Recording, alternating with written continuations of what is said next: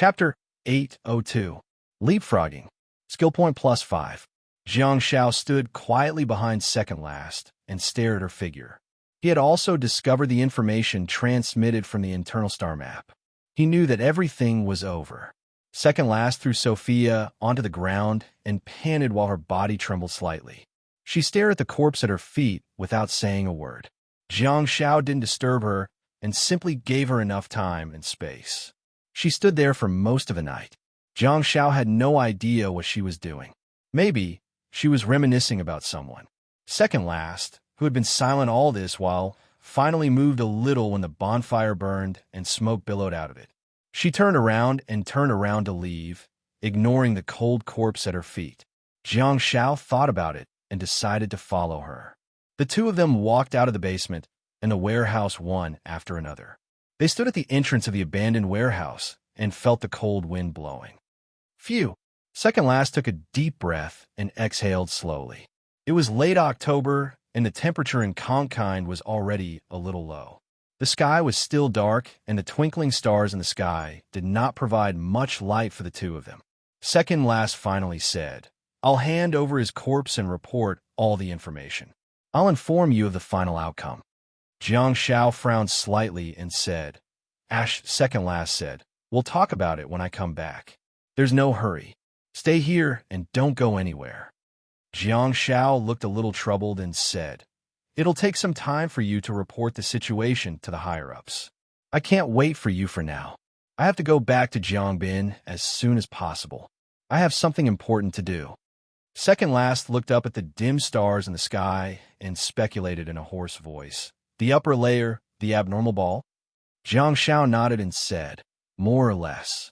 The bait is back this time, and my mission is very arduous too. The weather is getting colder and colder.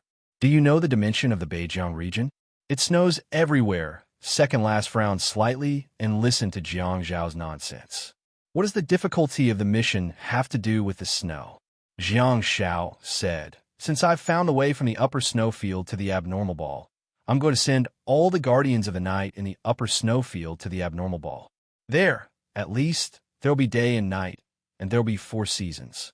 Also, I found a safe place on the alien ball. It's a paradise, very suitable for survival." Second last finally turned to look at Jiang Xiao, and the menacing look in her eyes gradually softened. She nodded gently and said, "Well done." Jiang Xiao smiled embarrassedly. "I'm alive, so I have to find something to do." Second last said, "Hurry up and come back." With a bitter expression on his face, Jiang Xiao said, "In fact, I'm safer in Beijing than here. You know what that city means, and you also know how many troops are guarding that school now. Principal Yang is really nice to me. Be it for official or personal reasons, I have to finish this World Cup. Be it for the sake of repaying Principal Yang or the skill points of the internal star map. Jiang Xiao couldn't give up on the World Cup. Without skill points, what would my little candle eat? Without skill points, what will my baby bear wear? I don't even have food to eat and clothes to wear. What will I be proud of? By the way, there's still a humming whale in the deep sea. It also has a bunch of star techniques. It's another deep pit. Besides, the craziest thing was that Jiang Xiao even thought of signing up for the team competition and individual competition. For the sake of viewership ratings, the team competition and individual competition would be held on separate days. The next World Cup would be held in Germany, which was not a large country. Hence, even if he had to rush to the venue, the distance wouldn't be too far. It was unlike the World Cup jointly organized by Japan and Kimchi, where Jiang Xiao would have to fly back and forth between the two countries. One World Cup should be played twice. Wouldn't it be wonderful to have double the victory and double the skill points? Noticing that second last was glaring at him with a sullen expression, Jiang Xiao frantically said, "I'll come back after I'm done with my matters. I won't go back to school for the time being. I just wanted to tell you. I'll be back soon." "Okay." Second last finally nodded and took out a small satellite phone from her pocket. She had no idea who she was calling. The next morning, Jiang Xiao once again boarded the flight back to China. Even on the plane, Jiang Xiao didn't slack off at all. He was wearing earphones and listening to the English audio that he had downloaded offline. After second last reported the situation and everything was settled, Jiang Shao knew that he might continue to carry out the arrest. Hence, he had to prepare well. Long ago, when Jiang Shao was taking a bath with Sophia's tears of sorrow, he had carefully imitated Sophia. At that time, Jiang Shao decided to be prepared. He knew that one day, he might have to disguise himself as Sophia and contact the members of the Star Organization. Hence, Jiang Shao told Sophia about Sophia's physical characteristics, personality, hobbies, upbringing, family background, and all the details that could be observed, as well as the questions that should be asked and not asked. Jiang Shao could imitate Sophia's appearance and voice 100%, but his accent was a bigger problem. Jiang Shao knew that the Star Organization wouldn't be too clear about Sophia's tricks and habits, especially those who had only met Ash once. After all, they had only met Sophia a few times. If they really wanted to recruit Sophia as a member, the Star Organization would at most investigate Sophia's background information. Hence, in terms of disguise, there were some problems that he didn't have to worry too much about, but he had to correct the problems that could be seen at a glance. For example, his accent. If one were to speak in Mandarin and pretend to be a person from Tianjin, they would feel that something was amiss the moment they spoke. Sophia was born and raised in Los Angeles, where the people there spoke in a soft, smooth, and drawn-out manner, which made Jiang Shao feel very uncomfortable. Jiang Shao wanted to do his best, but if he really couldn't learn it, he would just pretend to be a mute and talk back whenever he saw him. Fortunately, Jiang Shao was only changing his accent and not learning a new language. There was still room for hard work. Now was obviously not the time to give up. It was best to be fully prepared. The destination of the military plane was still Jincheng. After walking out of the military camp, Jiang Shao booked a ticket and rushed to the civilian airport again. Jiang Shao could flash all the way back, but it was better not to be too presumptuous in his motherland. After returning home, Jiang Shao began his shopping mode and also turned on the waiting mode. Firstly, he was waiting for the arrival of the crop seeds he bought online. Secondly, he was going to the bookstore to buy books. That afternoon, Jiang Shao was in the bookstore with a book on sweet potato planting techniques in his left hand and a book on potato cultivation in his right hand. Jiang Shao had never dabbled in the field of farming, but he didn't have to bring too many books with him. Anyway, Jiang Shao was on Earth, and Jiang Shao, who was the bait on the alien planet, could pass messages at any time. It could even allow Jiang Shao to read books on Earth and lure Jiang Shao to write books on the alien planet. In the process, Jiang Shao could directly ask someone for advice on Earth if there was anything he didn't understand or if there was any practical problem. Hence, the most important thing was the selection and delivery of the crop seeds. It was better to leave the professional matters to specific people, such as Hu Wei and Songlan. What are they doing in Birch Forest every day? Apart from giving birth to a younger brother or sister for Yuan Yuan, aren't the two of them bored out of their minds? What are they doing if they have nothing better to do? Let's go and study farming then. Anyway, we're all collaborating, and the little guys need to be nurtured and grown. The logic is the same, Jiang Shao. You really are a F***king genius. The more Jiang Shao thought about it, the more he felt that it made sense. In the end, he took a few thick books like The Complete Guide to Farming in the New Countryside and left in satisfaction. Apart from waiting for the delivery of the crop seeds, Jiang Shao was also waiting for the reward from the second princess. Sophia had already informed him that the 3 space-type star beads would be sent to him soon. Jiang Shao was extremely doubtful about whether he could acquire a space-type star technique. On one hand, Jiang Zhao's star slot was too low. On the other hand, Jiang Shao did not intend to add a space-type star map for himself. In Jiang Zhao's future life plan, he had 3 star maps. He had already confirmed the Flower Blade star map and, of course, the Withering Bow and Arrow star map. The Bow and Arrow was already a long-range star map, so Jiang Shao did not intend to add a Rules Awakened or Melee Warrior star map. At the end of the day, Jiang Shao could only enter the Sea of Stars once, and he only had one chance to be enlightened. He planned to save this opportunity for the Big Dipper star map. Once Jiang Shao added a space system star map, Jiang Shao would not be able to figure out how to turn the space system star map into a weapon even if he lost all his hair. Jiang Shao only had experience with weapon-type star maps and had the opportunity to comprehend them on his own. Jiang Shao had yet to decide on the third star map, but according to the profession configuration, it should be a shield warrior star map. There were 4 star maps and 4 professions. However, Jiang Shao decided to wait and see. He had yet to confirm it, but second last star map of animals was also a good choice. All in all, Jiang Shao wanted to leave a way out for himself and keep a star map for emergencies. Hence, Jiang Shao planned to bring the 3 space-type star beads with him to see if Hu Wei, Songlan, or Zhang Songfu were more suitable to absorb and whose qualifications were higher. He decided to let them try. Space-type star techniques were not exclusive to Rules Awakened, either. For example, Melee Warrior Assassin was the darling of space-type star techniques like flash and teleportation. They would appear and disappear mysteriously and kill without leaving a trace. A typical example would be Jiang Zhao's teammate, Embark, who was in the World Cup. Back then, during the first stage of the national team selection, Ember put her brother-in-law into space before getting into a love-hate relationship with Wu Xiaojing. Ember was a typical melee warrior. Her star map was like a cross dagger. Her star map was similar to Songlan's. Her star map was a short sword. In Jiang Zhao's opinion, it would be convenient to have an interspatial parcel since he would be moving with a lot of luggage.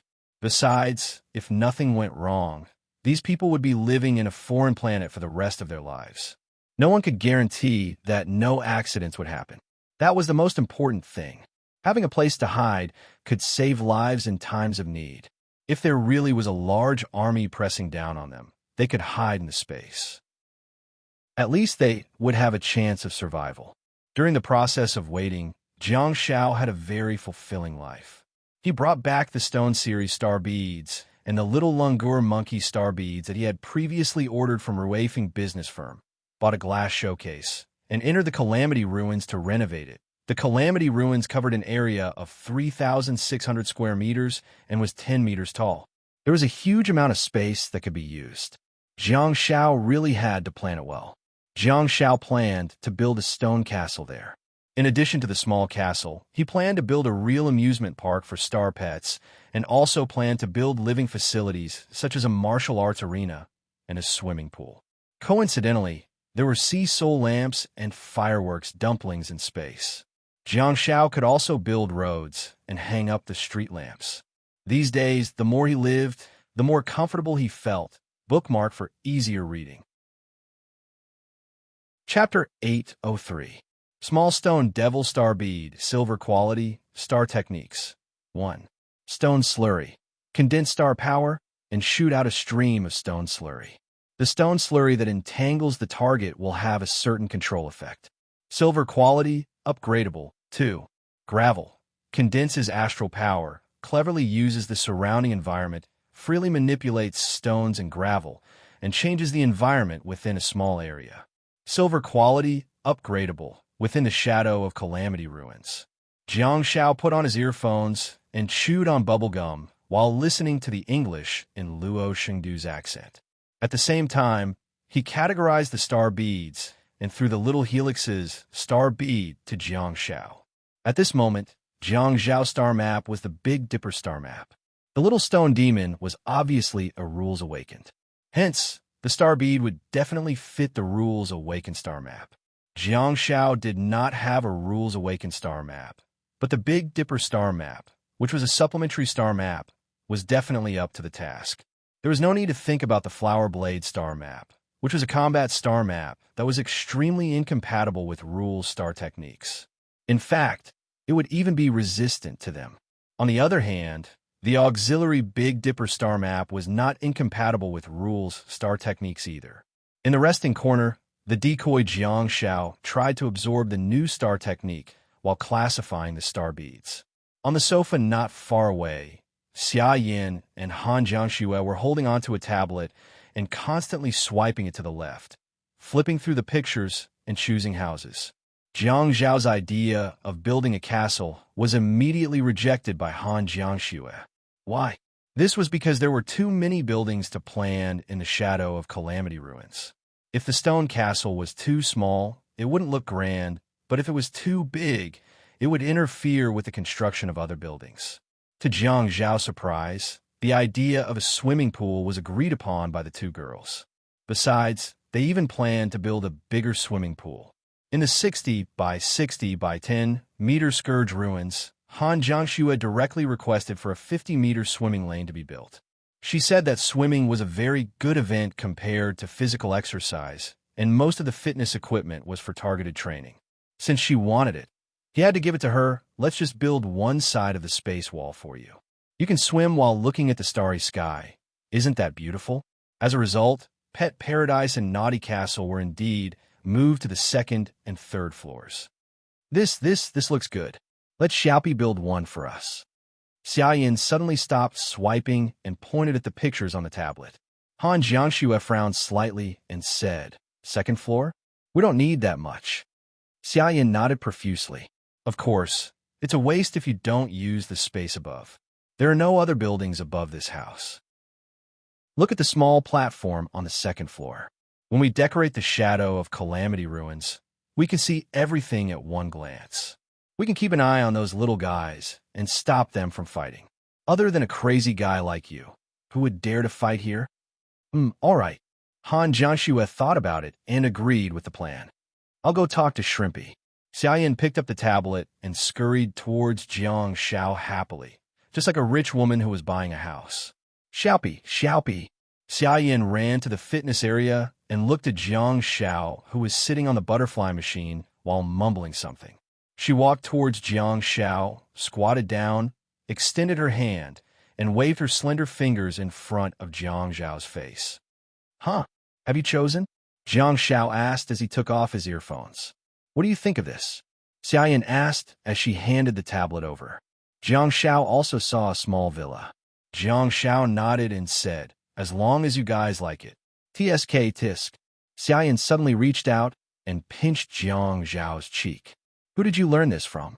Stop watching those domineering CEO dramas. Jiang Xiao was speechless. Do I still have time to watch dramas?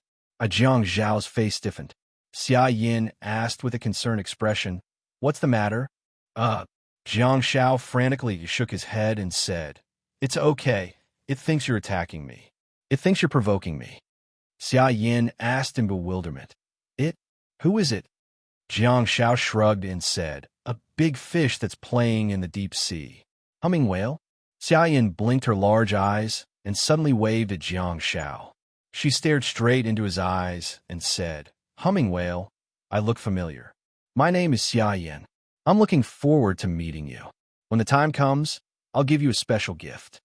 Jiang Xiao looked at Xiaoyan in disdain and asked, Do you think I'm a human camera? Xiaoyan asked, Aren't you? Jiang Xiao said, You are right. Jiang Xiao pursed his lips and stood up with the tablet in hand. He then looked at Han Jiangxue, who was seated on the sofa, and said, Since you're done choosing, I'm going out to get some stones. Han Jiangxue nodded and said, Put on the coat that you wore when you came here. It's very cold in the snowfield. Summon a few fireworks puppets and follow me to move the construction materials. While walking out, Jiang Xiao turned around and whistled at the display cabinet. Jiang Xiao's whistle was obviously not to call for the overcoat, Kacha. A black cloak emerged from the display cabinet and opened the door of the glass cabinet. It then drifted out through the gap and followed Jiang Zhao's footsteps before draping itself over his body. He's really becoming more and more stylish. Xiaoyan murmured softly while staring at Jiang Zhao's back. Han Jiangxue summoned a few fireworks puppets and gestured for them to follow Jiang Xiao. She then stood up and walked towards Xiaoyan. Don't just stand there and do nothing. Move the things. Okay. Xiaoyan looked at the rest area and fitness area with a bitter expression. If she wanted to build a small villa here, she would have to move all of these things away. Besides, the furniture and fitness equipment couldn't be moved by the fireworks puppets because they would get burned. Xia Yin held the butterfly machine in her left hand and the electric bicycle in her right hand before striding into the distance. Han Jiangxue said, "Activate your body of star power and move it faster." Xia Yin was speechless. At the next moment, a 5-meter tall Xia Yin with star power suddenly appeared in the shadow ruins. She sat on the ground and picked up the sofa with her left hand before transferring it to her right hand and placing it on the ground on the other side. Huh? When Little Candle heard the commotion, it hopped over, followed by 2 bells chasing after it. The swaying bells were clearly mischievous too. There was a sea soul lamp hanging on each of their bells. They floated over and looked at the gigantic Xia Yin, who was playing with her toys, with a curious look on their faces. On the other hand, Jiang Shao jumped into the snowfield and appeared in a canyon at the bottom of the mountain while wearing the sea soul cloak. In order to renovate the house, Jiang Shao had already entered the dimensional space in the snowfield early in the morning. Jiang Shao looked up at the cliff in front of him, and his star map transformed into a flower blade star map. Next, Jiang Shao clenched his right hand, and a flower blade surrounded by crimson mist appeared. Jiang Shao stepped forward, and the flower blade that was surrounded by blood mist pierced into the cliff in front of him like a knife cutting through tofu. The large stones that were cut neatly were picked up by the fireworks puppets and thrown to the back. The fireworks puppets then threw the stones into the shadow ruins one by one, creating a harmonious scene. In the Calamity ruins, the decoy Jiang Shao leaned against the starry wall. As a star bead shattered in his hand, the decoy Jiang Shao was overjoyed. Done! The 13-star bead absorbed the Star Technique stone lava, while the 29-star bead absorbed the Star Technique stone gravel. I'll keep the last one. The decoy Jiang Shao turned around and walked towards the gigantic Xia Yin. He raised his head and looked at the actual Xia Yin in the heart of the star power Xia Yin. "Have you confirmed the blueprint? You're not going to change it?" "Yes." Xia Yin nodded and said, "I'm sure." The decoy Jiang Shao nodded and said, "I'm going to start then. Move faster." Xia Yin grabbed a treadmill and placed it on the ground before glaring at Jiang Shao. The decoy Jiang Shao felt sorry for her and said, "Be gentler, my silly husky." The star power Xia Yin frowned and asked, "Who are you calling a silly husky?" The decoy Jiang Shao said, "You're so big. Don't you know how to be gentler?" The star power Xia Yin was dumbfounded. It was October 25th, 2018. Xia Yin would always remember that day. Before she could react, Jiang Shao drove a car without a license plate and ran over her face mercilessly. Half an hour later, the decoy Jiang Shao stood in the southeast corner of the shadow ruins with his hands spread out and his face slightly raised. He closed his eyes and looked like he was the only Dharma god in the world. In front of him, there were huge cubes of stone that had been cut into pieces, and they were being pieced together to build a new structure. From time to time, the boulders would shatter and turn into gravel.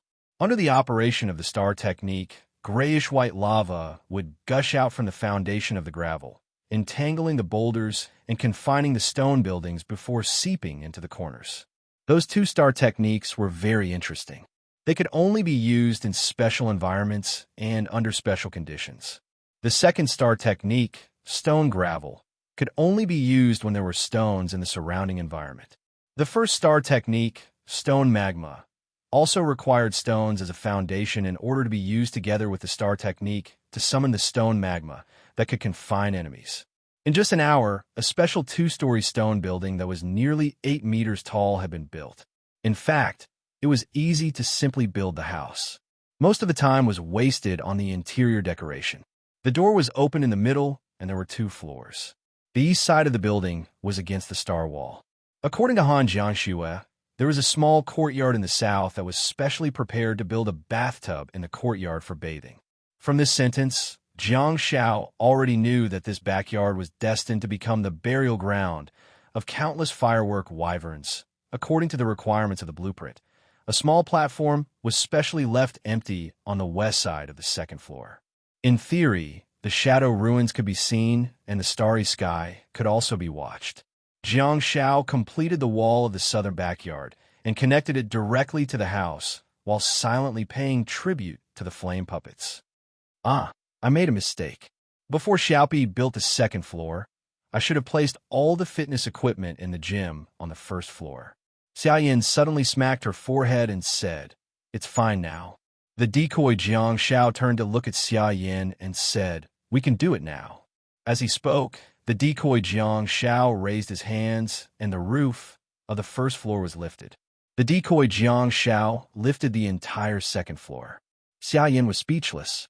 Han Jiangxue said, "Hurry up, it's very strenuous." The decoy Jiang Shao said, "It's all right. It's a silver quality star technique that doesn't require a lot of star power." Although he said that, a ray of countercurrent light also flew over from afar. Xia Yin immediately activated the body of star power and reached out to grab the fitness equipment one by one. She then placed the small toys into the huge gym on the west side of the first floor like she was playing house.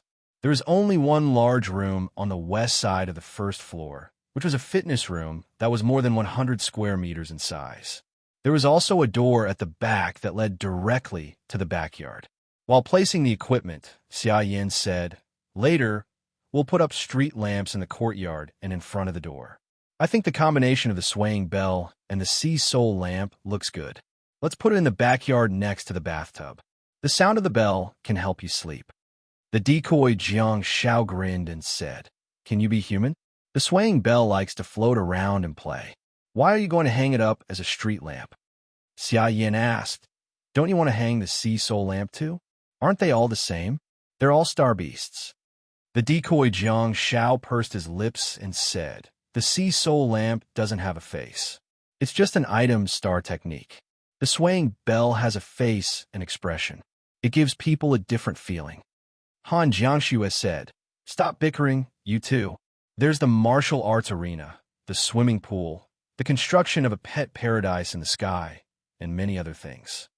The decoy Jiang Shao said, "I've already cut out the swimming lane and built it next to the northernmost star wall. It's 50 meters long, 5 meters wide, and 2 meters deep. When you dive to the bottom, you'll be able to see the starry sky below. You guys try it later and see if the width and depth are enough for you to have fun in." Xia Yin placed the small toys one by one and humphed. "The water you poured in is probably tears of sorrow, right?" The decoy Jiang Shao froze for a moment and exclaimed, "Damn it, why didn't I think of that?" While he was in a daze, the 2-story building that was floating above suddenly sank. The decoy Jiang Shao hurriedly focused again and supported the 2-story building in midair while cold sweat dripped down his forehead. That was a close call. My nest almost collapsed. After some repairs, everyone moved all kinds of items into their homes. Jiang Shao then entered the interior of the house and renovated it. Afterwards, in the northeast corner of the Scourge ruins, more than 10 thick stone pillars rose from the ground. Jiang Shao built a large platform for the pet paradise about 4 meters away and placed a naughty castle on it.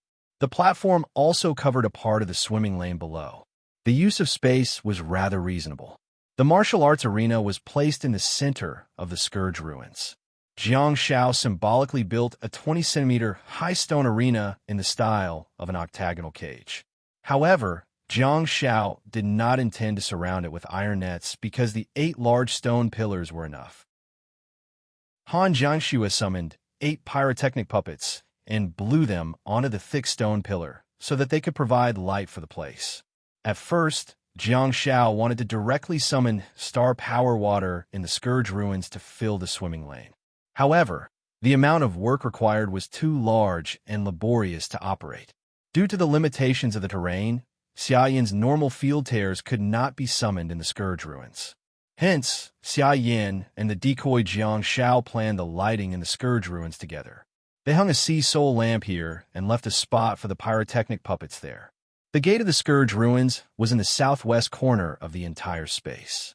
Hence, Jiang Shao simply hollowed out the stones of the gate and built a ditch. The ditch led straight to the northernmost swimming lane.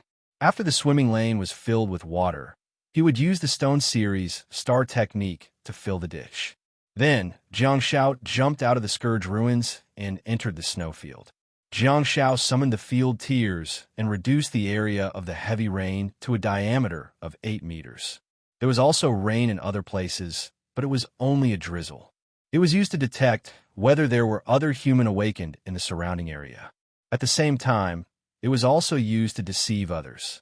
The star-level tier rain of the highest quality allowed Jiang Shao to have more exquisite maneuvers. Anyone would be dumbfounded when they saw the rain within a diameter of 8 meters. Hence, Jiang Shao did not intend to be too presumptuous. The torrential rain within a diameter of 8 meters also poured into the horizontal gate of the Scourge ruins above Jiang Zhao's head and into the canal at the entrance. The water level of the connecting swimming lanes and canals kept rising. As long as you make a request, there's nothing that I, the king of toxic healers, can't do. Whatever you want, Brother Xiaopi has it. From now on, you two stay inside and don't come out.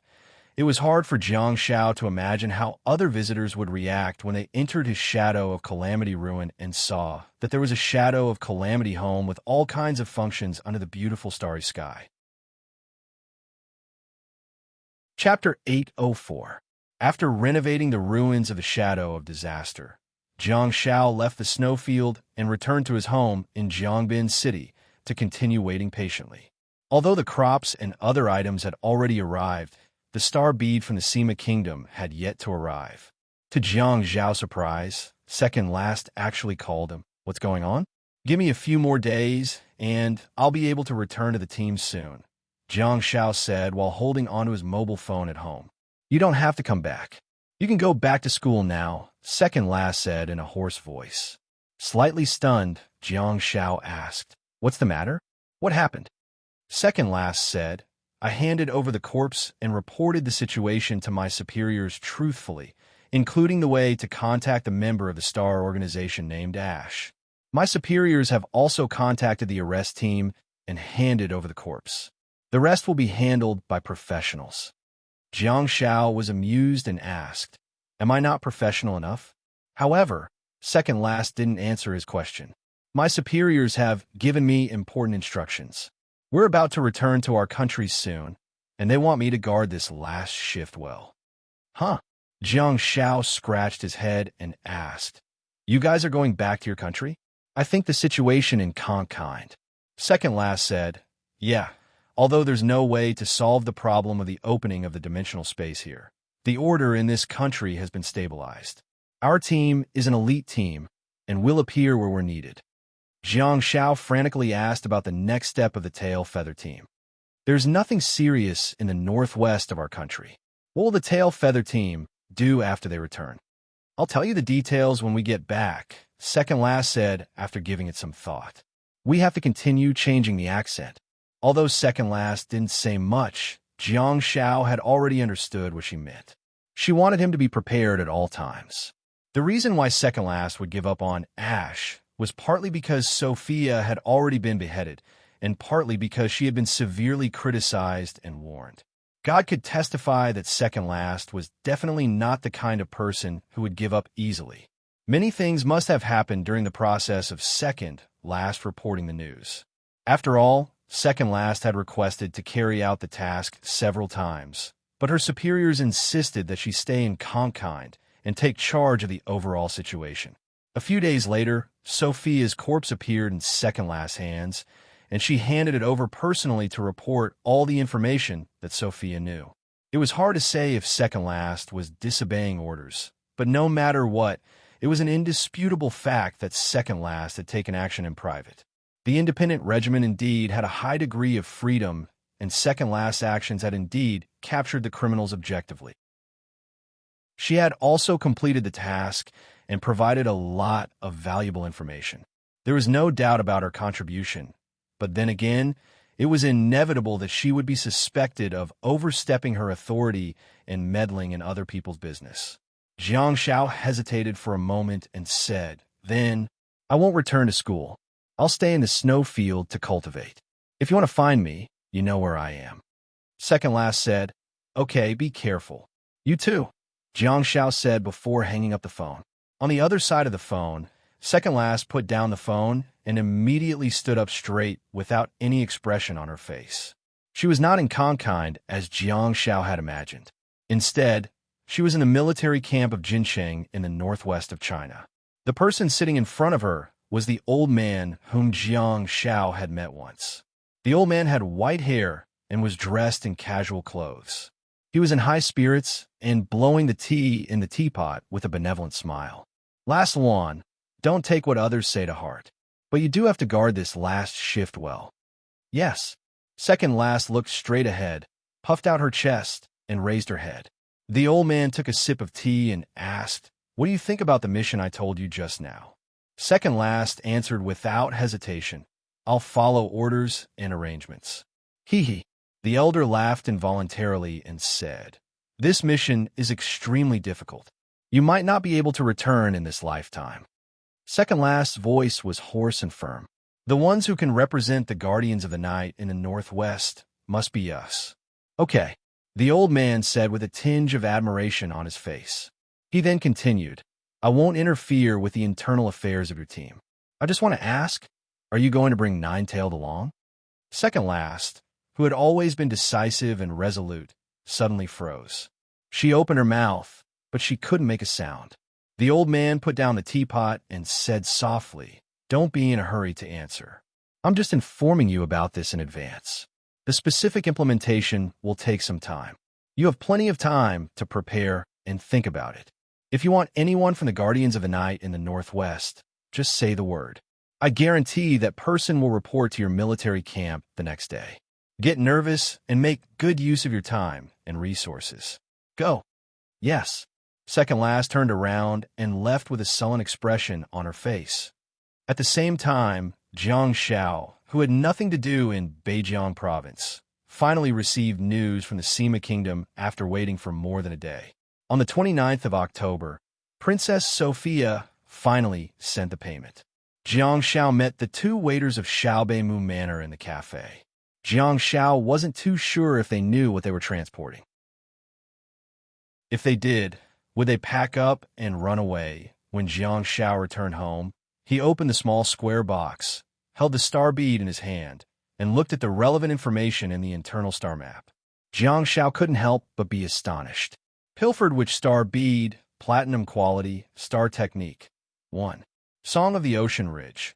Consumes a large amount of star power and beg for the energy of the ocean to produce a melodious song that disrupts the target's mind and causes the living creatures within the range of the song to stay away from the singer.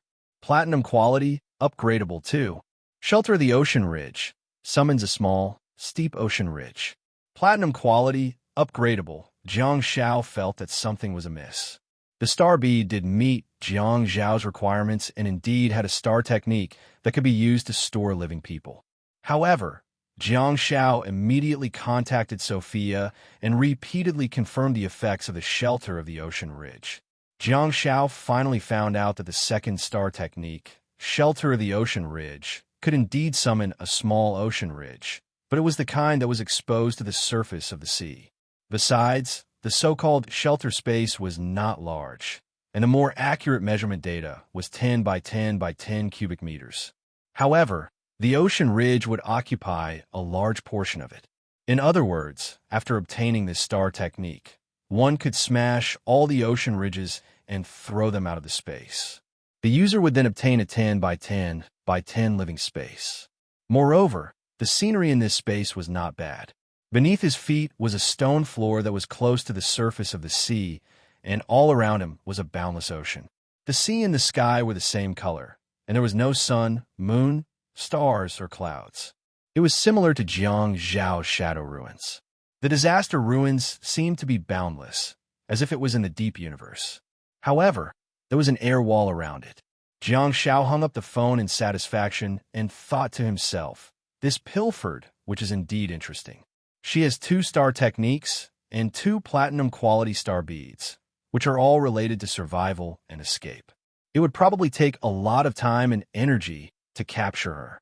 After obtaining 3 spatial star beads with local characteristics, Jiang Shao no longer waited at home.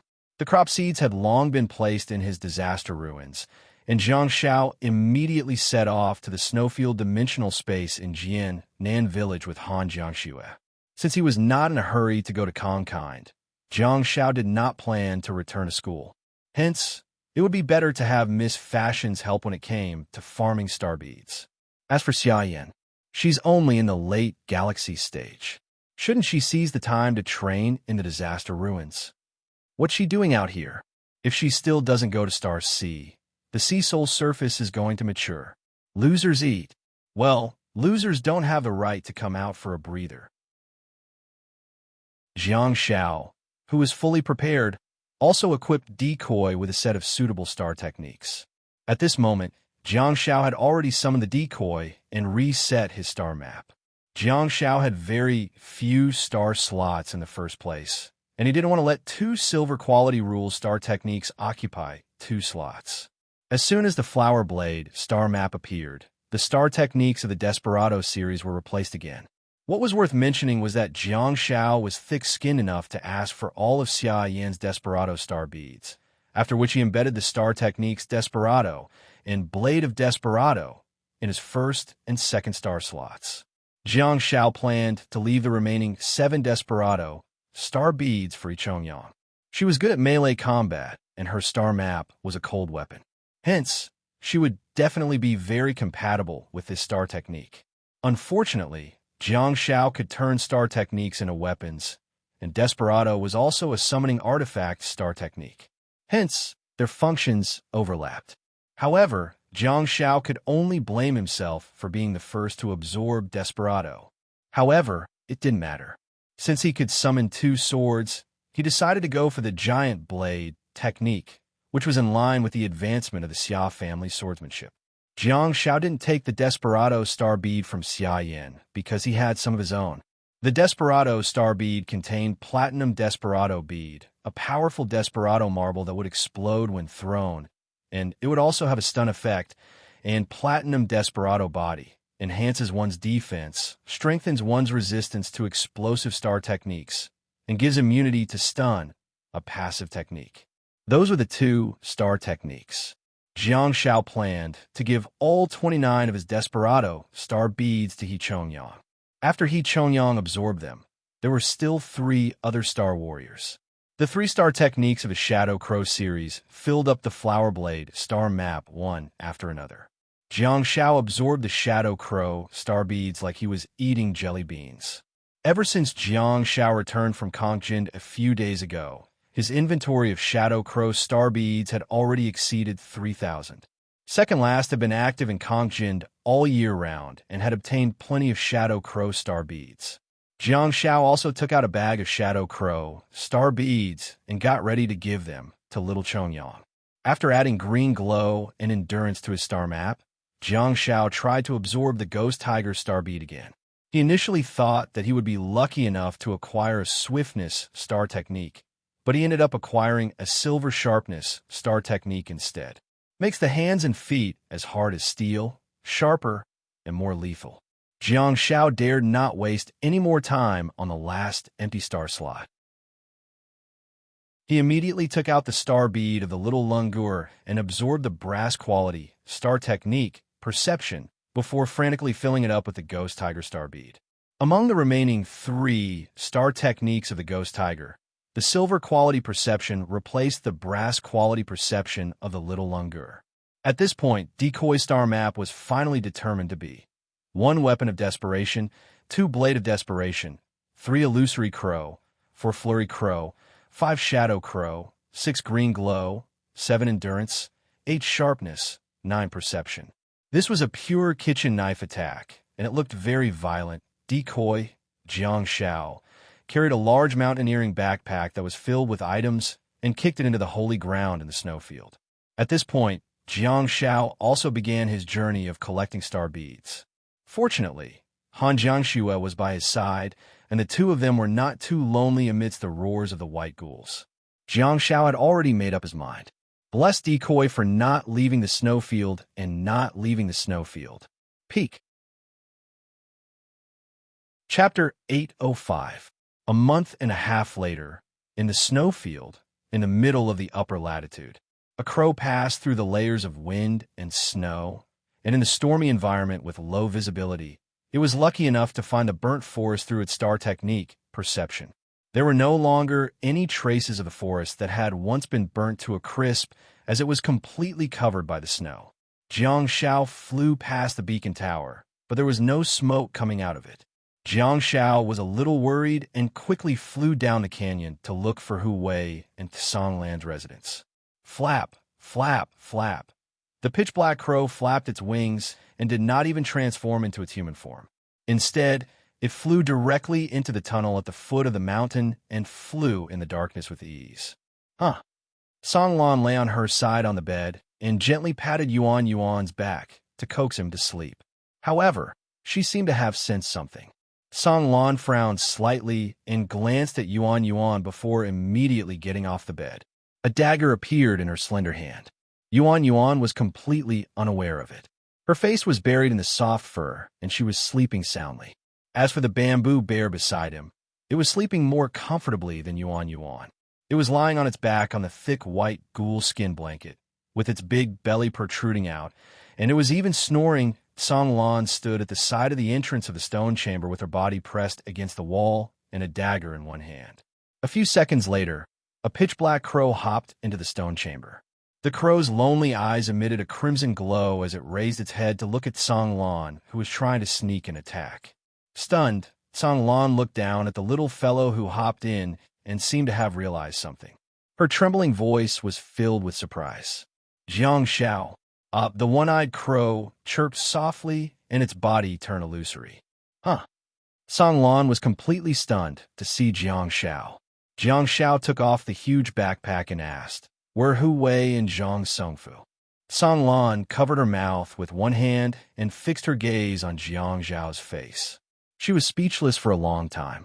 Jiang Shao scratched his head and said embarrassedly, "I'm not wearing a mask. You don't recognize me?" Songlan stared at Jiang Shao silently. After a long moment of silence, she said, "You're so young." Jiang Shao walked to the bed and looked at Yuan Yuan and Zhu Xiong, who were sound asleep. He nodded in his heart. It was uncertain whether the bamboo bear would be able to play with him. But when it came to sleeping with people, this big plush toy was an expert. "How old are you?" 17. 18? Songlan asked softly. Jiang Shao smiled and waved his hand. "Why do you have to worry about this?" Songlan said, "I just think that at your age, you shouldn't have to bear such a burden."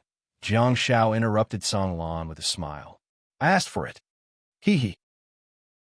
Songlan was amused by Jiang Zhao's words.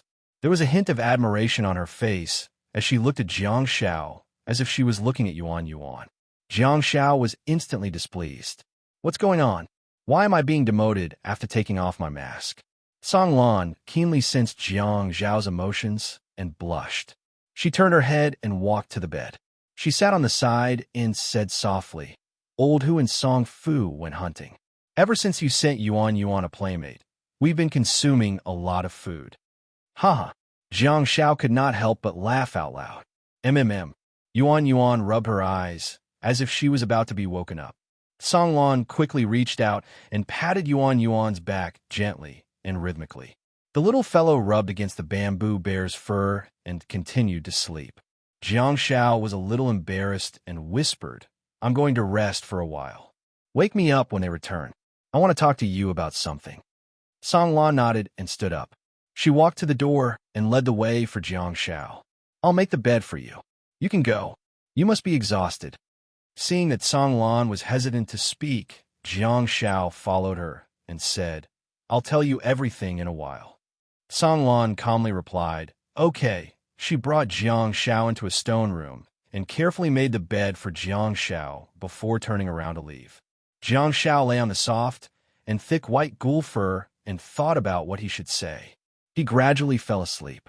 A few hours later, Hu Wei and Zhang Songfu returned to their residence in the canyon, each dragging two huge white ghouls in the wind and snow.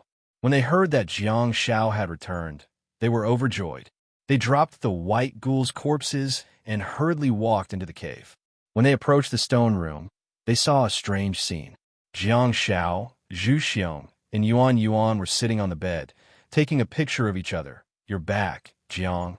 Hu Wei stopped abruptly. Songlan did tell him that Jiang Shao had returned, but she did not tell him that Jiang Shao had taken off his mask. "Daddy, the circles on Uncle Circle's face are gone." When Yuan Yuan saw that Hu Wei had returned, She immediately jumped off the bed and bounced into Hui's arms. Zhang Songfu's face was also filled with the joy of reunion, but he said, "Brother, I thought you were ugly. Isn't this lad quite spirited?" Jiang Shao scratched his head and pointed at his nose with one hand. "You call this spirited? You call this handsome? Okay? Haha." Zhang Songfu walked over with a smile and hugged Jiang Shao. She then patted his back fiercely and said, "Welcome home." Jiang Shao grinned and thought, "Welcome home. What a beautiful phrase." In this world of ice and snow, there was still such a group of people standing guard, waiting for his return. A few minutes later, Song Lan left Yuan Yuan and Bamboo Bear in the master bedroom to play while she walked back to the stone room where Jiang Shao was. She happened to see Hui holding a stone kettle and placing it on the bonfire. The three of them were chatting about something. "You're here." Jiang Shao nodded at Song Lan at the door and said, "I'm back this time because I've made great progress in my previous exploration." Song Lan leaned against the stone wall, and from time to time, she would observe the children playing next door through a small hole in the wall. In the blink of an eye, more than half a year has passed. Hui sat in front of the stone table and poured hot water for Jiang Zhao's stone bowl while sighing. "Ever since you brought us the clock, time has passed too quickly." Jiang Shao smiled and said, "I haven't found the entrance to the lower layer of the snowfield, and I haven't found a way home." Hearing this, Song Lan's face darkened and she sighed softly. However, Hui smiled nonchalantly, as if he did not care. Jiang Shao changed the topic and said, "But I found a way to go up." Zhang Songfu hurriedly asked, "What do you mean?" Jiang Shao took the 3 stone bowls and gestured a triangle on the table, then explained the theory of the alien sphere to everyone. Unsurprisingly, everyone was dumbfounded as if they were listening to a fantasy story. Jiang Shao pondered for a while before continuing. "The old man from before, Yun, who is also our great senior wasteland reclaimer, brought me around the alien sphere. As I said, the alien sphere is just another version of Earth. There's day and night, spring, summer, autumn, and winter." As Jiang Shao recounted, everyone could not help but get agitated and their hearts pounded violently. Ordinary people might not believe it, but they really needed to see the night and the morning sun. They really wanted to experience the taste of spring, summer, and autumn even in their dreams. The upper layer of the snowfield did not only imprison their bodies, but also their souls. Jiang Shao said, "I'm not wearing a mask this time because I don't plan to hide anything. Besides, I think you guys have long speculated that I'm not a real person but a summoning star technique, right?" The three of them looked at each other without saying a word. They did not seem surprised either. Jiang Shao nodded and continued. "The reason why Senior Yun showed me the way to the alien sphere is precisely because I'm not afraid of death. The reason why Senior Yun didn't save you guys is also because the alien sphere is too dangerous. The Starfall stage star warriors that you think are the overlords are nothing in the alien sphere." At this point, Jiang Shao sighed helplessly and said, "In fact, I died as soon as I entered the alien sphere." Hui's face tensed up. "Huh?" Zhang Songfu said, "Brother." Jiang Shao waved his hand and said, "It's okay. Thank you for your concern. It's not as serious as you think. I'm already used to dying." Song Lan was speechless. However, Jiang Shao lied in order to appease the three of them. Jiang Shao would never be able to adapt to death. However, after his decoy star technique was upgraded to diamond quality, he could directly summon decoy to replace the previous decoy. Hence, he could avoid the process of dying, which made Jiang Shao feel much more comfortable. Let's get down to business. Let's talk about something serious.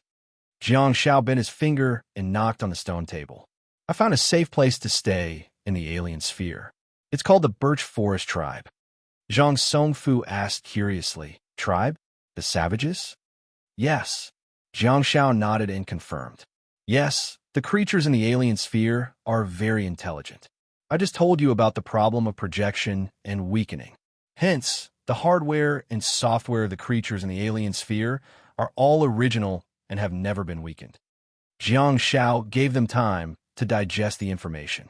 He paused and continued. Humans once entered the alien sphere. It was a pair of mother and daughter. The mother's name is Zhuyu. Miss Zhuyu is extremely respected in the Birch Forest tribe. She was also the one who enlightened the Birch Forest tribe and led the savages into the Iron Age and the Agricultural Age. The more Jiang Shao said, the more yearning the three of them became. So, Jiang Shao ended his long speech and said, "The alien sphere is indeed very dangerous. It's not a place for humans at all, but I found a place where the savages can provide us with shelter. We can also teach them martial arts and knowledge. Do you guys want to go?" Zhang Songfu was about to agree, but he stopped himself and turned to look at Hu Wei. Song Lan also looked at Hu Wei with a pleading expression. To them, Jiang Zhao's suggestion did not need to be considered at all. Hu Wei looked at Jiang Shao and reached out his hand slowly. Jiang Shao was slightly surprised and reached out to shake his hand, only to be pulled up by Hu Wei and hugged him tightly. "Thank you, brother. I don't know how to thank you." Hu Wei was very strong and emotional. Jiang Shao chuckled and said, "Forget about the thanks. I brought a bunch of crop seeds this time. After you go to the Birch Forest tribe, study how to grow potatoes and sweet potatoes." Hu Wei said, bookmark for easier reading. Chapter 806. Gulp. Zhang Songfu stared at Jiang Shao in a daze and couldn't help but swallow his saliva. Jiang Shao felt flustered. Zhang Songfu was a Star C stage cultivator, and his strength was unquestionable. In particular, his tiger-like eyes were bright and blazing, reminding Jiang Shao of Hong Mingming's gaze. Jiang Shao could understand such a gaze during a battle. In fact, it would even arouse his interest in the battle. However, in daily life, Jiang Shao couldn't help but get goosebumps when a man looked at him with such a passionate gaze. What do you want?" Jiang Shao pushed Hu Wei away and took a step back while glaring at Zhang Songfu warily. Zhang Songfu couldn't help but lick his lips and look at Jiang Shao. Bro, didn't you say potatoes and sweet potatoes just now?" Jiang Shao nodded and said, "Yeah." "Oh my God." Zhang Songfu could not help but smack his lips, looking like he was about to die of hunger. He muttered softly, Good, that's great. Sweet potatoes, sweet potatoes." Jiang Shao was speechless. However, Jiang Shao realized that even Song Lan, who was at the side, had a look of yearning on her face too. Jiang Shao was secretly astonished and thought to himself, "This group of people has been living in the snow for such a long time. How greedy are they? They're already drooling at the mention of sweet potatoes." Jiang Shao was certain that they had been eating white ghoul meat every day and were probably sick of it. By the way, Jiang Shao looked at Zhang Songfu, who looked like a hungry tiger that was about to pounce on its prey. He hurriedly changed the topic and said, "I also brought some star beads for you guys. There's a type of star bead that the three of you have to discuss and see who's more suitable to absorb." Jiang Shao then opened the mountaineering backpack and rummaged through it before taking out a small red brocade pouch. Jiang Shao had specially categorized the star beads, and only the pilfered witch star bead was placed in the brocade pouch for easy access. This is called the pilfered witch star bead. Jiang Shao opened the brocade pouch and placed the 3 star beads on the stone table. The first star technique is a roaring technique that can make enemies stay away from you. However, there are great limitations to this star technique. The person who gave me the star beads specifically reminded me that this star technique has to be executed in the sea in order to maximize its effects. The 3 of them looked at each other, but they had never encountered such a star technique before. Jiang Shao continued, "The second star technique is the most important. It's a space-type star technique that summons a sea ridge shelter. Although the space isn't large, it can accommodate living people." "Huh?" Song Lan exclaimed softly and looked at Jiang Shao in shock. The other 2 warriors were also dumbfounded. Before this, Jiang Shao had already provided them with plenty of star beads and helped them tremendously. However, the nature of space-type star beads was completely different. It wasn't just a matter of how precious it was. Jiang Shao could even produce such a star bead. Jiang Shao said to himself, "It's moving, so it's better to have a space backpack. Also, and most importantly, Although the Birch Forest Tribe is a paradise, no one can guarantee that any area is absolutely safe, not to mention in the terrifying otherworld. If, and I'm just saying if, one day, the Birch Forest really falls and is besieged by the army, you guys can hide in this Sea Ridge shelter and continue living. Hu Wei was extremely touched. Jiang Shao, Jiang Shao waved his hand and said, "You don't have to say any more. I'll give it to you. Just take it. The most important thing is for us to enter the alien planet safely. Also, after you enter the birch forest, just think about how to plant sweet potatoes." Hu Wei was speechless. Jiang Shao looked at Zhang Songfu again and said, "I've improved the troops of the savages. There's the Heavenly Halberd Army, the Giant Blade Army, the Shield Army, and the Archer Army. After you go up, you'll be the instructor and we'll teach them martial arts together." Zhang Songfu was speechless.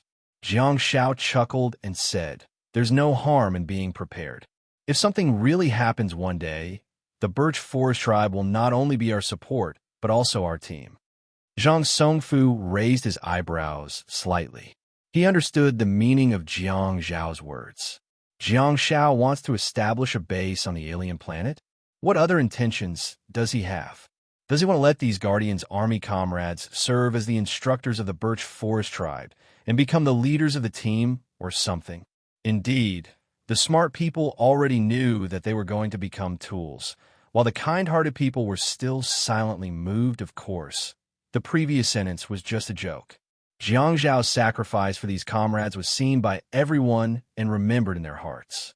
They wouldn't think in the wrong direction. Jiang Shao continued, "I've reported all the information that Senior He Yun told me about the alien planet to the higher-ups. If nothing goes wrong, our leaders should have already grasped this information. There are also many people like you who are trapped in the upper dimensions. I believe that one day, we will meet up with those people."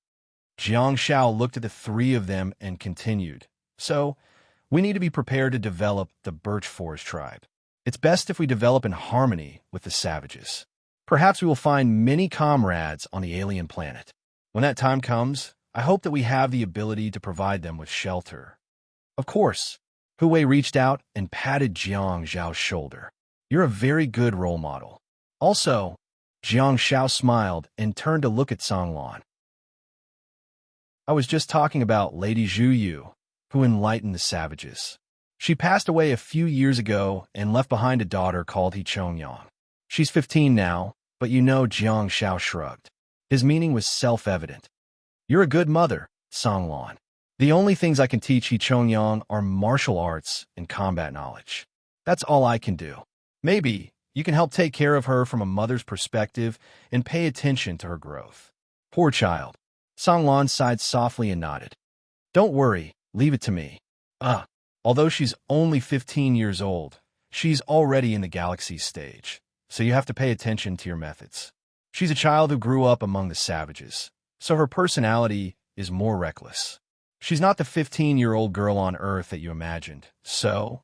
Jiang Shao smiled awkwardly. 15 years old? Galaxy stage? Zhang Songfu couldn't help but grin and turned to look at Hu Wei. "I didn't even awaken my star map when I was 15. What about you?" Hu Wei was speechless. Jiang Shao clapped his hands and attracted everyone's attention. "Now, you guys discuss and see who's more suitable to absorb the stolen witch star bead. Of course, don't feel pressured. It doesn't matter even if you can't absorb it. I can still give you star beads." After some discussion, the trio decided to let Zhang Songfu absorb it. In terms of qualifications, Hu Wei and Song Lan were far inferior to Zhang Songfu. Hu Wei and Song Lan had 24 and 17 star slots respectively. Both of them were guardians. Zhang Songfu was a guardian of a night, and he had 27 star slots. Although there was only a one-word difference between the guardians and the guardians of the night, the selection criteria for joining the team were different. Besides, Zhang Songfu was an exception. Even among the powerhouses and the guardians of the night, Zhang Songfu's qualifications were extremely outstanding. Jiang Shao didn't say anything about the decision made by the three of them. In such a tough place and in such a long and lonely time, the The soldiers who depended on each other for survival had really reached the point where they didn't differentiate between each other and the other. Due to the different environments, identities, and personal qualities, the distribution of star beads was extremely harmonious. Putting that aside, Jiang Shao and Han Jiangxue were also frantically slaughtering the white ghouls and white ghoul witches in the lower snowfield. At this moment, there was a row of 8 fireworks puppets surrounding Jiang Shao and Han Jiangxue in the southeast corner of the small mound in the snowfield holy ground, blocking the white ghouls and white ghoul witches in front of them. Although the fireworks puppets were summoned creatures, they were of the gold quality. Dealing with the brass quality white ghouls was akin to shooting mosquitoes with a cannon. The only advantage of the white ghouls was that they were numerous and endless. However, with Han Jiangxue standing behind Jiang Shao, it would be useless no matter how many white ghouls there were. Besides, with the support of Jiang Zhao's nostalgia, Han Jiangxue's star power was truly inexhaustible. In particular, after Jiang Zhao's nostalgia was upgraded to diamond quality, Jiang Shao no longer had to worry about it. In the past, when Jiang Shao activated nostalgia, he would still be worried about the problem of absorbing too much vitality. Now, the diamond nostalgia could simply absorb the star power of the target, which saved him a lot of trouble. It also allowed the siblings to kill the enemies more efficiently. A spell, a healer, and a row of summoned creatures tyrannical. Heartless. 1.5 months had passed, and Jiang Shao vaguely felt that Han Jiangxue had already embarked on the path that Jiang Shao had once taken. She didn't value her life at all. In other words, she no longer focused on her opponent, but on herself. She focused on the timing, range, angle of each casting of spells, as well as the intensity, speed, and speed of casting. In her eyes, the white ghouls were no longer living beings, but a pile of corpses that had yet to die. That's enough, little Jiangxue. Belle shuttled back and forth in front of the two of them, making Han Jiangxue's gaze become much calmer. Such calmness was also a manifestation of human nature, which was very different from her previous numbness. Han Jiangxue turned to look at Jiang Shao with a sullen expression. Let's take a break. Although our goal is to kill the white ghoul witches, the quality of green glow and endurance that belong to the white ghouls should be upgraded first. Okay, Han Jiangxue responded calmly. She opened her palm and tapped her index finger gently, after which a platinum-quality ice roar instantly cleared most of the area in the holy ground. The corpses, limbs, and minced flesh all over the ground formed a picture of hell on earth. The white ghouls that were not within Han Jiangxue's attack range and were cruel and hot-tempered immediately gave up on attacking the two of them. Instead, they turned around and pounced on their food, starting a feast. Han Jiangxue opened a black space teleportation shield, and the two of them appeared in front of the tents arranged by the Guardians of the Night far away from the holy ground. The appearance of the two of them also attracted the attention of several Guardians of the Night on duty. Han Jiangxue said, "We've agreed that I want to experience everything that you've experienced. You shouldn't have used Belle." Jiang Shao looked around before grabbing Han Jiangxue's shoulder and walking out of the camp. Han Jiangxue remained silent and activated the black space teleportation shield again. The two of them appeared in the depths of the snowfield, which was desolate and uninhabited. Looking at the empty surroundings, Jiang Shao said helplessly, "I understand what you mean.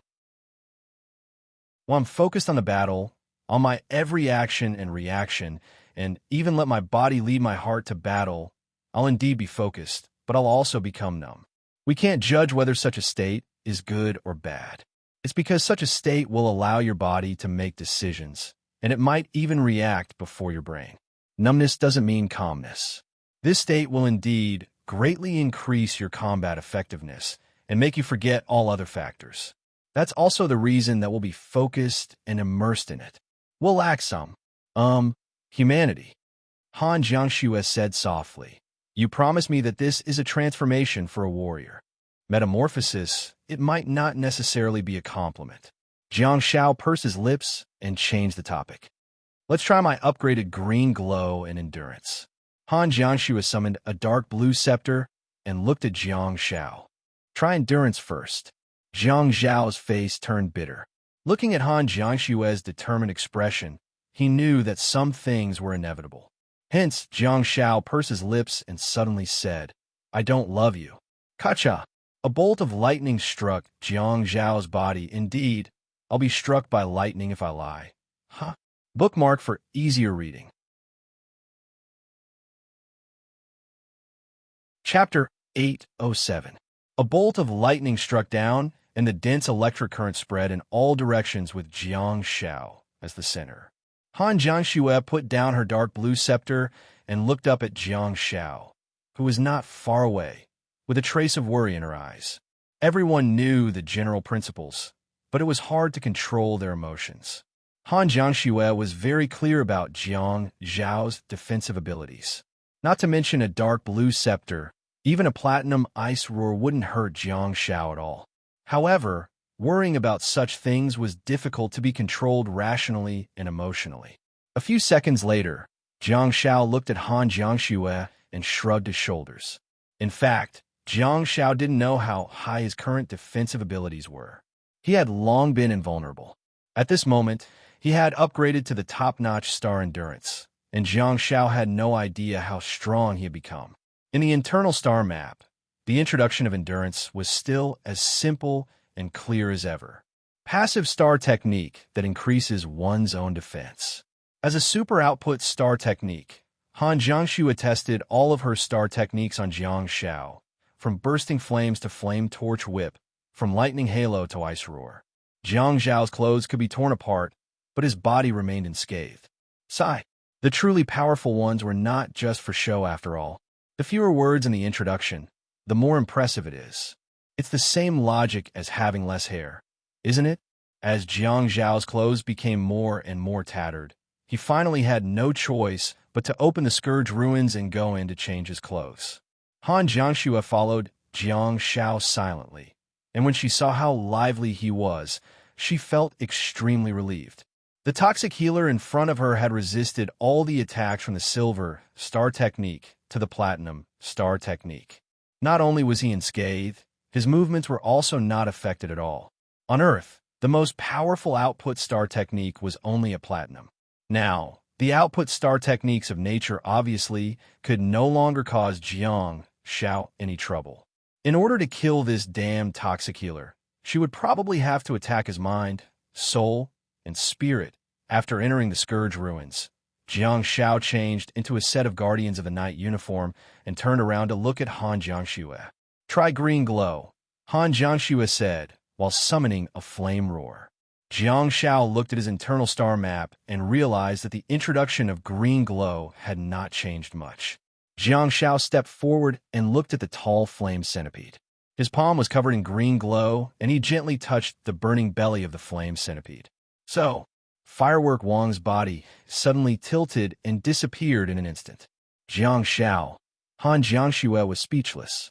In the dark shadow ruins, the firework puppet left a trail of crimson flames.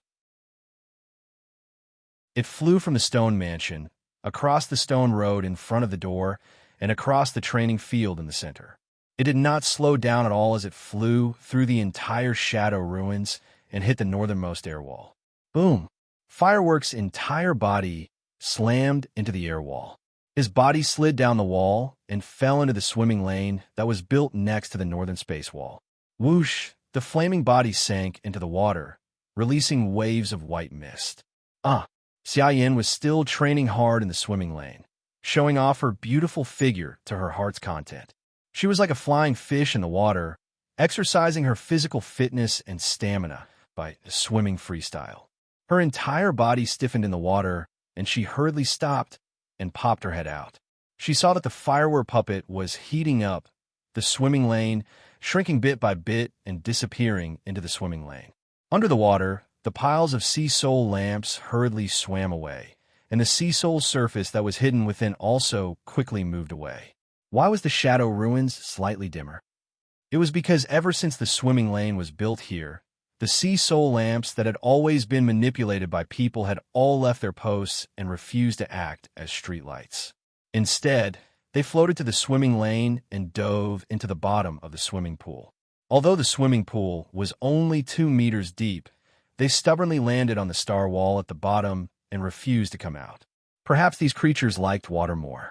Therefore, in the shadow ruins, the firework puppet was still the one providing light for everyone. The sea soul lamps that Jiang Shao had thrown in were all waiting at the bottom of the swimming pool. However, there were some benefits. The swimming pool was even more beautiful, Xia Yin had seen the scene of the firework puppet burning countless times, but it was not in the swimming lane. Instead, it was in the bathtub in her backyard. Xia Yin hurriedly scurried out of the swimming lane and quietly assembled the sword of desperation in her hand. She then slashed all the way from the north to the south of the shadow ruins. "You two are so heartless. I'm finally back," Xia Yin wailed and threw away the sword of desperation that was gradually breaking. She then plunged into Han Jiangshua's arms with great strength and speed. Under the tremendous force, Han Jiangshua took 2 steps back and hurriedly hugged Xia Yin's body. "Wow!" Xia Yin hurriedly took 2 steps back, her teeth chattering from the cold. Han Jiangshua had just come out of the snowfield and was freezing cold. Xia Yin had just come out of the water and was already cold to begin with. To her surprise, she ended up hugging a popsicle, Jiang Shao said. "The length and width of this place are only 60 meters. Clearly, the repelling effect of green glow has exceeded 60 meters. We have to go outside and experiment." "Okay, let's go." Han Jiangshua nodded and glanced at Xia Yin before saying, "Train well and don't slack off. Once Xiaopi's blessing and decoy reach the star quality, I'll come in and accompany you." Xia Yin pursed her lips and said, "What star quality? That sounds awful. Didn't we agree on colored diamonds?" Jiang Shao hurriedly caught up with Han Jiangshua, but walked backward. While looking at Xia Yin, he asked, "Have you reached the peak of the galaxy grade?"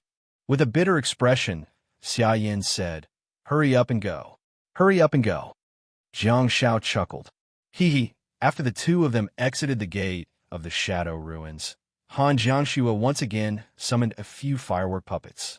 One of them stayed beside the two of them, while the other 3 walked into the distance and stood at a distance of 60 meters, 100 meters, and 150 meters. Phew! Jiang Shao adjusted his angle and green glow circulated on his fingers.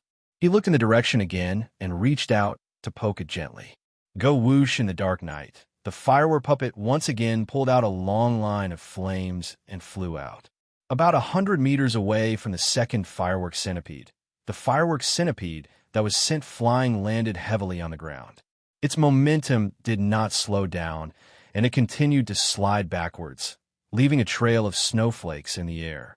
Jiang Shao and Han Jiangshua looked at each other and roughly knew how far the repelling effect could go. After all, Jiang Shao was simply experimenting with the repelling effect just now and did not use any force. If Jiang Shao used all his strength and punched it, the firework puppet would undoubtedly fly further. Go all out, let's try. Han Jiangshua summoned another firework puppet. Jiang Shao clenched his fists and green glow covered them as he got into a standard combat posture. He exerted force on his feet and punched his shoulders. Go bang! The firework puppet was blasted away like a cannonball. However, the repelling effect was just a side effect. Green glow had another important attribute, which was the powerful strike effect. When the firework puppet was still flying backward, a hole had already been blasted in its lower abdomen. It was penetrated. If it's not a summon creature, if it's a real person, Jiang Shao swallowed his saliva and turned to look at Han Jiangshua. Jiang Zhao's punch actually penetrated the body of the gold-quality, flaming horn beast. At this moment, Jiang Shao felt that 30 star slots seemed to be really useless. If he were to really fight head-on, 2 star slots would be enough.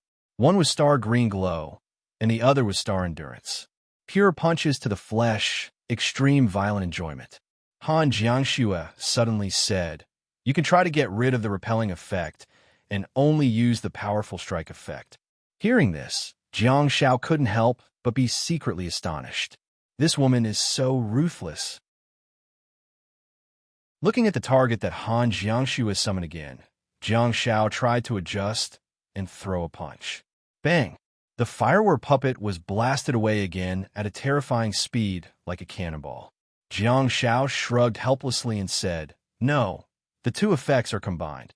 By the way, Jiang Zhao's eyes suddenly lit up and his star map changed. He actually pulled out a flower blade that was surrounded by blood mist from the air and threw it forward.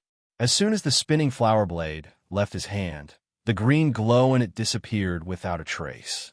Is the green glow still unable to cover long-range weapons? As long as it leaves the user's hand, the green glow will dissipate. Is it really only for melee combat? Jiang Shao was still thinking that if he could scatter a large number of green glow arrows with repelling effects, he would really be able to resist thousands of troops. He could grab a handful of snow and scatter it with green glow. TSK, it's perfect. Unfortunately, green glow, which had already graduated, was still unable to display that ability. It was purely a melee star technique. Is it of the highest quality? Is there no possibility of further advancement? Han Jiangxue could tell that Jiang Shao was experimenting with something and asked, feeling a little disappointed. It should be the highest. If I absorb the white ghoul star beads again, I won't be able to experience the feeling of the growth and improvement of my star slots. Jiang Shao shook his head. It's already very good. Han Jiangxue changed her mind and comforted him softly. You're already a star warrior with strong defense and output. Green glow and endurance have laid a solid foundation for you. Okay. Jiang Shao nodded, but he continued in a slightly distressed tone. The pain is still there. When you hit me with the rule star technique just now, the pain didn't weaken at all. Instead, it became more distinct, as if it's increasing my experience of pain. Jiang Shao smacked his lips and continued. That endurance star technique seems to be asking me for credit. Look, how painful is it? We're so tolerant. Han Jiangxue was speechless. Han Jiangxue thought about it and said, I think that the real direction of improvement and evolution, be it for star techniques or humans, is definitely not to make your senses disappear. On the contrary, it's to make your body more sensitive and your brain more closely connected to your body. Jiang Shao raised his eyebrows slightly and thought, this girl seems to make sense. Han Jiangxue said, endurance has already protected your life on an objective level and increased your defense. On another level, it might allow you to feel everything that is happening to your body more clearly, allowing you to adjust yourself better during battles and respond accordingly. Jiang Shao nodded thoughtfully and said, although I don't understand, what you said seems to make sense, Yazi. Han Jiangxue glared at Jiang Shao and asked, how's blessing and decoy? Jiang Shao scratched his head in distress and said, it's still a long way off. If there's a progress bar, I feel that I've only completed less than half of it. Okay. Han Jiangxue wasn't discouraged at all. She continued, let's hurry up then. Jiang Shao also knew that every day that Han Jiangxue accompanied him outside meant that she would have less time to cultivate in the Scourge ruins. Of course, that was just Jiang Zhao's thoughts. To Han Jiangxue, training with Jiang Shao was definitely not a waste of time. On the contrary, it was extremely meaningful. Han Jiangxue reached out and tugged Jiang Zhao's ear gently before saying, this time, don't use Bell to heal me or Blessing to soothe my mind. Jiang Shao smacked his lips and said, that state is not a necessary stage for every warrior. Han Jiangxue said, I want to experience the pain that you've experienced. That way, I can understand you better. Jiang Shao scratched his head and said, give up on academics and focus on combat then. Hold the dagger and plunge into the white ghouls. That way, you'll get into the state faster. Han Jiangxue nodded thoughtfully and said, okay. Jiang Shao panicked and wished he could slap his mouth. He frantically said, don't take it seriously, I was just joking. Han Jiangxue said, they're brass quality, aren't they? And you're recognized as the best healer in the galaxy. Hey, Missy, are you kidding? I'm not the best healer in the galaxy. You're too conservative. Let's add Galaxy 2, bookmark for easier reading. Chapter 808. Unlike other medical assistive players, Jiang Zhao's current defense was extremely strong. In other words, in a team, The most vulnerable point would become the most difficult to break through. Besides, unlike the other medical awakened, Jiang Shao didn't need to be taken care of or protected. Was Senior Heian strong? He was a true healer in the starry stage. However, look at the way their team fought. As a rules awakened, Blind Lady still adhered to the ideals and fulfilled her duty to protect the medical awakened by rushing to the front during the battle. In other words, in general, medical assistive players had to be protected, and Blind Lady had indeed done so. On the other hand, not only could Jiang Shao ensure that his teammates stood firmly, but he could also stand firmly too. In fact, he might not even stand at the back of the team. Instead, he would charge to the front and protect his teammates from all angles and levels. All right. Jiang Shao thought about it and said, it's good to have one more melee skill. Perhaps it can play an unexpected role at a critical moment. Forget about swords and spears. I can accept practicing daggers too, as long as you can distinguish your priorities and remember that you're a rules awakened and don't go astray. In the past 6 months, Jiang Zhao's various basic skills had also improved greatly due to the fact that he had been teaching the various armies in the Alien Ball.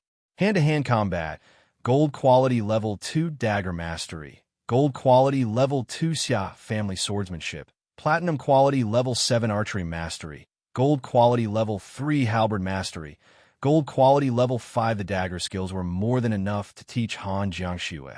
Judging from the degree of improvement, Jiang Shao might really be very suitable for the path of wielding heavy weapons with both hands, especially the Halberd Mastery, which had already reached Gold Quality Level 5. Jiang Shao helped He Chongyang master the powerful Halberd Mastery, but at the same time, the talented He Chongyang was also nurturing Jiang Shao.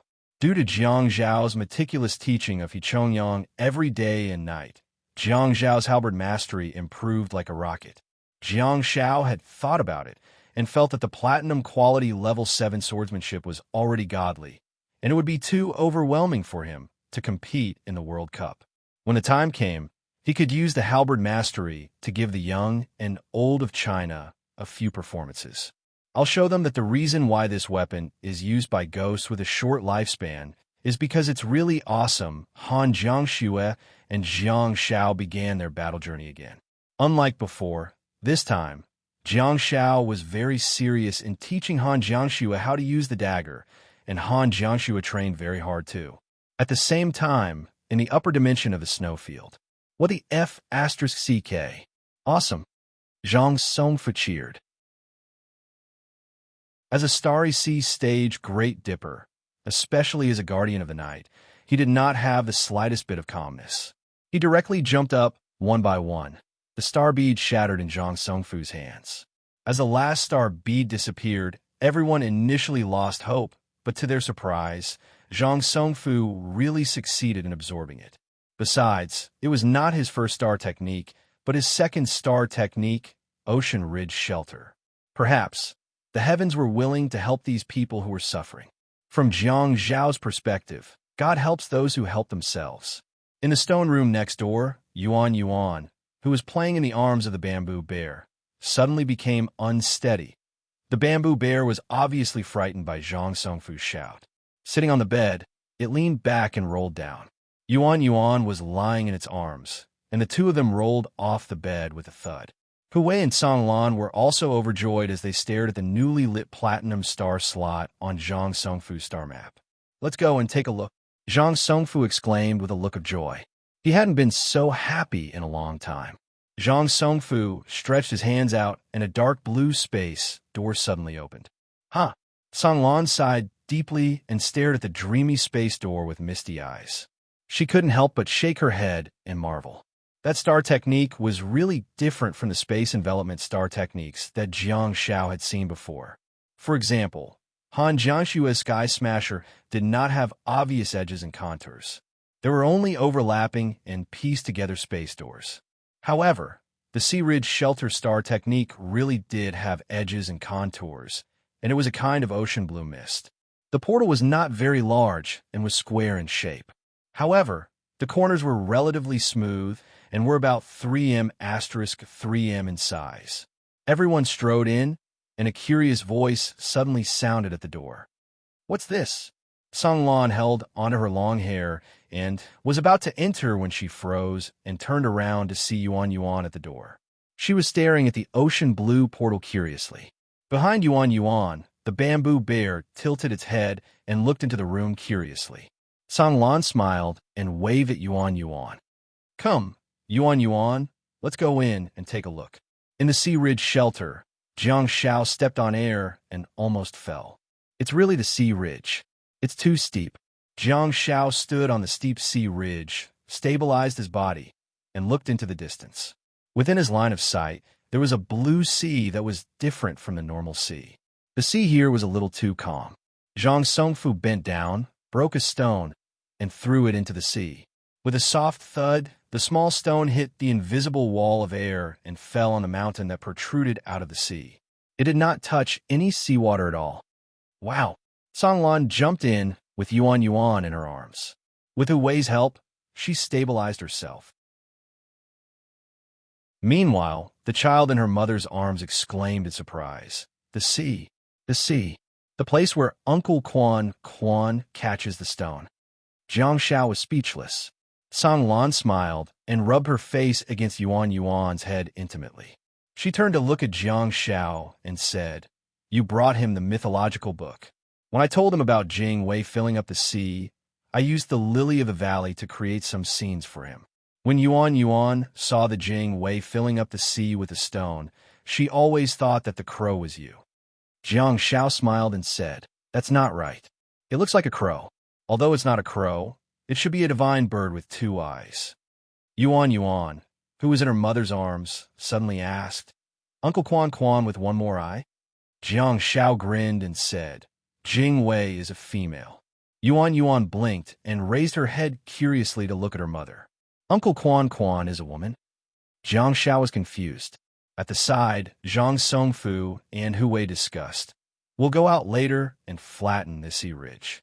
That way, we'll have more space." Jiang Xiao said that the length, width, and height of this space are about 10 meters. Hu Wei thought about it and said, "Do we need to leave a house?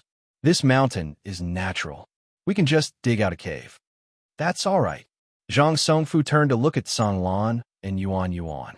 Although the space was not large to begin with, as humans, they still had a strong sense of dependence on houses and caves. If they really encountered an accident and Yuan Yuan was sent in, instead of letting him look at the endless sea, it would be better to give him a shelter on the surface.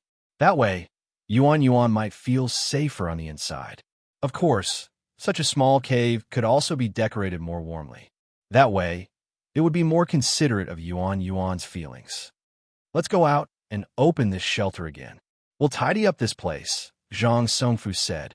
Hu Wei turned to look at Song Lan and said, "Take the child out first and pack up the items we're going to move." "Okay, let's move." Song Lan nodded excitedly. She couldn't wait to leave this damned snowfield. She had had enough of it. In fact, she had thought of committing suicide a few years ago. If it weren't for Yuan Yuan's arrival, she might not have become who she was now. Everyone walked out of the Sea Ridge shelter. Hu Wei and Zhang Songfu walked out of the canyon residence together and went outside to repair the shelter. Jiang Xiao and Song Lan checked the items in the residence together. Apart from the furniture, they took everything that needed to be taken away. There were 3 large boxes of white ghoul and white ghoul witch star beads. Under normal circumstances, 2 people would have to carry the boxes together. Hence, one could imagine how huge the wooden boxes were. Previously, when Jiang Xiao wanted to go on a long journey, Song Lan took out a box of star beads for him. She had taken into consideration Jiang Zhao's weight problem. Otherwise, she might have given him all the star beads in stock. Of course, Jiang Xiao didn't accept it because he knew that he was going to die soon. Ever since Zhang Songfu came, especially after Jiang Xiao sent the bamboo bear in, the 3rd box of white ghoul and white ghoul witch star beads appeared too. It couldn't be helped because the bamboo bear consumed too much food. It was like a bottomless pit. Ever since the bamboo bear came, Hu Wei and Zhang Songfu no longer felt bored. They would go out to hunt regularly for fear that the bamboo bear would starve. The bamboo bear had worked hard and brought great comfort and relaxation to Yuan Yuan's growth in life. It was indeed a godly pet. Apart from the 3 boxes of star beads, Jiang Shao also had to move away the daily necessities, clocks, clothes, books, toys, and so on. There was no need for furniture. However, Jiang Shao thought of something. The white ghoul fur seemed to be a gift for the savages. While carrying the boxes, Jiang Shao said, "By the way, Lan, we can give the white ghoul fur to the savages as a gift." In Hui Lan's house, there were countless white ghoul furs, and he wouldn't feel the pinch even if he threw away hundreds or thousands of them. However, for the white birch forest tribe, the savages who lived in paradise wore ape ghoul furs. The rarer something was, the greater its value. The brown ape ghoul fur and the snow-white ghoul fur gave off a different vibe. It was suitable as a gift to let the savages feel the kindness of these humans. Lan nodded and said, "Sure, I can make some clothes for the savages' leaders." Lan had been living there for a long time and had been taking care of the children every day. Hence, she had become good at sewing. Using the white ghoul nails to thread the white ghoul fur to make clothes was Lan's specialty. Jiang Shao nodded and said, "That's better." Lan asked, "They're all very muscular, aren't they?" Jiang Shao said, "Not only are they muscular, but they're also huge. The leaders of the weapon troops are not inferior to the giant white ghouls here. The sorcerers and witches are even larger."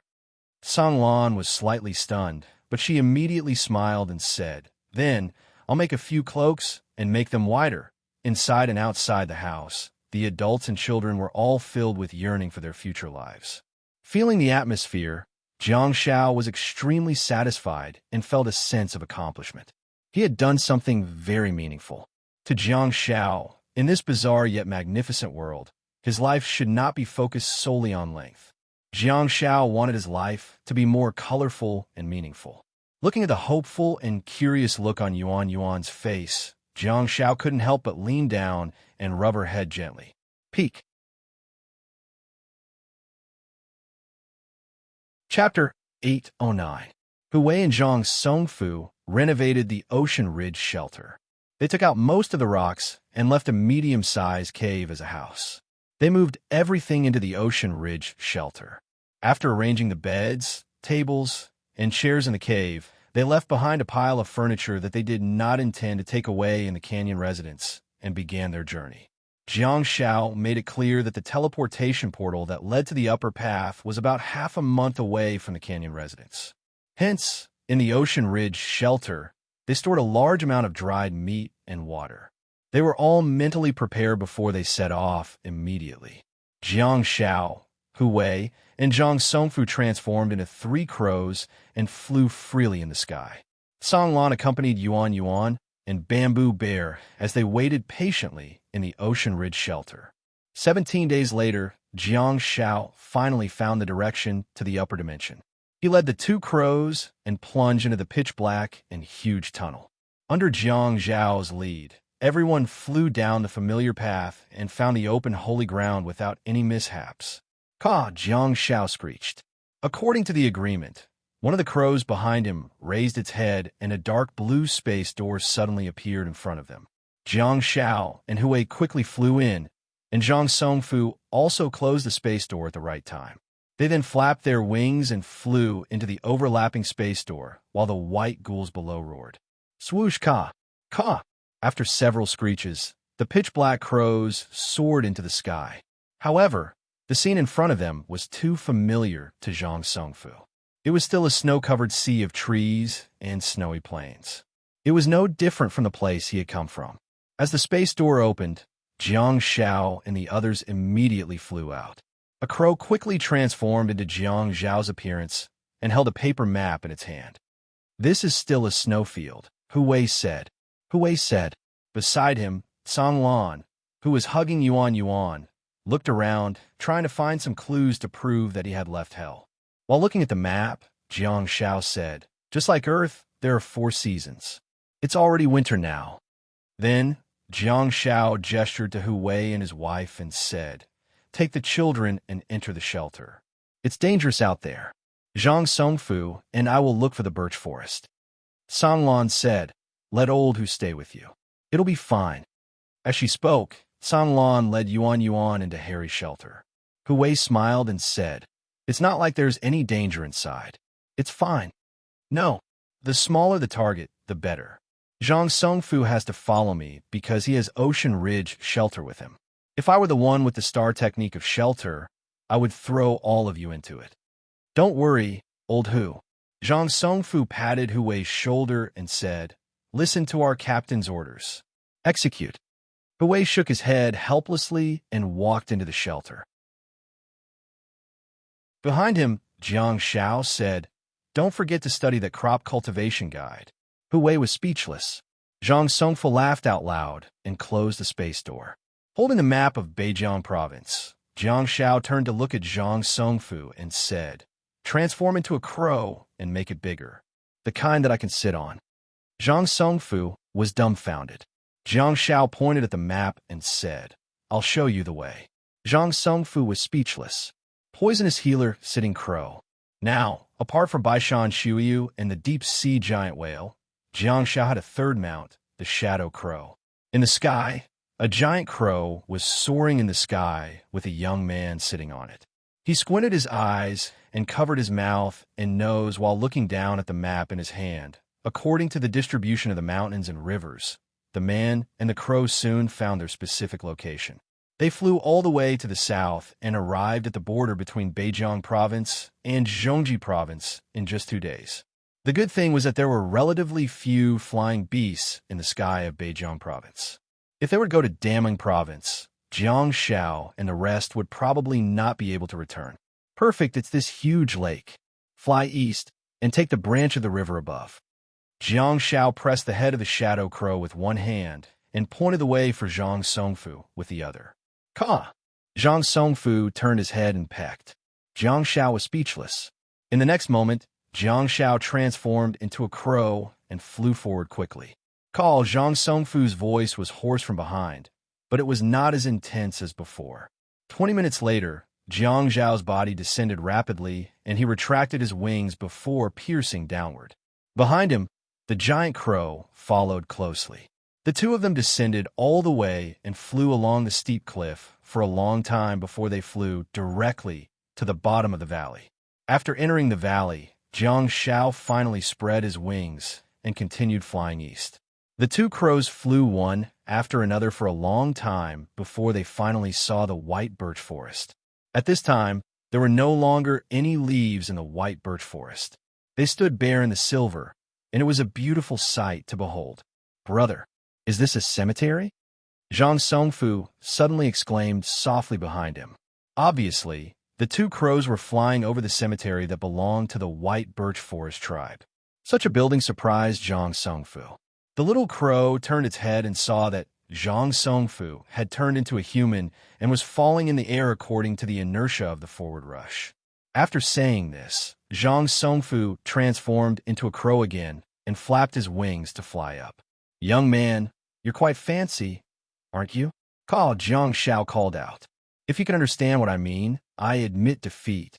Zhang Songfu, Jiang Xiao, the two of them were communicating spiritually. Whoosh! Jiang Xiao tilted his body abruptly, and an arrow brushed past his wing, leaving a long purple line in its wake as it flew diagonally towards the sky. Zhang Songfu hurriedly spread his wings and flapped frantically, making an emergency stop in the air. In the distance, at the edge of the empty white birch forest, a row of savage female archers suddenly appeared. The huge white birch trees were their best cover, concealing their huge figures. Seeing that the two crows had stopped and continued to fall, a huge savage female archer walked out and put one hand on the bow of the soldier next to her, indicating for her to stop attacking. "It's me, Xiao Wucha. Stop shooting." One of the crows transformed into a human and fell from the sky, splashing layers of snow. You are, Instructor Jiang?" The huge female archer leader was obviously stunned for a moment, and her sharp eyes stared at Jiang Xiao. At the same time, several female archers behind her began to whisper. Yes, I'll take off my mask." Jiang Xiao smiled and waved his hand, walking over. Xiao Wucha was draped in a thick coat made of ape ghoul fur and looked extremely mighty. She strode towards Jiang Shao and placed her bow and arrows on her back. She half knelt down and placed her huge palm on Jiang Zhao's shoulder. She then looked down at him and sized him up. After confirming Jiang Zhao's identity, Xiao Wucha couldn't help but say, You're so ugly." Jiang Shao was dumbfounded. In the savage tribe, there were relatively few savages who had mastered the art of language. Most of them were straightforward. Xiao Wucha said with a pained expression, "Put on your mask. That will make you look more impressive. If you use this face to meet your soldiers, your prestige will be affected." Jiang Shao was so angry that his liver was hurting. Every race had different aesthetic standards. Among the hundreds of female archers, there were only about 10 that Jiang Shao found acceptable, and Xiao Wucha could barely be considered one of them. However, to the savages, Xiao Wucha's relatively delicate face was in line with Jiang Zhao's aesthetic standards, but she was the uglier type among the savages. Those with skin that was as black as charcoal, muscles that were as strong as steel, looked as ferocious as wild beasts, had a leopard's head, round eyes, a lion's nose, and a wide mouth. Li Kuei's appearance would definitely be highly sought after by the savages, apart from his poor physique. Jiang Shao said, "How much determination did I have to take off my mask and show my true face? Yet, the first thing you say when you see me is to ask me to put on my mask?" Not far behind him, the crow that Zhang Songfu had transformed into was lying on its back in the snow. It looked like it was laughing while rolling on the ground. Xiao Wucha shook his head in embarrassment. The braids on his back swayed back and forth like a mop. "Sorry, sir, I didn't take care of your feelings. Since I was a child, many people have said that I'm ugly, but after I became the leader of the female archers, such voices disappeared. With your prestige in the Birch Forest tribe, no one will say that you're ugly to your face." Jiang Shao was speechless. Xiao Wucha gestured to the crow rolling in the snow behind him and asked, "What is that?" Jiang Shao said, "My comrade, I told you that I'm going to bring a few people who are highly skilled in martial arts to guide you in various skills." Xiao Wucha said disdainfully, "In this world, is there a human who is more skilled in martial arts than you?" Jiang Shao nodded in agreement and said, "I like what you said. Let's go. Lead the way home." In the snow, the crow transformed into a human, wearing a white ghoul helmet. He had a handsome face and a pair of bright eyes. Xiao Wucha looked Zhang Songfu up and down and said, "Are all you human males so feminine?" Zhang Songfu, who had just mocked Jiang Shao, suddenly lost his temper. "Savage boss, you can't afford to offend, Xiao Wucha continued to ask, "Is there only one human?" "There are a few more. I'll introduce you later." Jiang Shao smiled and said, "By the way, how's little Chongyang? Has he gotten into trouble recently?" As soon as he said that, Xiao Wucha's huge face stiffened slightly. Jiang Shao frowned slightly and said, "What's wrong?" Xiao Wucha stood up, turned around, and walked away. "Let's go back." Jiang Shao quickly stepped forward and kicked Xiao Wucha's ankle. "Are you pretending not to hear? Come down and talk." Xiao Wucha stopped helplessly, turned around, and half knelt again. He looked down at Jiang Shao and said, "Little Chongyang is not in the tribe." Jiang Zhao's heart tightened. "Huh? Where is she?" Xiao Wucha's expression was a little sullen. "She left the tribe 7 days ago. She should have left at night." The next day, when we were training in the martial arts arena, we found that she did not come. When we went to her home to look for her, she was already gone. Jiang Shao was speechless. Xiao Wucha said apologetically, "I'm sorry, instructor. We have been looking for her for 7 days, but there is no trace of her." Jiang Zhao's voice trembled slightly. "How many times has it snowed here?" Xiao Wucha looked at Jiang Shao in confusion and said, "Only once. It snowed 7 days ago and lasted for several days. The snow is very heavy. Look at this birch forest. The snow is very thick." Jiang Shao closed his eyes, lowered his head, and sighed deeply. "Didn't we pinky promise? We agreed to meet before 3 times of snow. I'm here, just as we agreed. Why did you leave? Where did you go?" Xiao Wucha looked at Jiang Shao and said softly, "In little Chongyang's home, We found many small carved stone portraits. They are all in the shape of your circle mask. We think that maybe she want to find you. Apex. Chapter 810. Alien Planet, Birch Forest Tribe, Chief's Cave. Thank you, my friend. The savage chief, Bru, stretched out his huge palm and took the white ghoul fur cloak from Songlan.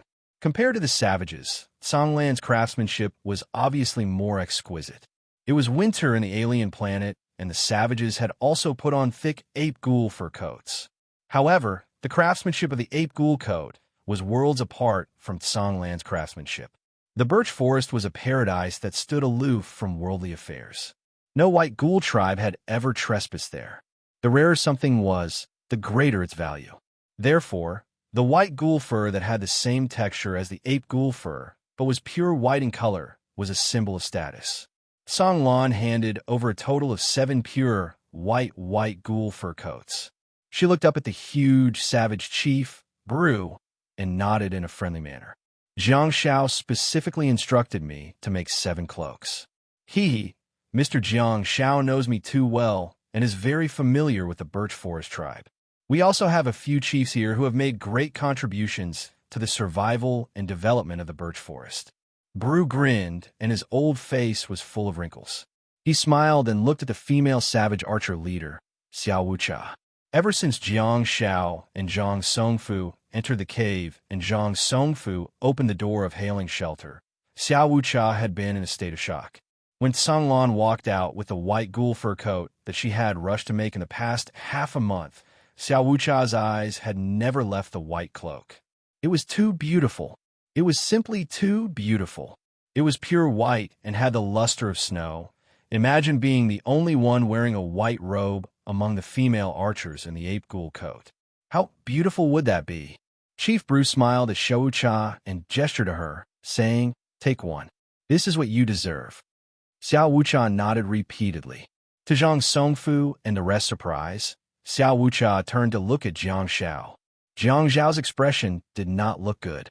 He only nodded slightly, and his movements were almost undetectable. However, Xiao Wucha obviously received Jiang Zhao's signal. She stepped forward, bent down, and took a coat from Songlan's hands. Such a scene made Zhang Songfu secretly speechless. Xiao Wucha was Patriarch Bru's subordinate and the leader of the female archer corps. There is no doubt that she would listen to the Patriarch's orders, but she was actually asking for Jiang Zhao's opinion. This Jiang Shao. Actually, Jiang Shao did not play any tricks, nor did he have any schemes. It was just that in the past half a year, he had been conscientious, not hiding anything. He taught the 4 armies day and night, and taught them everything he knew, so he was greatly respected.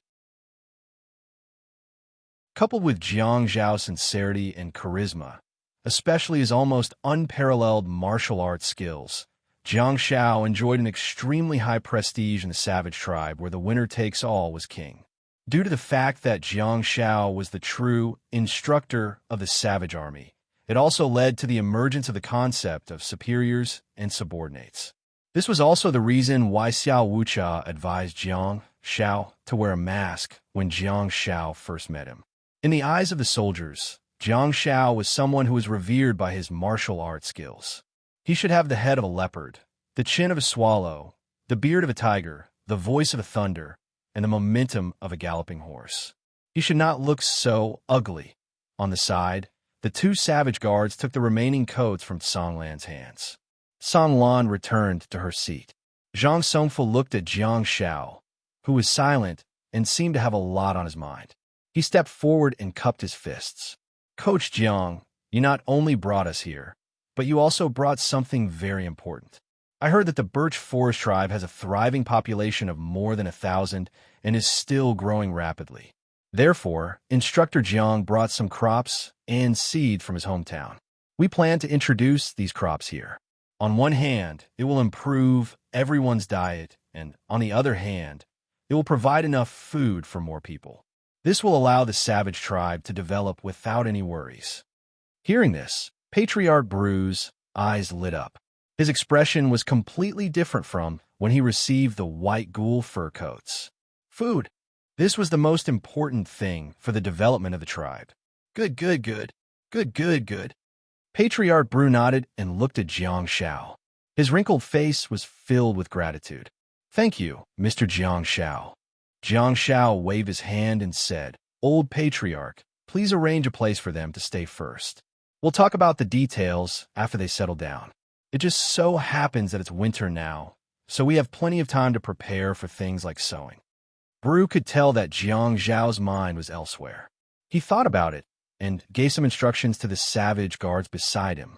Everyone, you can stay in the wooden house behind Madame Zhu Yu's house. Then, Patriarch Bru nodded at Jiang Shao. I'm sorry, Mr. Jiang Shao. We couldn't find Lil Chongyang. Jiang Shao waved his hand and turned to leave. The others hurriedly followed him. Jiang Shao was very familiar with where his house was. They walked along the Patriarch's cave and headed north. Under Xiao Wucha's escort, they soon arrived at Little Chongyang's house. Jiang Shao gestured to the house on the north side of the road behind them. Go ahead and move first. Everyone looked at each other, but strode forward. Song Lan was more attentive and said to Zhang Songfu softly, Lord Zhang, go and keep Jiang Shao company. Zhang Songfu nodded and turned around to walk back. However, he found Jiang Shao standing in the courtyard and staring at the empty courtyard in a daze. There were no flowers in the flower bed. Perhaps it had nothing to do with whether people moved or not. After all, it was winter now. Xiao Wucha was standing guard at the door with two female savage archers. Upon seeing Zhang Songfu walking over, Xiao Wucha gestured for him to stop and shook his head. Please leave. Zhang Songfu opened his mouth and stared at Jiang Zhao's back.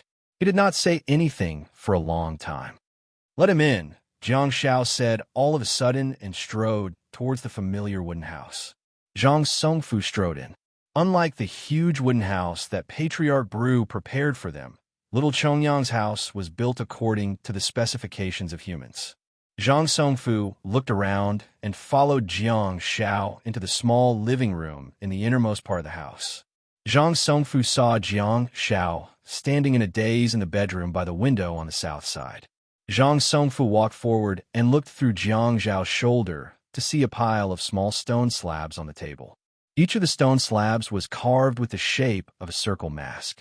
Jiang Shao took deep breaths and walked forward step by step. He reached out and picked up a small stone slab. These stone slabs, regardless of their size or thickness, were exactly the same as the small stone heads that Jiang Shao had given to Little Chongyang. Jiang Shao seemed to have seen a lonely and thin figure, sitting alone in front of this table on every quiet night. Staring at the falling snow outside the window, he silently carved the shape of the stone slabs. I've only been gone for 2.5 months. I've really rushed here as fast as I could. Why aren't you willing to wait for me for a few more days? I thought you were just reckless. Now, it seems that you're not only reckless, but also very stupid. Go out and find me. You, where are you going to find me? How can you possibly find me? You really can't wait any longer. Can't you even wait for one more minute or one more second? Jiang Shao roared angrily, but it did not come from the decoy Jiang Shao in the alien ball. The decoy Jiang Shao had only crushed a stone slab because he couldn't control his strength. The roar that represented extreme helplessness came from Jiang Zhao's actual body in the snowfield in the lower dimension. 3 pitch-black rays of countercurrent light darted out from Jiang Zhao's body and connected to the white ghoul witches in the holy ground to help them advance in level. In the chaotic battlefield, even the roars of the white ghouls could not cover Jiang Zhao's voice. There was anger, indignation, but most of it was disappointment and helplessness. What's the matter? A cold voice sounded in his ears. Jiang Shao looked up, only to see Han Jiangxue, whose face was covered in blood and clothes were stained.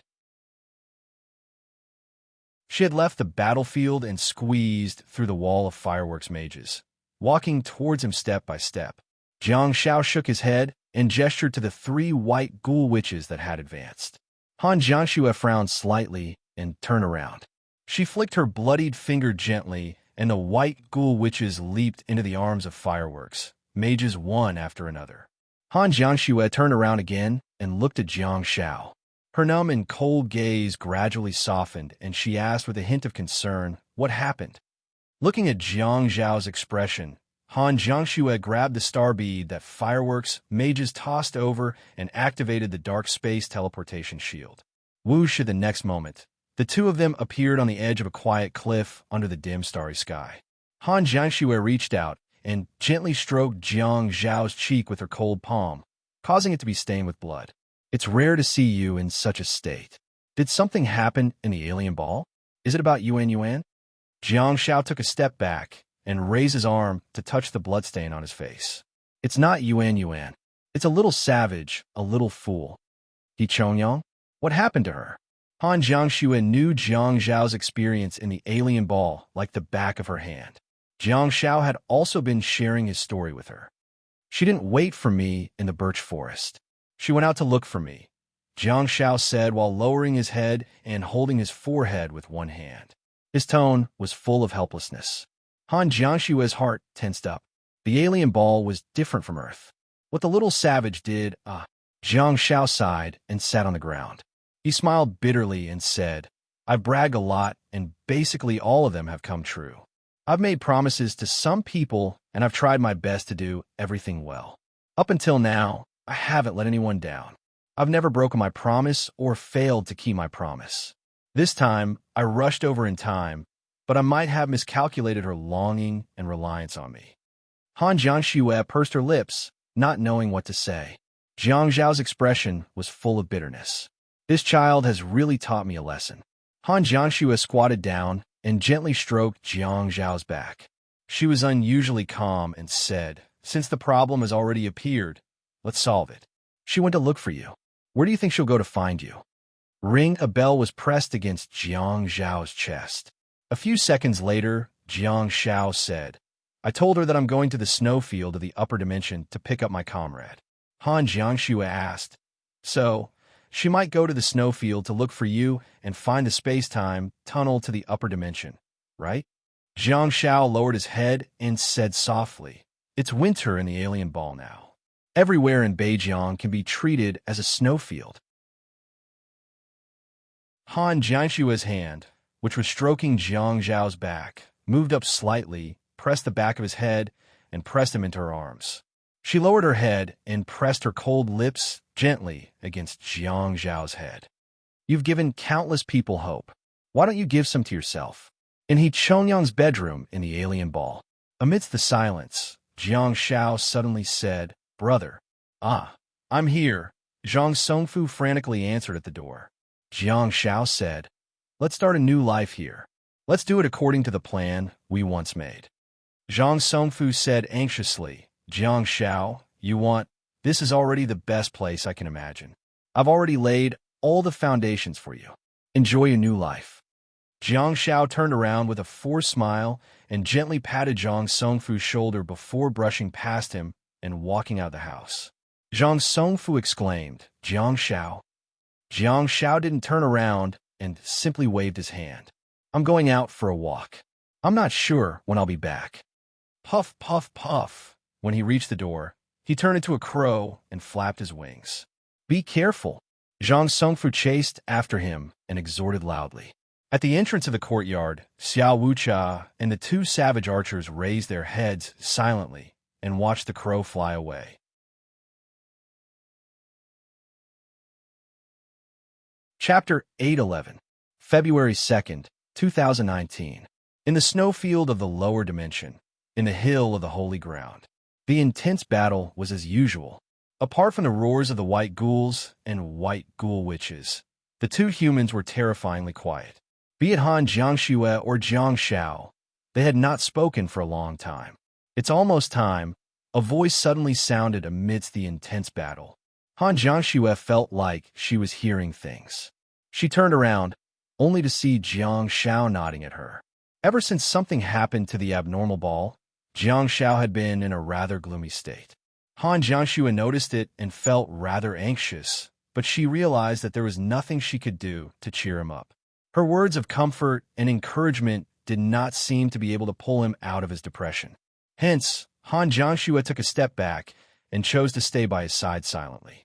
Hearing Jiang Zhao speak again, Han Jiangxue suddenly felt much better. Han Jiangxue asked, "It's almost time?" Jiang Shao raised his hand to confirm again. Whoosh, the dark space teleportation shield was immediately opened, and the invisible star power threads pulled the creatures in it. The ripple teleportation shield quickly shrank again. The two of them disappeared into the hill of the holy ground with the 8 fireworks puppets.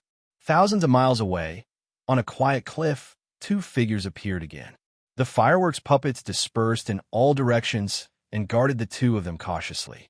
Jiang Shao frowned and seemed to be reading something carefully.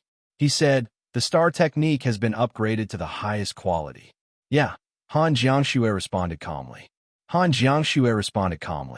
During the long period of killing, she had already made preparations in that regard. At this moment, the advancement of her star technique was just a matter of time. "Do you want to test it?" Jiang Shao nodded.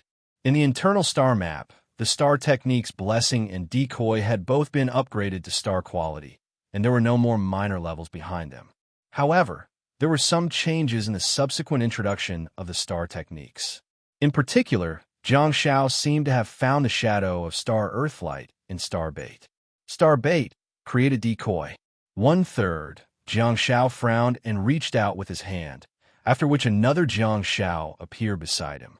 It was a decoy Jiang Shao who was dressed in tattered clothes and covered in blood with a sullen expression. Slightly stunned, Han Jiangxue said, "You?" Jiang Shao raised a finger and gestured for her to stop. Han Jiangxue thought about it for a while and decided not to speak again. Jiang Shao looked at the internal star map again, only to discover that the brackets behind stars, decoy, had become 2/3. "Then, can I not summon a 3rd decoy and replace you directly?" Jiang Shao took out a handful of white ghoul star beads from his pocket and handed them over. Jiang Shao grabbed the decoy and absorbed it. More than 10 seconds later, the star technique green glow was embedded in Jiang Zhao's star map. With a sullen expression, Jiang Shao stared at the bait in front of him and used his star technique again. Whoosh! Another decoy, Jiang Shao, appeared and stood on his left. The one in front of him that was illuminated with the Big Dipper star map and green glow had vanished without a trace. Jiang Shao looked at the internal star map again, only to discover that the brackets behind the decoy star technique were still 2/3. Jiang Shao felt relieved. He could freely cancel and summon it, which was rather convenient to operate. Although there were brackets behind decoy, they were different from the brackets behind the Earth Ray star technique.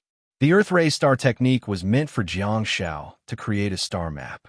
Once created, it would be permanent and would permanently occupy the slots in the brackets behind the Earth Ray star technique.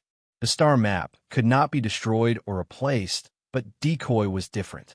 It could be canceled, killed, and summoned again. So, 3 decoy and 3 star maps? After upgrading so many star techniques, Jiang Shao could also see the pattern. Every star technique would probably have a qualitative change stage, and such a qualitative change would mostly occur in the diamond or platinum quality. Clearly, the qualitative change of the decoy was in the diamond quality. At that time, the decoy would become real and be able to unfold a star map. Without a doubt, it was a qualitative change. After the diamond decoy was upgraded to the star decoy, there would be no qualitative change, only quantitative change. Jiang Shao once again took out a handful of star beads and handed them to the newly summoned decoy in front of him. After a few rounds of absorption, another star slot lit up on Jiang Zhao's star map. Screech! At the next moment, Jiang Shao stabbed his dagger into Jiang Zhao's heart. "Damn it, it hurts!" Jiang Shao and the decoy Jiang Shao had the same expression. They were both frowning and gritting their teeth. Han Jiangxue subconsciously raised her hand, only to stop herself from doing so. She took 2 steps back, not because she was afraid, but because she was worried that her subconscious reaction would disturb Jiang Shao. The scene in front of her was not pleasant at all. Jiang Shao and Han Jiangxue, who had just crawled out of the holy ground, were covered in blood and stains. Under the night sky and the flickering flames, Han Jiangxue found the scene rather heart-wrenching. Jiang Shao, who did not have any star techniques, gradually became hollow and lifeless. He slowly fell to the ground, stirring up layers of snow. Jiang Shao raised his left arm and wiped the coagulated blood on the electronic watch with his right hand, watching the seconds change bit by bit. The military green electronic watch had been with Jiang Shao for a long time. Qin Wanchuan had given it to him when he went on a mission to Jindalai previously. Jiang Shao slowly squatted down and silently guarded his corpse. Han Jiangxue sighed softly and thought to herself, this damn guy is really ruthless. If it were anyone else, Han Jiangxue would be as numb and indifferent. However, the person lying in the snow was, to a certain extent, Jiang Shao. Han Jiangxue simply turned around and took 2 steps forward to stand on the edge of the cliff. She then looked at the endless starry sky and the dreamy aurora in the sky. The wind and snow blew and time passed. Jiang Shao squatted beside his corpse and stared at his watch silently. At the 10-minute mark, the corpse that was stained with blood suddenly shattered and turned into star power that dissipated in the cold wind. Not only the corpses, even the blood on the snowy ground turned into star power and disappeared without a trace. Only a human silhouette was left in the snow. 10 minutes. Just like the diamond-level bait, there won't be any star beads. They will all dissipate along with the corpse, Jiang Shao said. Han Jiangxue said softly with her back facing Jiang Shao, when I mentioned the idea of taking a leave of absence from school, you were still worried about me. Huh? Jiang Shao turned around to look at Han Jiangxue. Han Jiangxue's cold voice was accompanied by the cold wind. Now it seems that you're the one who should be worried, not me. Jiang Shao scratched his head and sat down in the snow. He stared at Han Jiangxue's back thoughtfully and reached out to touch her silhouette in the snow. He said, I'm just a little unsightly after committing suicide. Actually, I'm in a good state. Han Jiangxue finally turned around and looked at Jiang Shao. Huh? Jiang Shao shrugged and said, You're referring to the incident with little Chongyang, right? Han Jiangxue said, I'm referring to your performance after that incident. Jiang Shao grinned and waved his hand. I'm already much better. I won't lie to you. At the beginning, it was indeed a blow to me. All along, I thought that if I worked hard, I would be rewarded. And this is how the heavens rewarded me. This sudden failure did indeed stab me in the back. But now, Jiang Shao shrugged his shoulders. What he meant was obvious. I hope so. Han Jiangxue looked at Jiang Shao silently and felt a little infuriated when she saw how he was behaving at this moment.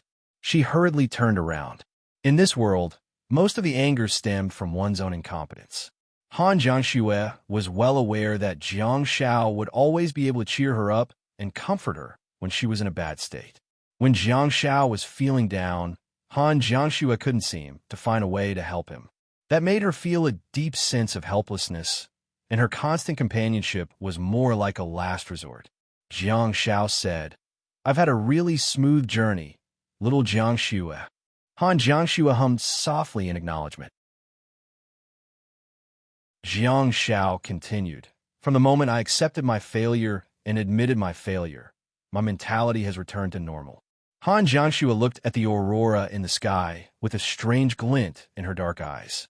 She's the one who stood me up. Well, this world doesn't move because of me. Of course, I won't give up either. I'll try my best to find her. Jiang Shao continued, but do a good deed. Don't ask for my future. While speaking, Jiang Shao activated the shadow ruins and leaped into it. A few seconds later, Jiang Shao walked out again. Although he didn't seem to have brought anything with him, the humming bear was already in position in his Big Dipper star map. Jiang Shao took a deep breath and reached out to mobilize the star power of the humming bear in his body. At the next moment, a tiny beam of light suddenly appeared. However, it did not descend, but shot up into the sky from the bottom up. Jiang Shao stared at the beam of light that shot up into the sky in bewilderment. The sacred but tiny beam of light emitted a faint glow that could only slightly affect the night sky and not light it up. Han Jiangxue looked up, only to see that the beam of light continued to shoot up into the sky. Whoosh! The tiny beam of light emitted an astonishing amount of energy and spread out abruptly at a specific height, dyeing the sky and the area wholly in white. The scene was so magnificent. It was so thrilling. Due to the fact that the location where Han Jiangshua teleported Jiang Shao to was very far away and remote, Jiang Shao did not immediately cut off the connection with the beam of light. A few seconds later, the holy light descended. Specks of sparkling light fell like a meteor shower, sprinkling down from the sky like glowing raindrops. Unlike the rain, the speed at which the blessed rain fell was slower than normal raindrops. Under the sky that was dyed white, the light fell like rain and nourished everything. Han Jiangxue subconsciously stretched out her palm and watched as the raindrops of holy light fell into her palm and fused into her body. His body, which had been exhausted from killing for a long time, gradually faded away.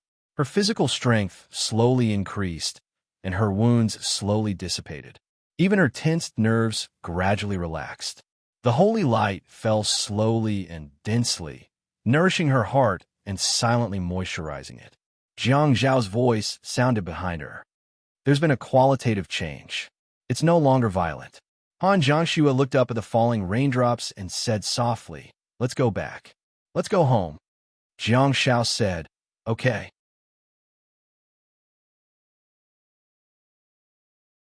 Chapter 8:12. That night, another two decoy Jiang Shao, who had learned the 3-star shadow crow technique, flew into the holy ground, entered the upper snowfield, and embarked on the path to the foreign sphere.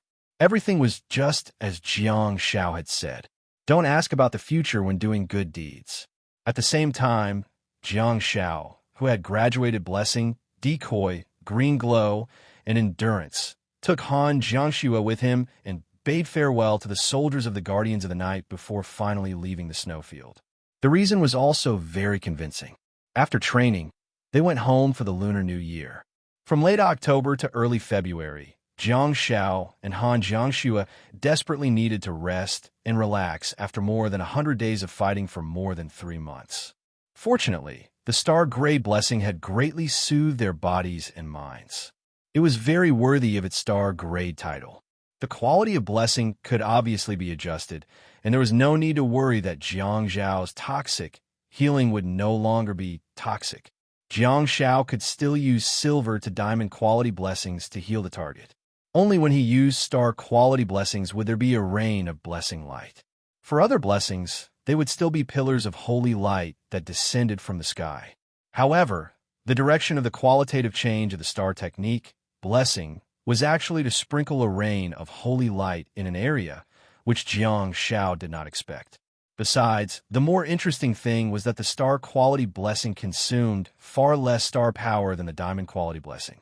Besides, it consumed star power continuously, unlike the diamond quality blessing, which summoned 8 huge pillars of light and consumed a large amount of star power at once. When the siblings rushed home, it was February 2nd, which was the Lunar New Year's Eve 2019. Via Jiang Shao or Han Jiangxue, they both needed the festive occasion to drive away their irritable hearts. After returning to Jiangbin City, Xia Yin bade farewell to the two of them and left. There was no doubt about the Chinese attitude towards the Lunar New Year, especially for the Star Warriors. Even if they were students, they would only be able to see their parents a few times a year. Perhaps Xia Yin had never been on good terms with Xia Yan's father, but she still missed Xia Yan's mother very much. When Jiang Shao charged his mobile phone and turned it on, he saw countless phone calls and text messages. In desperation, Jiang Shao had no choice but to throw his mobile phone on the table and let it buzz. Jiang Shao walked to the bathroom and took a comfortable shower before changing into a clean short-sleeved shirt and shorts. He then walked out looking refreshed. The winter in Beijing was indeed very cold, but the house was very hot. In fact, the people of the 3 northern provinces were not resistant to the cold, but they knew how to resist the cold. There was no need to say anything about the heating of their houses. Jiang Shao held on his half-charged mobile phone and plopped down on the sofa in the living room. Among the countless calls and messages, Jiang Shao saw a few calls from Fang Xingyun and dozens of calls from Hai Tianqing. Jiang Shao also seemed to have realized something. Just as he was hesitating about whether he should return the call, little Jiang Shua walked out of the training room with a towel in her hand while rubbing her long, wet hair with a flushed face. The training room was remodeled from his parents' bedroom. There was also a bathroom there. We're going out to buy some New Year goodies tomorrow. Do you have anything you want to eat? Han Jiangxue asked as she sat on the sofa beside him. What? Do you want to show me your skills? Jiang Xiao chuckled. He really missed Xia Jiangshue's cooking. The braised pork was definitely perfect. You've worked so hard. I'll improve your meals, Han Jiangxue said with a smile. After returning to the cozy home and switching back to daily life, Han Jiangxue was clearly much more relaxed. Jiang Xiao put down his mobile phone and grabbed the towel from her hand. He wrapped her long hair in the towel and rubbed it continuously. All of a sudden, he said, By the way, do you remember the comrade I told you about? That's Sang Lan. Han Jiangxue answered, Of course I remember. Is she Yuan Yuan's mother? Yes. She's the woman with the longest hair I've ever seen. If she doesn't put it up, she'll have to hold her hair while she walks. Han Jiangxue asked, Why? Do you like it? Jiang Xiao hurriedly shook his head and said, No, no, no. I still prefer the buzz cut. Buzz. Buzz. Jiang Xiao turned around and saw the caller's name on the screen, after which his hand froze. Han Jiangxue turned around in bewilderment, only to see the name Hai Tianqing appearing on Jiang Zhao's mobile phone screen. Han Jiangxue sighed softly without saying a word. Jiang Xiao thought about it and picked up the phone. Teacher Hai. Phew. I thought something happened to you, so I contacted Second Last and found out that you're on mission. Hai Tianqing said anxiously and concernedly. Jiang Xiao held his mobile phone between his shoulder and the side of his face while continuing to rub Han Jiangshue's long hair with the towel. Ah, yes, I'm on a mission. It seemed that Second Last did not tell Hai Tianqing the detailed information and did not ask him to come to the snowfield to disturb Jiang Xiao. Hai Tianqing remained silent for a long time before saying, Xiaopi, tell me the truth. What happened to Su Li? Jiang Xiao was speechless. Hai Tianqing asked Jiang Xiaopi. Jiang Xiao grinned and said, You're already calling me by my full name. You know, he stopped abruptly halfway through his sentence. Jiang Xiao wasn't the only one. Han Jiangxue stiffened too. The two of them were sitting sideways on the sofa, facing Jiang Zhao's room. A figure walked out of the room. Jiang Xiao was dumbfounded. A stranger suddenly walked out of your room in the middle of the night? What was more terrifying was that the two of them had already been at home for a long time and had already showered and changed their clothes. They were sitting on the sofa and enjoying the rare peace and quiet. At this juncture, someone actually walked out of the room. The person was so light that there wasn't even a sound of footsteps. It was a Caucasian man with short black hair and a medium build. He was dressed in blue jeans and a black shirt. He was dressed in extremely ordinary clothes, but there were traces of blood on his body, which showed that he was different. Xiaopi. Xiaopi? Hai Tianqing's voice sounded from the other end of the phone. Jiang Xiao put down his mobile phone and stared at the figure that suddenly appeared. The stranger was average-looking and seemed to be in his 40s. His eyes were small, but they were glistening. He walked into the living room and sat on the television cabinet opposite the two of them. Jiang Xiao said, Friend, no matter what happens in the West, in China, you have to knock before you enter. The small-eyed man gestured at the phone in Jiang Zhao's hand. Jiang Xiao raised his eyebrows slightly and thought about it before hanging up the phone and throwing it on the coffee table. The stranger watched Jiang Zhao's action silently. He then bent his finger and gently knocked on the television cabinet beside him. Jiang Xiao was dumbfounded. What's this? Knock on the door? Can this thing be knocked on? The small-eyed man finally spoke. Sophia came to look for you. His voice was a little deep and it sounded like a question, but it was actually a statement. Jiang Xiao shook his head and said, I don't know who Sophia is. Hee hee. The small-eyed man smiled and rested his elbows on his knees. He leaned his upper body forward and looked up at Jiang Xiao. He once asked me if the one-of-a-kind mutated bamboo bear of the highest quality in the world could be used as an admission ticket. Jiang Zhao's heart stirred. What admission ticket? Good acting. The small-eyed man raised his head slightly and gestured at Jiang Xiao. Someone used Sophia's method to contact me and found me. It seemed to be a trap. Since then, I've been guessing that something might have gone wrong during Sophia's job search. Jiang Xiao stretched out his hand and placed it in front of Han Jiangxue, pushing her back and making her lean against the sofa. However, Jiang Xiao leaned forward and sat on the sofa, shielding Han Jiangxue with the other half of his body. The small-eyed man spread his hands and asked, "So?" Jiang Zhao's eyes were slightly red, and he also raised his head gently and gestured to her. "What do you think?" "The Chinese army is incredible," the small-eyed man exclaimed. "You killed Sophia, didn't you? You got someone to disguise as him and get in touch with me." Get in touch with you?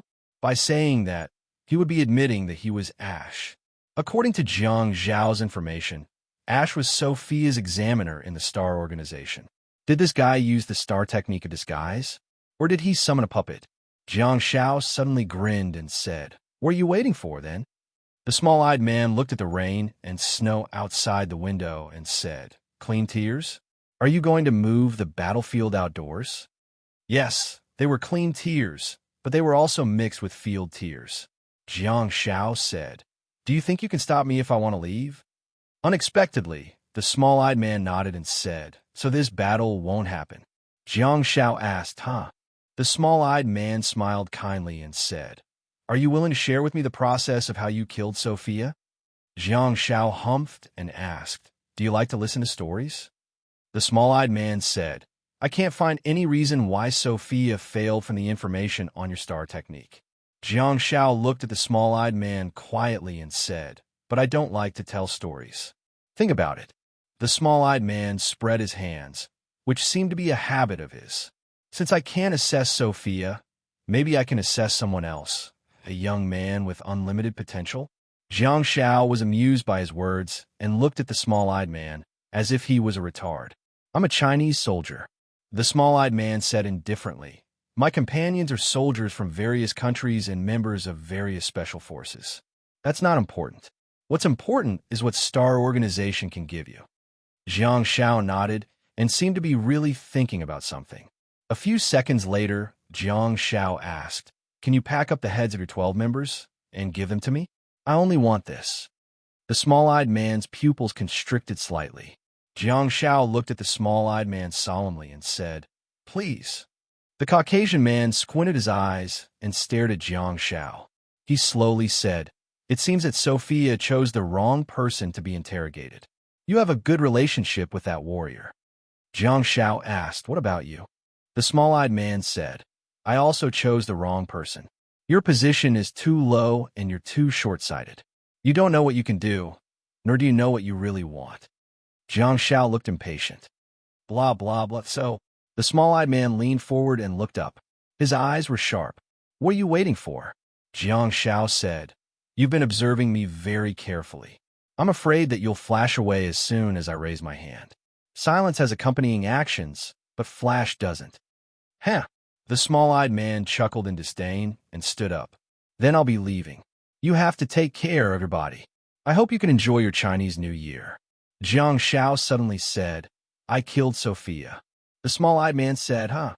Jiang Xiao said, "I destroyed his body and destroyed his nerves. He begged me to grant him death, but I didn't agree. Later, my companion failed and he was freed." The small-eyed man remained expressionless and stood rooted to the ground. Han Jiangxue pressed her hand on Jiang Zhao's leg and exerted some force with her long and slender fingers. Jiang Xiao said, "To be honest, I think the members of your organization are all the same. There's no need for me to participate in an organization like yours." The small-eyed man said calmly, "Why are you trying to provoke me?" Jiang Xiao answered matter-of-factly, "Didn't you ask me how I killed Sophia? I'll tell you a rough idea first. Maybe you can experience the specific process yourself." The small-eyed man said, "You're a foolish and ignorant child. Your ambition far exceeds your strength. It seems that I've indeed chosen the wrong person." Jiang Xiao looked up at the small-eyed man and said with a smile, "Duel?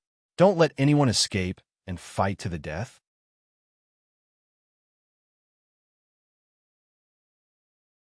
Chapter 8:13. The small-eyed man suddenly put on a peculiar smile and looked down at Jiang Xiao. "Do you want to die?" Jiang Shao sat on the sofa and nodded gently, as if he was worried that he would disturb the other party. He said, "I'm not afraid of death, but I'm afraid of not dying." His response made the small-eyed man's smile fade away. He stared at Jiang Shao intently, and the house fell silent. A few seconds later, Jiang Shao smiled in disdain and said, "Another spineless coward. You're indeed the same." The small-eyed man seemed to have ignored Jiang Zhao's provocative words and said, "Child, you'll get what you want." He's only making threatening remarks without making it clear. Jiang Shao humphed and said, "Are there 11 more cowards like you in your organization?" The small-eyed man said in a low voice, 3 days later, on New Year's Eve. "That's the Chinese New Year." "Yes." Jiang Shao immediately nodded and said, "I have to see red during the New Year because it means that I'm going to be very popular in the New Year. Pick a place." The small-eyed man stared fixedly at Jiang Shao and saw how fearless Jiang Shao was.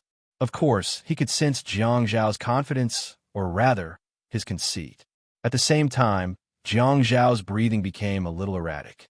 In the rain and snow that were mixed with clean tears and domain tears, Jiang Shao sensed that, on the rooftop of the G7 residential building, a palm suddenly appeared at the entrance of the staircase leading to the rooftop. The palm caught the raindrops, the wet and rapidly melting rain and snow. Perhaps the owner of the palm was thinking about something, or perhaps the owner of the palm was lamenting about something. Normal people wouldn't hide in the corridor in the middle of the night and stand at the entrance of the rooftop to watch the rain and snow.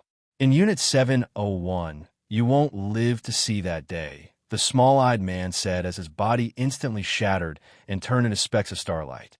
Almost at the same time, Jiang Zhao's figure instantly disappeared. Han Jianshua's hand that was pressing on Jiang Zhao's leg suddenly grabbed thin air, and she exclaimed in shock, "Jiang Shao." As soon as Jiang Shao appeared on the rooftop of the building, he threw a diamond silence bullet at him. Bang! Jiang Shao flickered again and stood in the rain and snow. He looked at the entrance of the staircase leading to the rooftop and saw a familiar yet unfamiliar figure. It wasn't the small-eyed man from before, but someone who had once appeared on his information sheet. Almost all of his facial features had changed, except for his pair of beady eyes.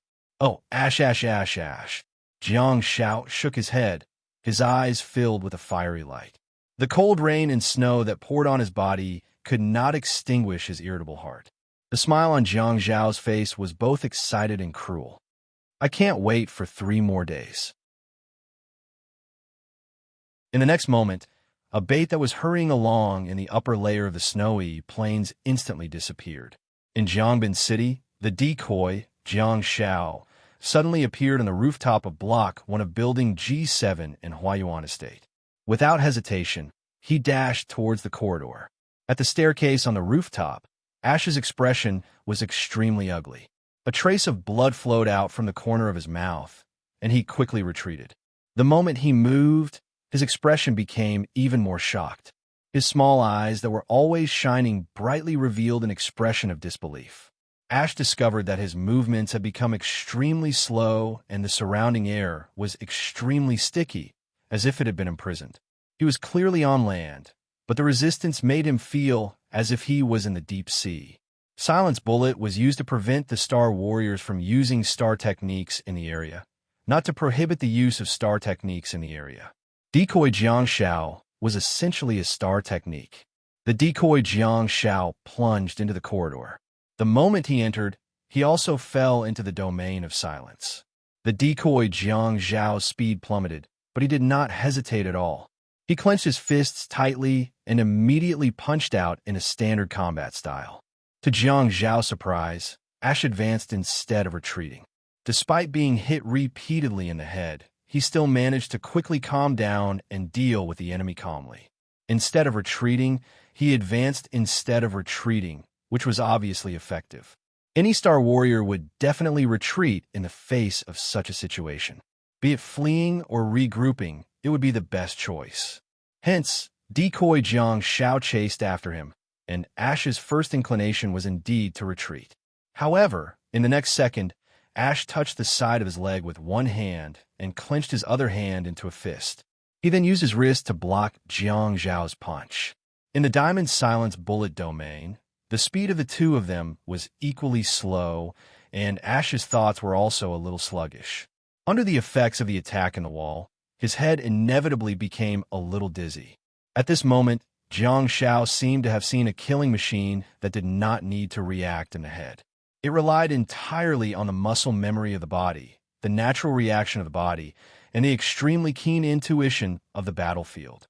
Decoy Jiang Zhao's right fist was blocked, and he subconsciously retracted his left arm to the side of his face while lifting his left knee. On the other hand, a cold glint flashed in Ash's palm that brushed past the side of his leg, and he stuck out his dagger like a venomous snake. However, it was instantly released. Screech! The sharp dagger directly pierced into the body of Decoy Jiang Zhao, who had no star techniques at all, from the bottom to the top. It accurately pierced Decoy Jiang Zhao's heart. In just a short moment, there was only one round and two actions. However, it was not just those two simple actions, but an intense and complicated game. Reaction, choice, skills, and body. In just one round, a melee combatant's entire life of hard training was displayed to the fullest. Ash had won. She had won completely. So, is this the strength of an official member of the Star Organization? Ash grinned and seemed to be about to laugh out loud, but such behavior was prohibited in the Diamond Silence bullet domain. His movements were extremely coherent, and although he was slow, there was no stagnation at all. He held the handle of the dagger in one hand and kicked Decoy Jiang Zhao's body away, after which he kicked Decoy Jiang Zhao's corpse towards the rooftop. At the same time, Ash used the force of the kick to lean back. Ash displayed his extremely powerful side, but Jiang Zhao wasn't inferior either. A sound of silence arrived as scheduled and directly covered the staircase. Almost at the same time, another Decoy Jiang Zhao suddenly appeared, and the Decoy Jiang Zhao's corpse that was lying at the entrance of the staircase also disappeared instantly. The new decoy was standing on the stairs below Ash. Ash, who was retreating quickly, suddenly felt that his body had become lighter, and the surrounding air seemed to be no longer confined. Yes, it was no longer Diamond Silence bullet domain, but Platinum Silence bullet domain. It could also cause a painful blow to others and also disrupt the star power in Ash's body, causing a large amount of star power to run wildly and become extremely irritable. However, there was no longer any confinement effect. The small change in speed from the Diamond Silence bullet domain to the Platinum Silence bullet domain made Ash feel a little uncomfortable. Along the way, Jiang Zhao had fought countless battles of various sizes and experienced many complicated battlefields. Jiang Zhao had long been recognized by the world for his ability to create and seize opportunities. The sudden change in speed brought a little discomfort to Ash, but to Jiang Zhao, it was enough to determine the outcome of the battle. On the steps below, the decoy, Jiang Zhao, slammed his shoulder into Ashen. Before Ashen could react, Jiang Zhao knocked him back towards the staircase and the rooftop. Ash, whose speed had just returned to normal, once again plunged into the Diamond Silence bullet domain. His speed plummeted, but at the same time, he had nowhere to borrow strength from. The decoy Jiang Zhao, who knocked him down, even pushed Ash fiercely in midair. Rumble, in the dark night of the icy rain, there were sounds of thunder. Accompanied by lightning and thunder, it was the sound of Silence bullet domain that followed Ash all the way. The cold sleet poured down and Ash's figure was knocked out of the staircase, rolling on the rooftop and stirring up a splash of snow. Not far away, Jiang Zhao, who had already retreated, stepped on the halo of nostalgia and sensed everything in the city with layers of tear domain. Only the sleet directly above Ash's body turned into a torrential rainstorm. The tear domain, which was 8 meters in diameter, washed down and enveloped Ash's body, as well as the sound of Silence bullet domain around him. At the entrance of the staircase, the decoy Jiang Zhao slowly climbed up and supported himself with one hand on the doorframe. He looked outside the door at Ash, who was being baptized by madness and burning his life in the rainy night. Not far away, the original Jiang Zhao wiped his wet face and his body trembled slightly. The halo of nostalgia under his feet spun rapidly. The diamond silence bullet domain was connected so cleverly. The person in the tear domain was slowly rolling on the ground, trying his best to roll and crawl outwards, trying to crawl out of the sound of silence bullet domain. But his speed was so slow. Ash grabbed his head tightly with one hand. His eyes were wide open, and he opened his mouth wide. He looked like he was screaming miserably, but he couldn't make any sound. One after another, the diamond domain smashed against his body, imprisoning him within it time and time again. Ash could not make a sound, but there was someone who could. In the cold rain, a bolt of lightning flashed, illuminating the two figures on the rooftop and the staircase, illuminating their identical faces. Two identical voices overlapped with each other. They traveled through the layers of rain and came from two different directions. Sophia, I didn't kill him. I caught him because someone else is more qualified than me. I killed you. You said you picked the wrong person. When you see Sophia later, remember to tell him this. The icy rain poured down in thunder and lightning intertwined. In the tear domain and the sound of silence bullet domain, the person who was crying silently fell to the ground, as if he no longer had the strength to struggle and had collapsed to the point where he no longer had the slightest intention to resist. His breathing gradually weakened and his life was rapidly drained until it was exhausted. Ash was imprisoned by the sound of silence and drowned by the tear domain, apex.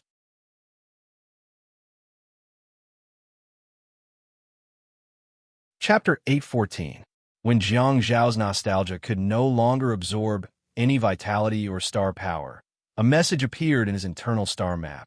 Leapfrogging, skill point +5. Jiang Zhao wiped his eyes, and the rain and snow gradually became lighter. The Tears of Sorrow was deactivated, and he waved his hand to open the door of the Scourge Ruins. The decoy Jiang Zhao finally walked out of the corridor and into the rain. He then picked up Ash's corpse and jumped into the door of the Scourge Ruins. Jiang Zhao's figure flickered, and he appeared in the warm home. Han Jiangxue felt her vision blur, and she saw a toxic healer shivering in the cold. His pale lips made Han Jiangxue's heart ache. Jiang Zhao said apologetically, "Sorry, I was too anxious. That opportunity was fleeting. I should have taken you with me." Han Jiangxue hurriedly grabbed a towel and wrapped it around Jiang Zhao's buzz cut. "It's good that you're fine." That person, Jiang Zhao pursed his lips and said, he wanted to live for a few more days until the Lunar New Year. "Can I agree to that?" Han Jiangxue glared at Jiang Zhao angrily and heaved a sigh of relief in her heart, but she did not show it on her face. She hurriedly pushed him towards the bathroom and said, "Hurry and take a hot shower. I'll make some ginger soup for you." While walking, Jiang Zhao said, "I have a blessing. It's okay, it can cure all illnesses." "Okay." Han Jiangxue agreed and turned to walk towards the kitchen. "Next time, no matter how anxious you are, don't go alone." Jiang Zhao stopped in his tracks and turned to look at Han Jiangxue, only to see that she was looking back at him with a solemn expression. The two of them looked at each other for less than 2 seconds. Although she looked sullen, she pushed open the door of the kitchen and walked in. Blessing to warm the body and ginger soup to warm the heart? It should be little Jiangxue that warms the heart. Jiang Zhao touched his chin and muttered, "So, using logical reasoning, we can conclude that little Jiangxue equals ginger soup." While doing math, Jiang Zhao pushed open the door of the bathroom. The two of them were indeed star warriors who had walked on the edge of the blade. They were both warriors who had fought on the edge of life and death. One of them went into the bathroom, while the other went into the kitchen. It was as if nothing had happened in the empty living room. Only the phone on the coffee table in front of the sofa in the living room was still buzzing.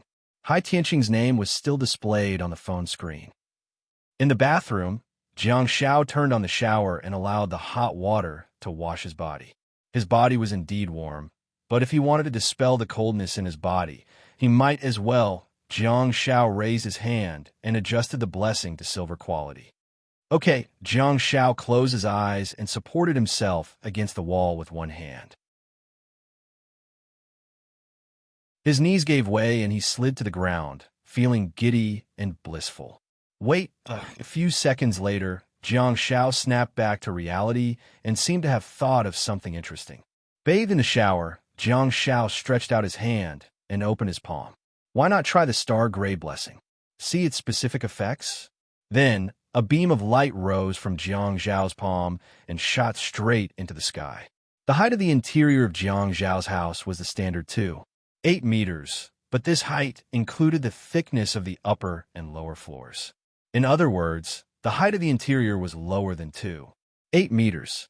After the beam of light in Jiang Zhao's hand hit the ceiling, it actually spread out, and the holy light was like a surging cloud that instantly covered the entire ceiling of the bathroom. A few seconds later, the entire bathroom was covered in a rain of holy light.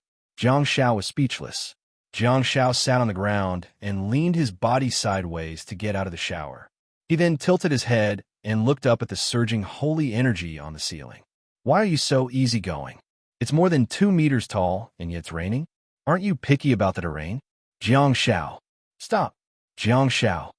Han Jiangshue's voice suddenly sounded from outside the door. Jiang Shao got a great shock and had no idea what happened. He hurriedly retracted his star blessing. Jiang Shao quickly wiped his body and walked out while wrapped in a towel. He also saw Han Jiangshue frowning in the living room. He frantically asked, "What's the matter?" Han Jiangshue asked, "Did you use blessing inside?" Jiang Shao said, "Ah, yeah." Han Jiangshue pointed at the door of the bathroom. To be exact, she was pointing at the gap above the door of the bathroom. The energy surged out from the gap of the door, and there were droplets of light as it spread. If it continues to spread for a while, I'm afraid it will spread out from the gap of the window. Oh. Jiang Shao scratched his head and said with a slightly awkward expression, "I can't control its range." Hey, there's a phone call. Jiang Shao scurried to the coffee table and returned to his bedroom with the phone in his hand. Jiang Shao initially thought that he had managed to escape from the awkwardness, but when he saw the caller ID, his face turned sullen again. After a moment of silence, Jiang Shao chose to pick up the call. "Teacher, hi. There was an accident just now. I'm sorry." More than 10 minutes later, Han Jiangshue grabbed 2 white porcelain cups and pressed her elbow against the handle of the kitchen door before opening the door and walking out. As soon as she came out, she saw 2 Jiang Shao sitting on the sofa in the living room. Han Jiangshue walked toward the coffee table with the cups in hand and lowered her head. Her eyes darted back and forth between the 2 of them, but she couldn't find any difference. She asked, "Which one?" One of the Jiang Shao stretched his hand out and said, "It's all the same. It's both me. Besides, we're now using synesthesia and can even experience the feeling of drinking ginger water. Experiencing it and drinking it are 2 different things. Why did you summon the bait?" Han Jiangshue handed the cup over and asked, "Phew, phew, phew, phew." Jiang Shao grabbed the cup and blew on it a few times before taking a sip of ginger water. "Slurp," the other Jiang Shao suddenly said. "Why does it taste like brown sugar and dates?" Han Jiangshue held the cup and sat on the sofa. She said casually, "I put it there." Jiang Shao said, "Slurp." "Ha!" Jiang Shao said, "Let's go to the Calamity Ruins at night and leave the bait at home. Besides, are there no more ghost tiger star beads? I want to absorb the star technique perception." Han Jiangshue nodded and said, "There are no more ghost tiger star beads." "That's a good idea. Be it for the perspective of safety or training, it's a good choice. Sleeping in the Calamity Ruins and sleeping at home would result in a completely different transformation of the body. After all, the concentration of star power was obvious." Jiang Shao suddenly said, "I'm sorry, we didn't have a peaceful New Year either." Han Jiangshue shook her head and didn't seem to care at all. She said, "Let's get some New Year goodies tomorrow morning." Based on that sentence alone, it could be seen how the lives of the 2 young people were like. Star warrior soldiers were fundamentally different from ordinary men and women in normal society. Just now, Jiang Shao experienced a life-and-death battle. Just now, Han Jiangshue was threatened in her own home. Now, the 2 of them were talking about buying New Year goodies tomorrow, and neither of them mentioned anything about moving. "By the way, who called just now?" Han Jiangshue asked. "Hi, Tianqing." Jiang Shao sighed and leaned back against the sofa. Han Jiangshue held the cup and warmed her palms. He asked about One Tail. "Did you tell him?" everything? Yeah. Jiang Shao nodded and said, he said he's coming over. Han Jiangxue asked, huh? When? Jiang Shao shook his head and said, I don't know. He didn't tell me specifically. I reckon it'll be after the new year. Slurp. Huh. Han Jiangxue placed a cup on the coffee table and stood up. Let's go, it's late. Let's go back and sleep. Han Jiangxue then looked at Jiang Shao, who had been talking to her, and said, stay at home and clean up. To her surprise, Jiang Shao, who had been talking to her, stood up, walked to the middle of the living room, and opened the door of the Calamity Ruins. It turned out that Jiang Shao, who was drinking the brown sugar ginger water, was the bait. Han Jiangxue frowned and narrowed her eyes. Jiang Shao panicked and quickly walked to the coffee table, picked up the cup that Han Jiangxue had put down, and downed the brown sugar ginger water in one gulp. Damn it, it's so damn hot. But I can tolerate it. It's Jiang Guppy. Jiang Shao turned around and leaped into the door of the Calamity Ruins like a dog in the summer. He stuck his tongue out and gasped continuously. SS. SS. SS. Jiang Shao, who was sitting leisurely on the sofa, was also scalded due to his synesthesia. Han Jiangxue entered the door of the Calamity Ruins and couldn't help but chide him. Don't you know how to drink slower? Her voice got further and further away, and the door of the Calamity Ruins gradually closed. On the sofa, the bait Jiang Shao grimaced in pain. As the door of the Calamity Ruins in the living room disappeared, he paused for a moment before picking up the mobile phone on the coffee table. After some thought, he composed a text message and sent it out. The bait Jiang Shao looked around and walked into the kitchen, picked up the broom, and began cleaning up. As soon as he swept the kitchen floor, the mobile phone on the coffee table in the living room buzzed again. Jiang Shao hurriedly walked over and answered the call. On the other end of the line, a familiar hoarse voice said, Your training is over. Yes, yes. Are you back? Jiang Shao asked. Perhaps realizing that his question was not specific enough, he added, Has your team returned from Kongjian? Have you returned to China? Second last said, Yes, they're all back. Huh? Can you apply for leave and come back to celebrate the Lunar New Year with me? Jiang Shao asked in joy. Yes. Hearing second last calm response, Jiang Shao felt much better. More than 3 months had passed in the blink of an eye, and Jiang Shao was rather eager to meet second last. Firstly, Jiang Shao wanted to find out more about the mission that second last had received. Secondly, Jiang Shao was also a little worried about second last's mental state. Jiang Shao continued, Okay, you've been busy for several years. You've been carrying out missions every day and the workload is so intense. It's time for you to take a break. You didn't go home last year. In Jincheng, northwest of China, second last stood quietly in front of the office window and looked up at the bright moon in the sky while listening to Jiang Zhao's nagging. The word home made second last's heart feel warm and fuzzy. By the way, I prepared a New Year gift for you. You have to come back early to check it out, Jiang Shao suddenly said in a louder voice. Second last said, A New Year gift. Jiang Shao said, Yes, I bet you'll like it. Jiang Zhao's words made second last a little surprised. She didn't have a strong desire for things. What she liked and desired the most was the satisfaction of completing missions. As for the rest, second last reached behind her and subconsciously touched the dark red headband on the back of her head. She said, Speaking of gifts, I have something for you too. Jiang Shao raised his eyebrows and said with anticipation, Oh, I'm looking forward to it. Don't let a child's expectations down. Otherwise, it will affect his entire life. You'll become a sinner. Second last answered calmly, Your gift is gone. Jiang Shao was speechless.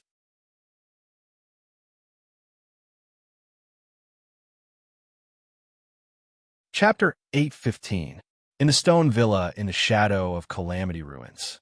Knock, knock, knock. The sound of knocking came from the stone door, but there was no response from inside the house. Han Jiangxue stood in front of the stone door, bent her fingers, and knocked on the door again. Xiaopi. Jiang Shao? Huh. Jiang Shao woke up in the room and got out of bed to open the door. What's wrong?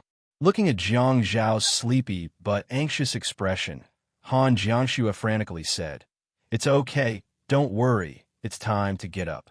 Jiang Xiao rubbed his face with one hand and muttered, "Oh my sister, you're really amazing.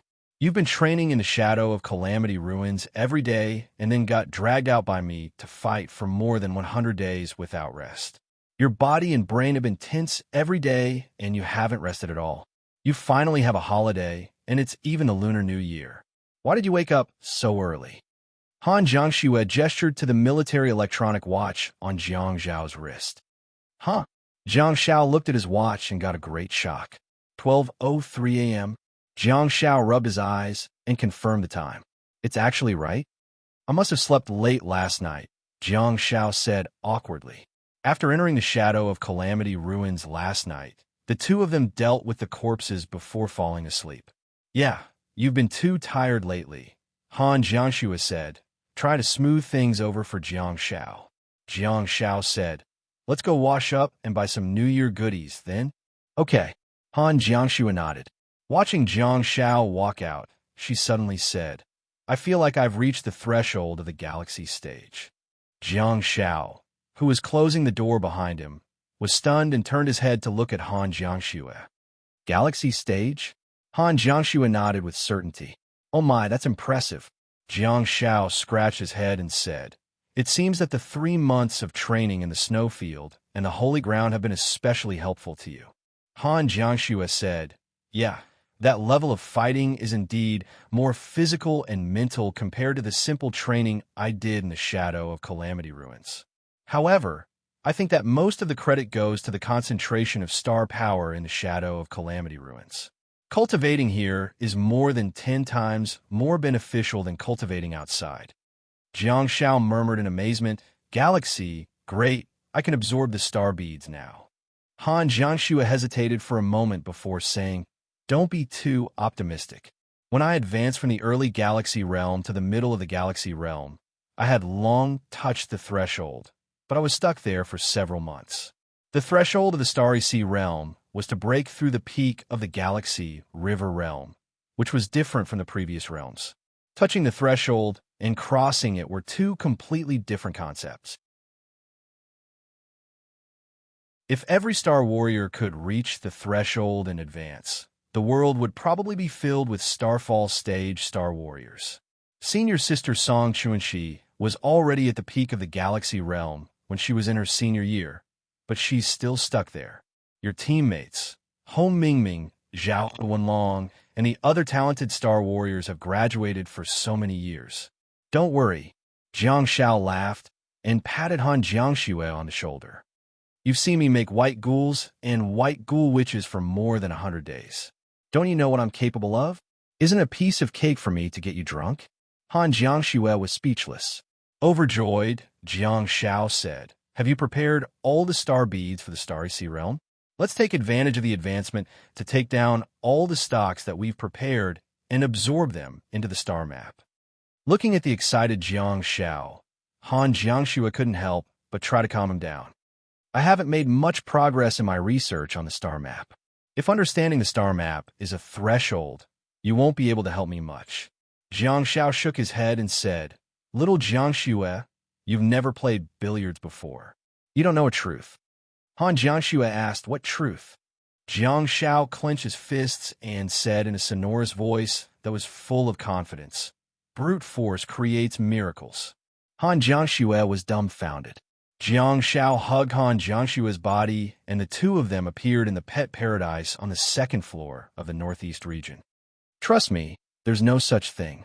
Just be reckless," Jiang Xiao said while looking around for Ying Bear. Jiang Xiao wanted to get Han Jiangxue drunk, but his strength didn't allow him to. It's time to show the power of Ying Bear. Ying Bear, it's good for you too." Jiang Xiao looked around the mischievous castle and finally found his target. He took 2 quick steps and dived into the ocean ball. He swatted away a bunch of red and blue balls and hugged the sleeping bear, who was sprawled on its back and snoring in the ocean ball. "Huh." Ying Bear got a great shock and thought, "What's in my arms?" Ying Bear rubbed its eyes with one of its paws and tried to lower its head. only to see Jiang Zhao's smiling face. Ying Bear wrapped its paws around Jiang Zhao's body and hugged him upwards. It rubbed its furry head against Jiang Zhao's face. It's noon. It's still sleeping. Jiang Zhao tried his best to pick Ying Bear up and thought to himself, this guy is getting heavier. The Calamity Ruins was indeed particularly nourishing for living creatures. Compared to the Ying Bear that participated in the Star Pet competition half a year ago, the current Ying Bear was probably close to 9 meters long. If it continued to grow, it might be able to break through the ceiling of this species. After all, an adult bamboo bear was only about 8 to 2 meters long.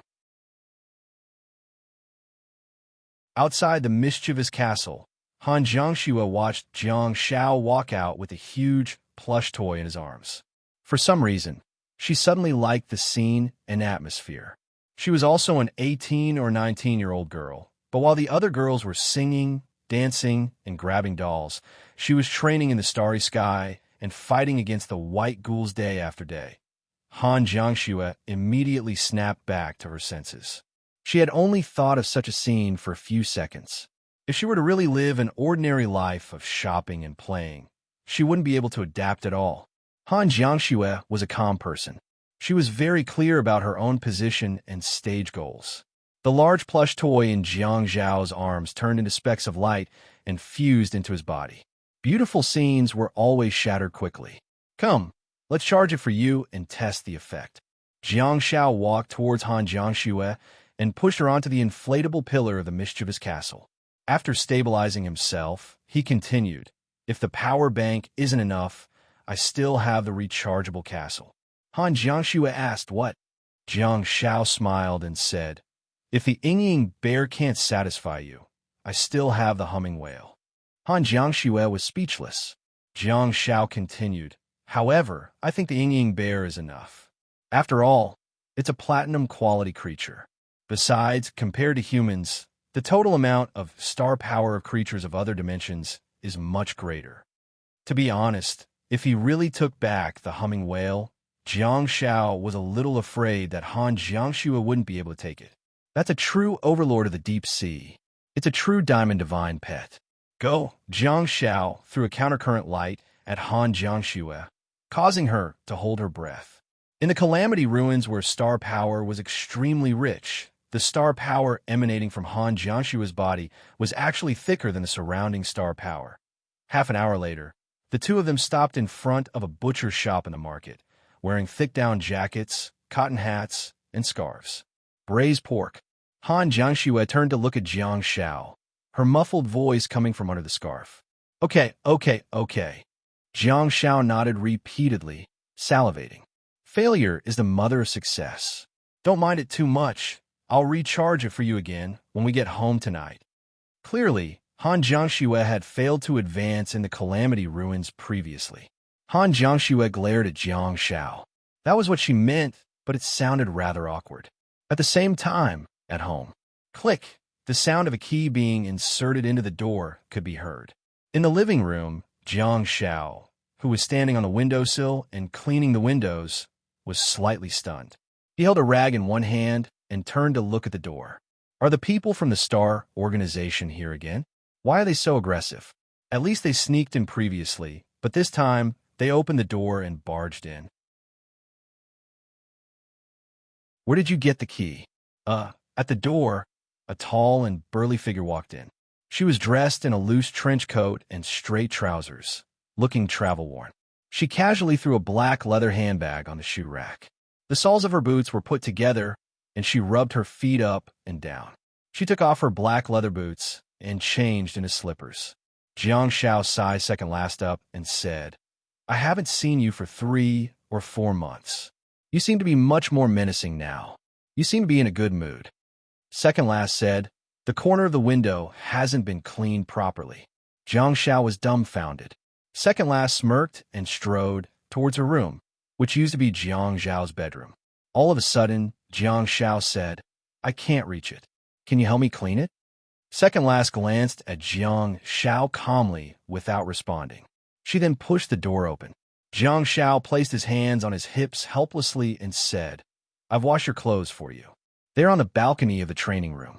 Go and get them yourself. Second last looked at the large bed in the room and said, the bed isn't made.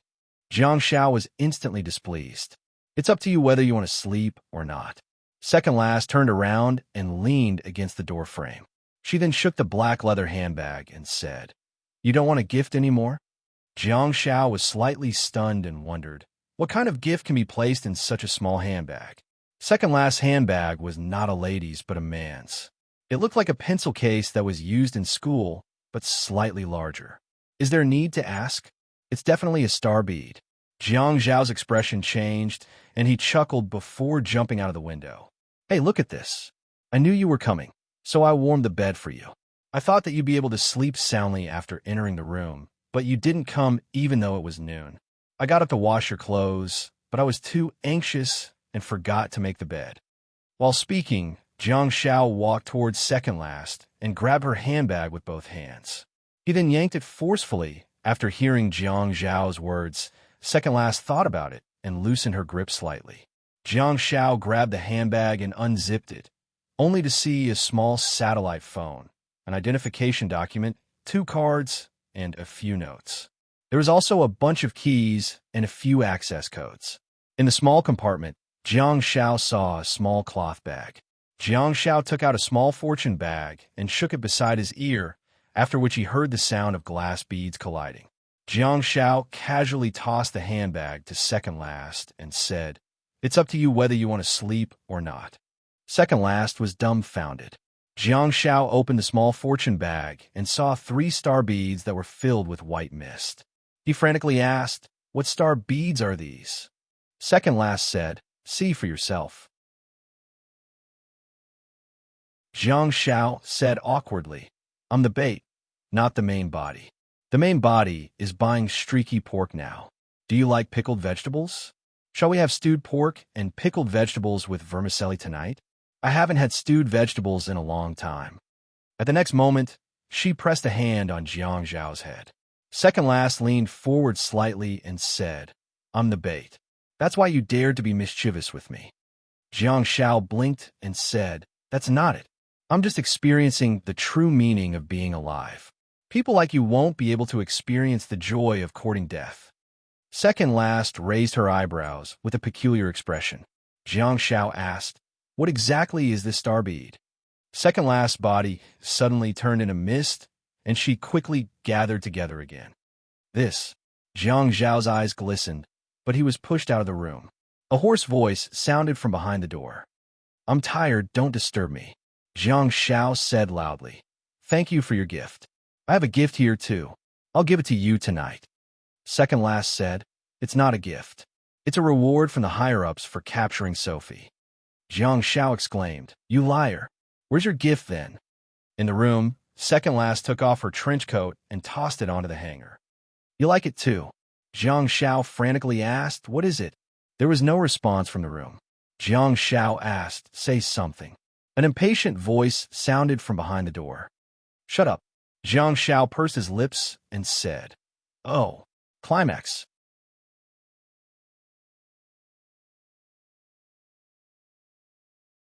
Chapter 8:16. At night, Jiang Shao and Han Jiangxue finished shopping and found a quiet corner in the safe passage of the mall. Jiang Shao then brought Han Jiangxue back to Unit 701. Jiang Shao hurriedly stepped forward and watched as Han Jiangxue opened Sky Smasher. The two of them sorted the items and placed the ingredients in the kitchen. Jiang Shao quickly walked to the sofa in the living room and sat down. He then opened the drawer of the coffee table and took out the little fortune bag. Jiang Shao reached his hand into it, and at the same time, 2 pieces of information appeared in his internal star map.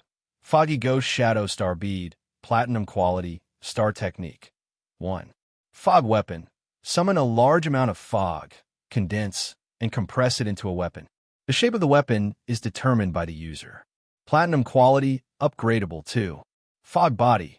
Summon star power to envelop the user and turn the user into fog. Lasts for 3 seconds. Platinum Quality, upgradable, huh? It's a star technique from the foggy mountains of Shihai Province. If nothing went wrong, second last fog and the weapon that was covered in thick fog should have come from the foggy ghost shadow starbead. But then again, the fog actually appeared to be covered in a platinum color after being compressed. It was really unique. Kacha. The door of second last room opened. Clearly, she, who had a perception-type star technique, already knew that the siblings had returned. Hello, commanding officer. Han Jiangxue was sorting the items, and when she saw second last walking out, she put down the bag in her hand and nodded at her. Such respect did not come from a superior and a subordinate.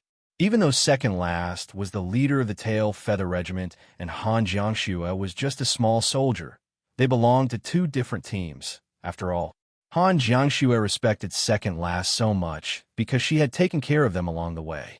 All along, Han Jiangxue had been very respectful towards second last.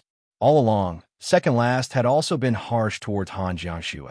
That was unfair to Han Jiangxue because she had been taking the blame for three last without doing anything. Second last had mentioned to Jiang Xiao more than once that Han Jiangxue reminded her of three last. Call me second last. Second last answered casually and turned to look at Jiang Xiao. Jiang Xiao put the star bead in a Xiao Fu's bag and said, "The clothes are still drying on the balcony. Go and get them yourself. By the way, we went to the mall just now and bought you one." He then looked at Han Jiangxue. Jiang Xiao rummaged through the pile of items and muttered softly, "You have no idea how difficult it is to buy your shirt number, but I still have to buy it no matter how difficult it is. I just don't want to sing Hui Yuan Jia anymore." Although Jay was talented, he couldn't trouble him to save Jiang Xiao every day. Second last reached out to catch the clothes that Jiang Xiao threw at her with a peculiar expression. What the hell was all this fancy stuff? This big hoodie. It's red and white with graffiti all over it. There's a panda drawn on the bottom right corner. Jiang Xiao said, "It's for men. I'll make do with it." Second last put down the clothes in disdain, turned around, and walked towards the training room to look for clothes on the balcony. Jiang Xiao had specially custom-made pajamas for her during the Lunar New Year at home. Although it had been 2 years and might be a little old, it was at least suitable for ordinary people. Staring at second last back, Han Jiangxue turned to look at Jiang Xiao and couldn't help but smile. Did you see her reaction? Remember our bet? Jiang Xiao smacked his lips and said, "Okay, I'm willing to admit defeat. I'll go clean the stone villa tomorrow." A few minutes later, second last walked out in a dark red robe. Seeing this, Jiang Xiao yelled towards the kitchen, "I'm going to the shadow ruins with her. I'll come out in a while." In the kitchen, Han Jiangxue answered, "Okay, let's go." Jiang Xiao walked to the middle of the living room and opened the door of the shadow ruins. The two of them leaped into the shadow ruins one after another. At the next moment, second last froze slightly. This is the shadow ruins? Second last silently sized up the brand new shadow ruins. There are too many elements. Although the shadow ruins were illuminated by the fireworks, it was still a little dim. However, second last, who had a perception-type star technique, could see very far away. The once desolate Scourge ruins had now become a paradise, or rather, a warm home. "What's the northernmost side?" Second last asked as she looked into the distance and saw the area that was emitting a faint blue glow dozens of meters away. Jiang Xiao walked on the stone path with second last and said, "That's the swimming lane that I built. There are many sea soul lamps in it, and they emit a blue glow." Second last didn't seem to be listening to Jiang Xiao's explanation and simply asked the most important question. "The concentration of star power here is not right." Jiang Xiao scratched his head and said, "My star technique, Earth and Rose, has advanced to the highest quality, and my star concealment star technique has undergone a qualitative change. I've extracted a lot of star power and channeled it here. If you want, you can cultivate here too. The speed of growth is probably more than 10 times faster than outside. Little Jiangxue has already touched the threshold of Star C." Second last asked, "Huh?" Hearing her rare accent, Jiang Xiao chuckled and walked on the stone path towards the stone villa in the southeast corner under the flaming guards on duty. "You'd better not swim for now. After the Lunar New Year, I'll change the water here with the tear of the realm. While speaking, Jiang Shao led second last into the backyard of the villa and pointed at the small pond that was emitting a faint blue light. That was the place for bathing. Jiang Shao said, "There are a few sea soul lamps in there too. You can take a look." Second last said, "Sea soul lamps." "Yes, after I went to the Sima Kingdom for the competition, I went to the deep sea with the prince and princess and caught more than 40 sea soul lamps." Jiang Shao pointed at the pond that was covered in ice. Second last asked, "Do you know how rare the sea soul lamps are?" Jiang Shao chuckled and said, "I got lucky. I accidentally entered the sea soul territory and found a sea soul fish demon that likes to collect treasures. I snatched all the treasures that it painstakingly collected." Second last was speechless. Jiang Shao stood by the small bathtub and asked, "Aren't you going to take a look?" Second last frowned slightly and said, "There's someone inside." "No, it's a corpse." Jiang Shao shrugged and said, "It's your gift. Go ahead and accept it." Stunned for a moment, second last strode to the edge of the small bathtub, knelt down, and reached her hand into the bathtub that was covered in ice. She was wearing a nightgown, and it did feel like she was bathing in a sauna. "Okay, I'm just short of a hand." Second last grabbed the corpse's hand in the cold bathtub and pulled it out. Looking at the pale face of the person in front of her, second last held her breath. She said in a hoarse and trembling voice, "This is," Jiang Shao said, "this New Year gift is a little special, but I know you'll like it."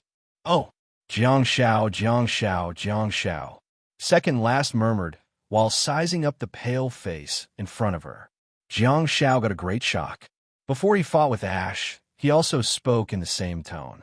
It was a sense of excitement and satisfaction after catching prey. Jiang Shao quietly took a step back.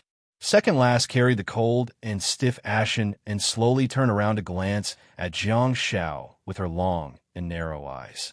Jiang Shao pursed his lips and said, "I thought you'd like it." Second last said, "Of course, I like it very much." Jiang Shao asked, "What do you mean, then?"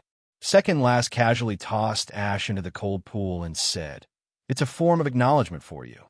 Jiang Shao added, "There's also admiration and gratitude." "Maybe. How did you catch him?" Second last asked while waving her hand. That's good, that's good." Jiang Shao heaved a sigh of relief and said, "He came to my house." Clearly, he saw through some of the team's attempts to trap him. He followed the clues and found out that something went wrong in Sophia. Hence, he came to me. Second last fell silent upon hearing his words. Back when they were capturing Sophia, second last had already asked if it was worth it. That question represented second last's evaluation of the consequences of Jiang Zhao's exposure of the bamboo bear. At that time, Jiang Zhao's response was also resolute, and he said, "It's worth it. Now, the consequences have already been felt, and they would probably come one after another." Second last stared at Jiang Shao silently and wanted to say something, but she didn't know what to say. Jiang Shao understood second last's expression and waved his hand with a smile. He said in a carefree manner, "I was the one who accepted the mission, and I was the one who decided on the method of capturing him. I was also the one who made the decision. Don't think too much and don't say too much. The matter of my mutant bamboo bear will be exposed sooner or later. Besides, I'm also a member of the tail feather team." As soon as he said that, everyone fell silent and no one spoke again. Jiang Shao pondered for a while and broke the silence. The reward for capturing the assessment members is 3 foggy ghost shadow star beads. The reward for becoming an official member must be very generous, right? Second last nodded and said, "I'll fight for what's yours. No one can take it away from me." Second last then walked over and asked, "Did you manage to get any information out of him?" Jiang Shao said with a troubled expression, "I'm sorry, I didn't have star power cuffs at that time. Besides, I did get a little carried away and drenched him with my tears." "Okay." Second last reached out and rubbed Jiang Zhao's head gently. "Don't mind it. It's not easy to win a criminal of this level. You don't have to force yourself to capture him." At this point, Jiang Shao got excited and said, "This guy is really ferocious. 1 round.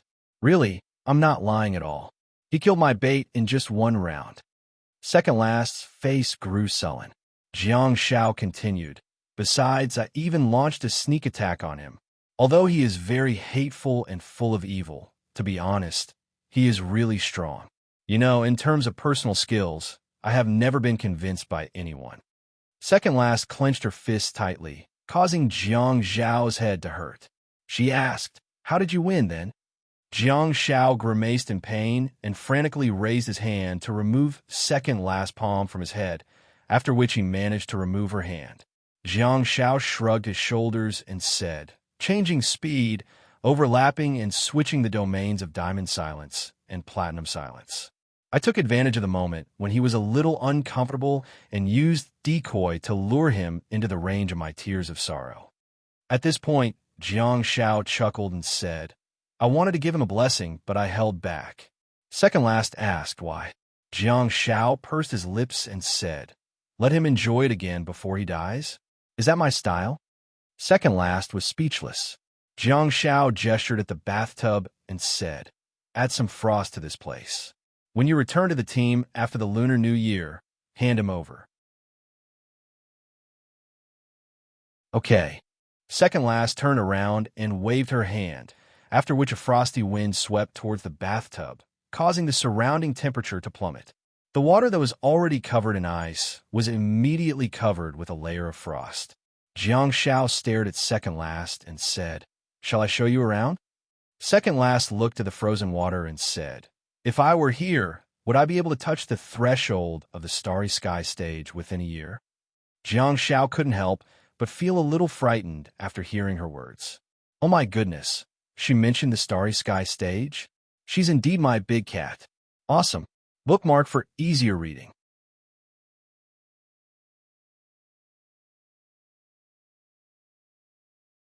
Chapter 817. Jiang Shao thought about it and said, I remember that you entered the Galaxy stage in September 2015, right? It's February 2019 now. It's been 3.5 years. What level are you at now? Second Last turned around and looked down at Jiang Shao.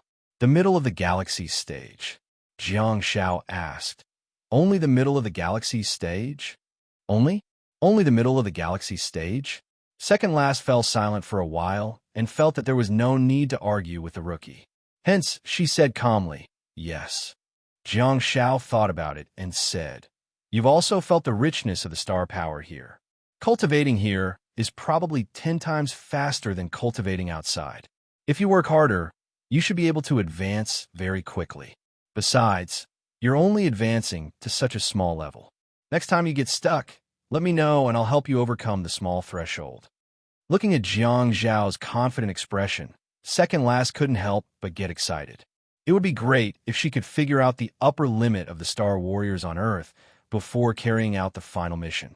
Jiang Shao continued, the problem is you're now in a high position. How do you have the time to cultivate here every day? I have time, Second Last said softly. The higher-ups have given me a special mission that's still in the preparation stage. Jiang Shao asked in bewilderment, what mission? Second Last said, a mission that I might not be able to return from.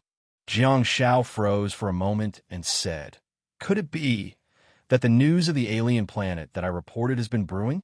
The mission to explore the alien planet has fallen to you?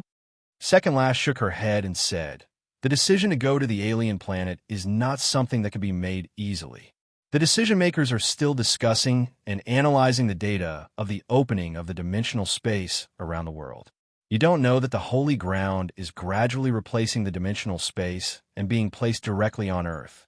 The theory that you provided back then is still waiting for further verification.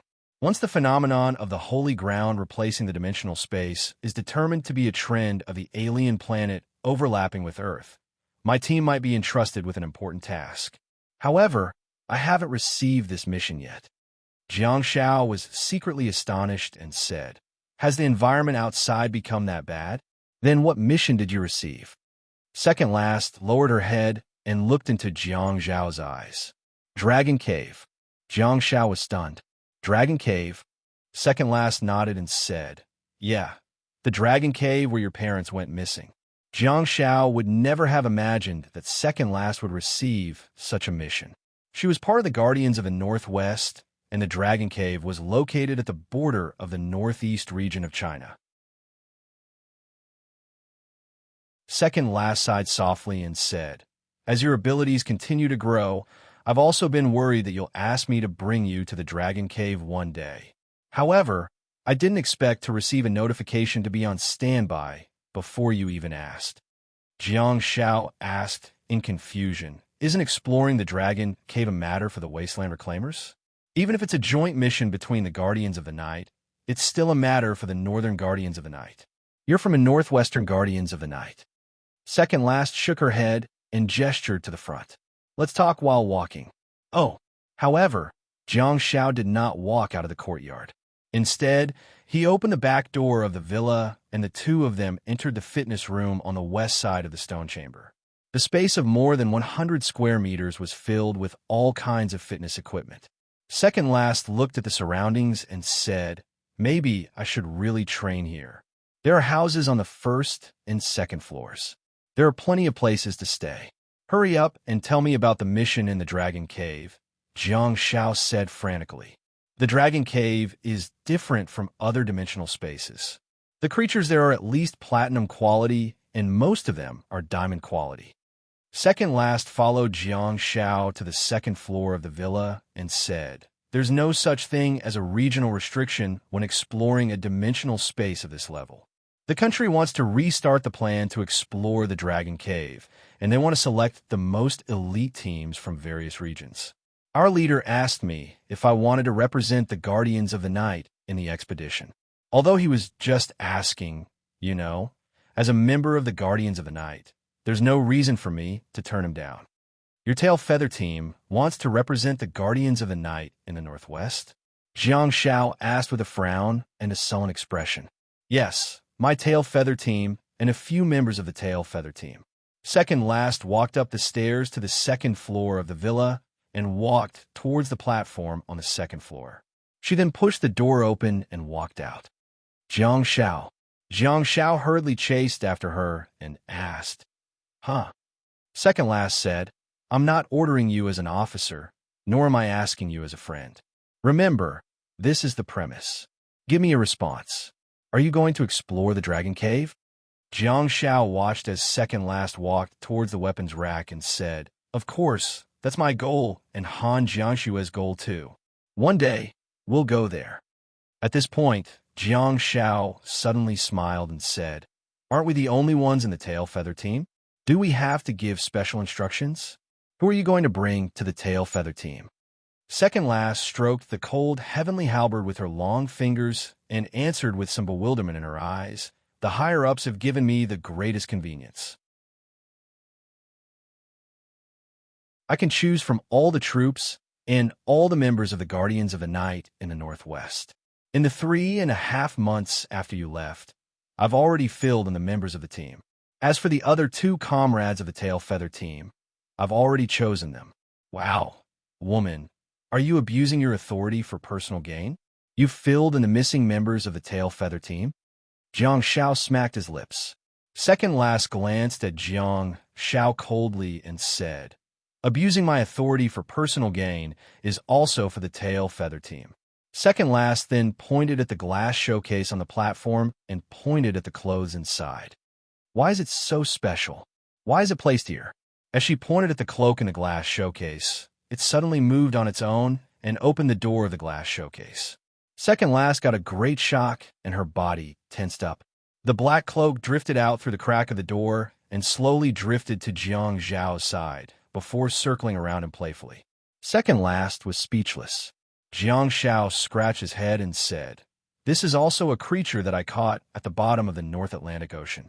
It's called the Soul of the Sea Devourer, a platinum-quality creature."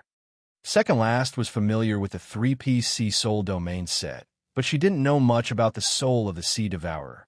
As Jiang Shao explained, Second Last's eyes lit up and she wondered, "There's actually such a creature in this world?" Jiang Shao put on the Soul of the Sea Devourer and stepped on the stone railing of the platform on the second floor.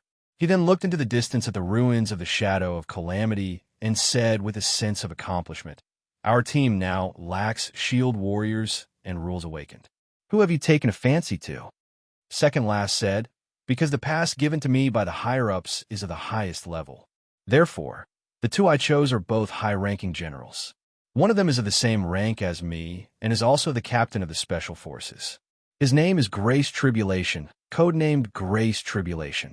The other one is of the same rank as me, but his rank is higher than mine.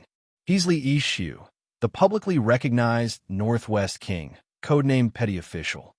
Jiang Xiao was speechless. This girl is really ruthless. The reason why it was so difficult to form the Tail Feather team was because second last had high standards. Even the soldiers under her command had to be the best soldiers in their respective teams. Shadow Crow, Tengu, the Great Sage, and Ho Yin Huan, who Jiang Xiao had participated in the assessment, were all domineering figures. Not to mention the shameless Fu Hei. Apart from Ho Mingming and Zhao Wenlong, who were recommended by Jiang Xiao, the other members of the Tail Feather team were all capable fighters. Yet, she chose the leaders from the various teams. Jiang Xiao asked curiously, "What's your rank?" Second last answered, "Colonel." "Ah, I'm only a lieutenant." There's such a huge difference. Hey, by the way, I was conferred the rank of lieutenant in August 2015. Should I be promoted? Upon hearing this, second last fell silent for a while before saying, "You've done very well in the past few missions. This time, I've specially promoted you to the position of Deputy Commander, which is roughly equivalent to the Deputy Commander of the Special Forces. There's a special phenomenon in the Star Warriors team. Due to the fact that Star Warriors are very outstanding, they will be promoted along with their rank. Now, you're already a major." Jiang Xiao was speechless. Damn it, I didn't know I was that impressive. I didn't even know about it. You've given me so many medals. Don't you know how to remind me? I've even been knocking on the doors of the dimensional spaces with the Lieutenant's Guardian of the Night ID every day. Second last said, "Actually, you've already seen your New Year's present. It's in my handbag, but you just didn't open it." Jiang Xiao asked, "That Guardian of the Night ID is my New Year's present? Did you specially apply for it for me?" Second last nodded and said, "Yeah, but as long as you want to, you can change it again very soon. You're already qualified to be promoted to Lieutenant Colonel. After all, your rank is still there. Besides," second last pointed at the bathtub downstairs and said, "It's good that you understand. I don't want you to be too proud." Jiang Xiao scratched his head with a smile and said, "It's the Lunar New Year. Just say something nice." Second last smiled and walked to the south side of the platform. She glanced at the bathtub below and said, "You've made great contributions. Jiang Xiaopi with outstanding battle merits? Unfortunately, it's useless. The internal star map doesn't care if you're a lieutenant colonel or a lieutenant colonel. It only recognizes meritorious deeds and ranks. Only the Guardian of the Night Medal and the internal star map would award skill points. Hence, to Jiang Xiao, it didn't matter what rank he had. Although he was the deputy commander in name, Jiang Xiao didn't seem to have any real power. At most, he would ask Zhao Wenlong and Ho Mingming to guard the front and back doors. That seemed to be the greatest authority of Major Jiang. Second last strode back to the north side of the platform on the second floor and stood with her hands behind her back. She looked at the panoramic view of the ruins of Calamity and said, "Our two teammates are pretty good. I only assessed them nominally, so I didn't ask you to check on them." Jiang Xiao smiled and said, "Come on, how can a major assess a colonel?" Second last said, "Once you enter the Tail Feather team, you'll be my soldier. No matter what title you have, you'll have to listen to my commands and follow my orders." Jiang Xiao couldn't help but turn around and look at second last's confident expression. He could sense her powerful aura and couldn't help but be secretly astonished. Second last said, "Duties and ranks are all illusory to Star Warriors like us. Strength is fundamental. If you agree to go to the Dragon Cave, our team of 9 will be confirmed. One of them is an assassin, while the other is a Rules Awakened. There will probably only be one Shield Warrior in our team this time. In the Dragon Cave, Shield Warriors are the least needed profession. Their role has been greatly reduced. Jiang Shao frantically asked. 9 people? Isn't it better to have more people? Second last shook her head and said, the Dragon Cave is not a place for you to use human wave tactics. 9 people is already the limit. If there are more people, you might drag us down and cause unnecessary sacrifices. You have to change your mind about the Dragon Cave. We're not going to fight those creatures head-on. In this world, I'm afraid no one can face the creatures head-on. At this point, second last suddenly stopped and turned around to look at Jiang Shao thoughtfully. Jiang Shao shrugged his shoulders and said, you don't have to say anything else this time. This action of yours is the greatest compliment you can give me. Bookmark for easier reading.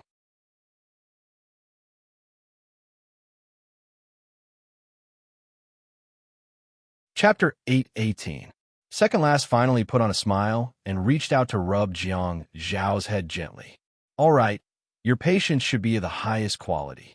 In that case, I'll be more at ease to take you there. If we all die there, you can come out and report some information. Jiang Shao smirked and said, I'm a medical awakened star warrior. You can't just give me the greatest compliment and then turn around to insult me.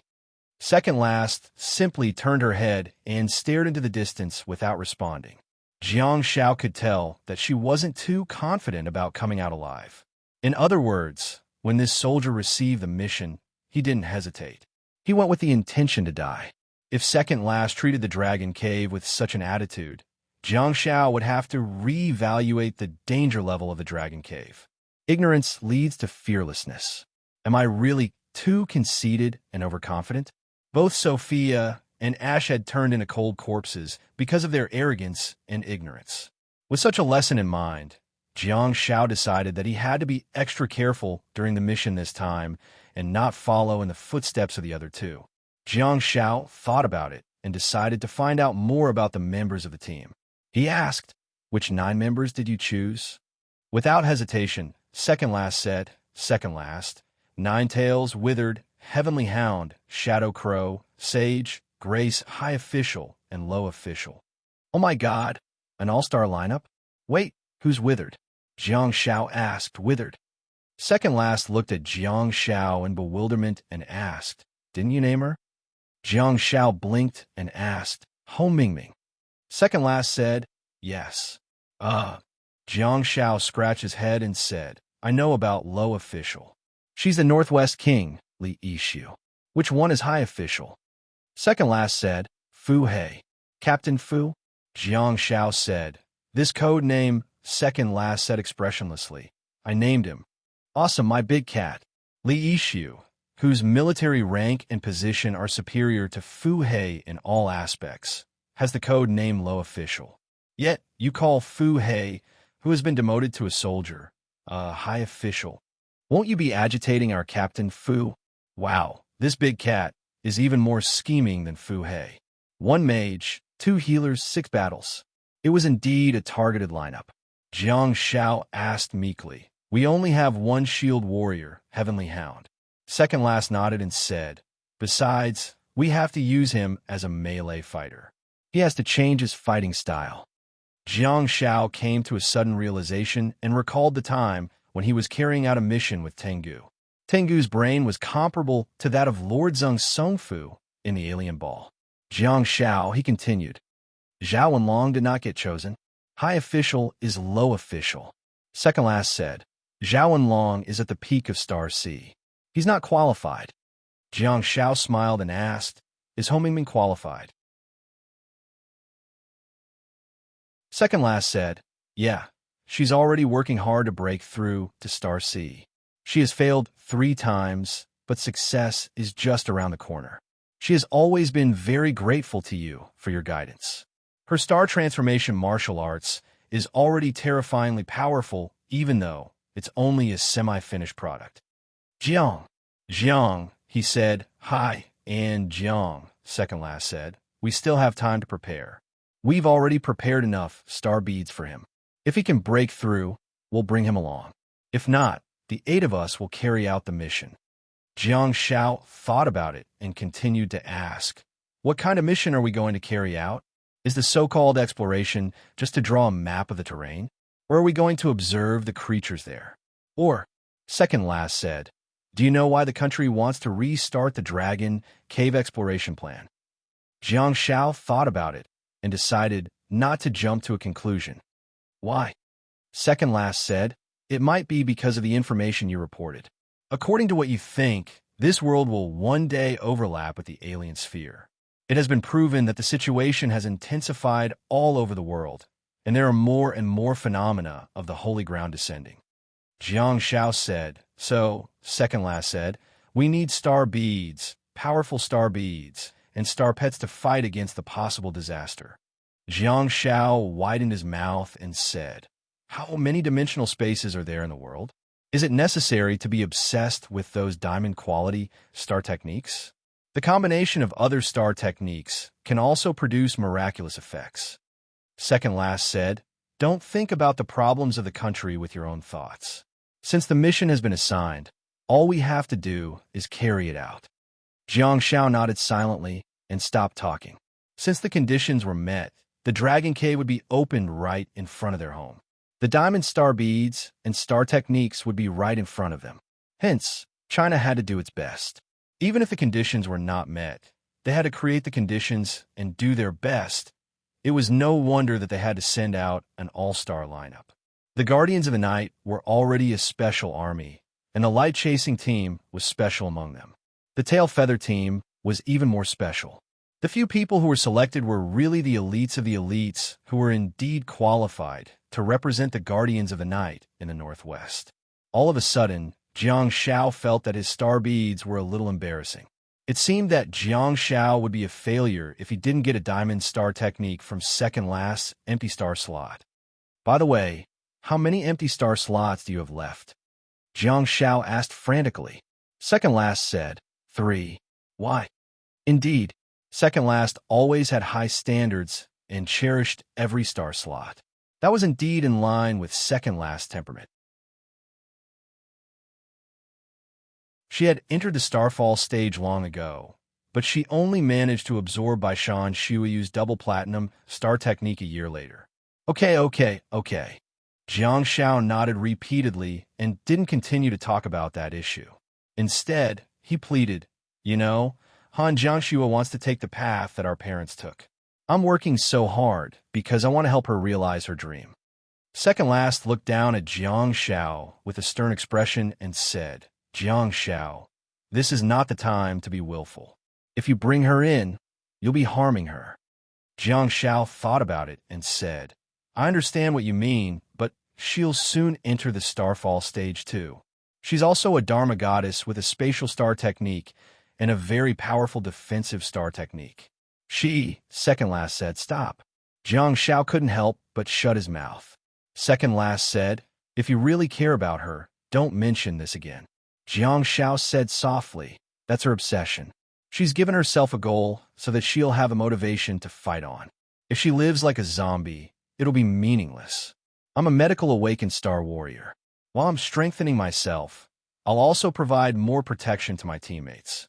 If it's our first time entering the Dragon Cave, and the effects are not too bad, can you relent and let me bring her along?"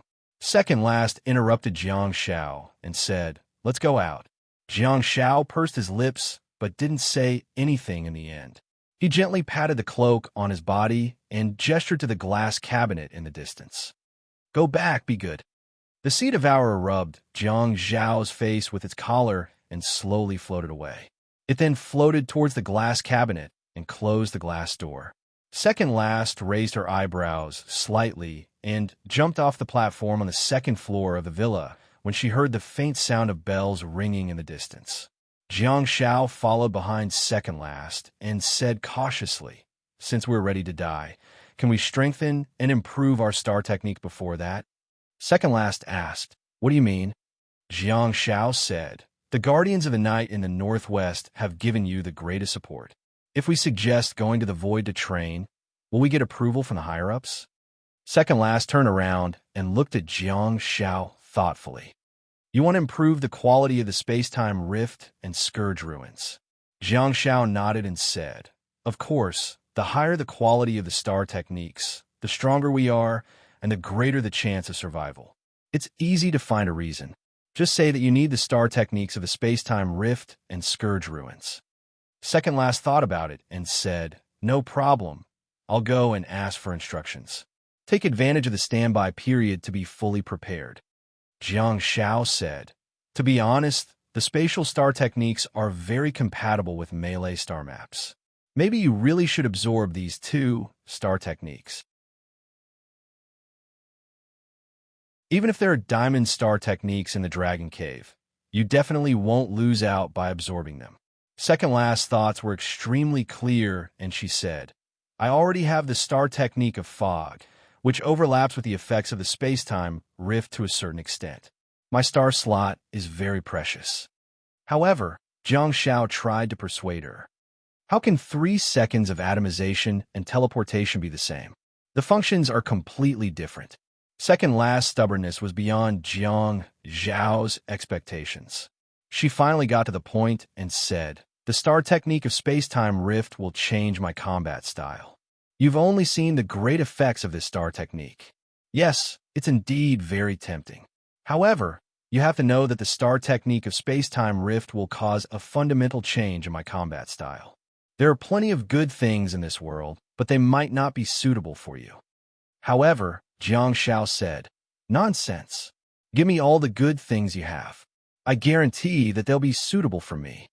Second last ignored Jiang Shao and continued to ponder. However, the Calamity Ruins is a good defensive star technique.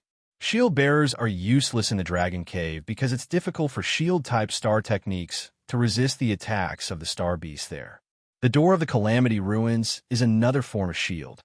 Jiang Shao frantically said, yeah, even if you're taking care of your teammates, you should consider the Calamity Ruins star technique. Okay, second last responded calmly and followed Jiang Shao out of the Calamity Ruins. In the house of Unit 701, the aroma of food wafted from the kitchen and second last sniffed the air, seemingly trying to identify the dishes. She then strode towards the bathroom and got ready to wash her hands. She had just wiped the stiff corpse with her hands. She wasn't a pretentious person. She had been through all sorts of hardships on the battlefield every day. She was simply disgusted by ash. Knock, knock, knock. All of a sudden, someone knocked on the door. The two Jiang Zhaos froze at the same time. Han Jiangxue was looking at the braised pork in the pot and gathering the gravy. Sensing that Jiang Shao was washing the dishes, she asked, what's the matter? Nothing. Jiang Shao placed the dishes in the sink and walked out of the kitchen to open the door. Jiang Shao had also chosen to hide and was about to find a place to hide. Cancel it, second last said all of a sudden. Jiang Shao frowned slightly and thought about it for a while before activating the Calamity Ruins and letting Jiang Shao jump in. The knocks on the door continued, and Jiang Shao looked at the bathroom. Who is it? Second last said, open it. Oh. Jiang Shao pursed his lips and walked towards the door before opening it. The two people standing at the door made Jiang Shao a little dumbfounded. Hai Tianqing, Fangxingyan? Bookmark for easier reading.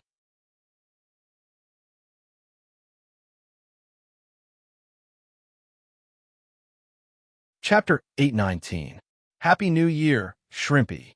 With a smile on his face, Fangxingyan took a step forward, hugged Jiang Shao gently, and patted his back. Hello, Mr. Fang.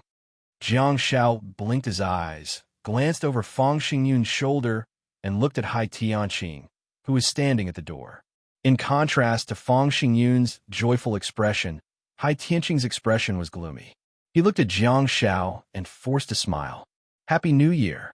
Jiang Shao hurriedly called the two of them into the house and looked for slippers on the shoe rack. It's Chinese New Year the day after tomorrow. Aren't you guys going home for Chinese New Year? Silly child, it's just the two of us during the New Year. Xiaohai's parents are in Jiangbin City. We can go back at any time, Fangxingyan said with a smile, not hiding the fact that she had been abandoned by her parents. Oh, come in and sit.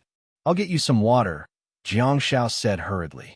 This year, it was the most crowded one. It smells so good.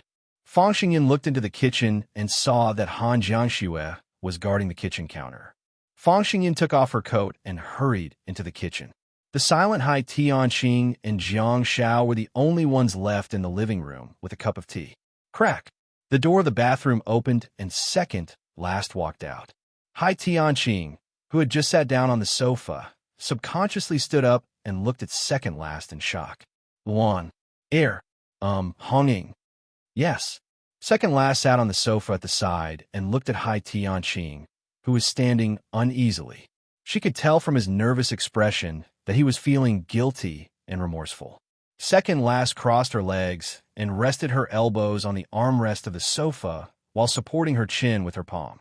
She looked up at Hai Tianqing and said in a hoarse voice, "Since you can't get an answer from me, you decided to make things difficult for my soldiers." Jiang Zhao's heart palpitated.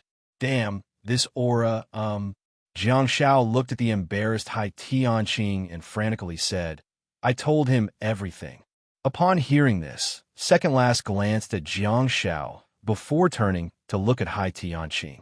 She said, "The murderer and the person who gave the order have been executed." Hai Tianqing opened his mouth. Sit. Jiang Zhao said hurriedly and pushed Hai Tianqing to sit on the sofa. "Since you're here, don't look dejected.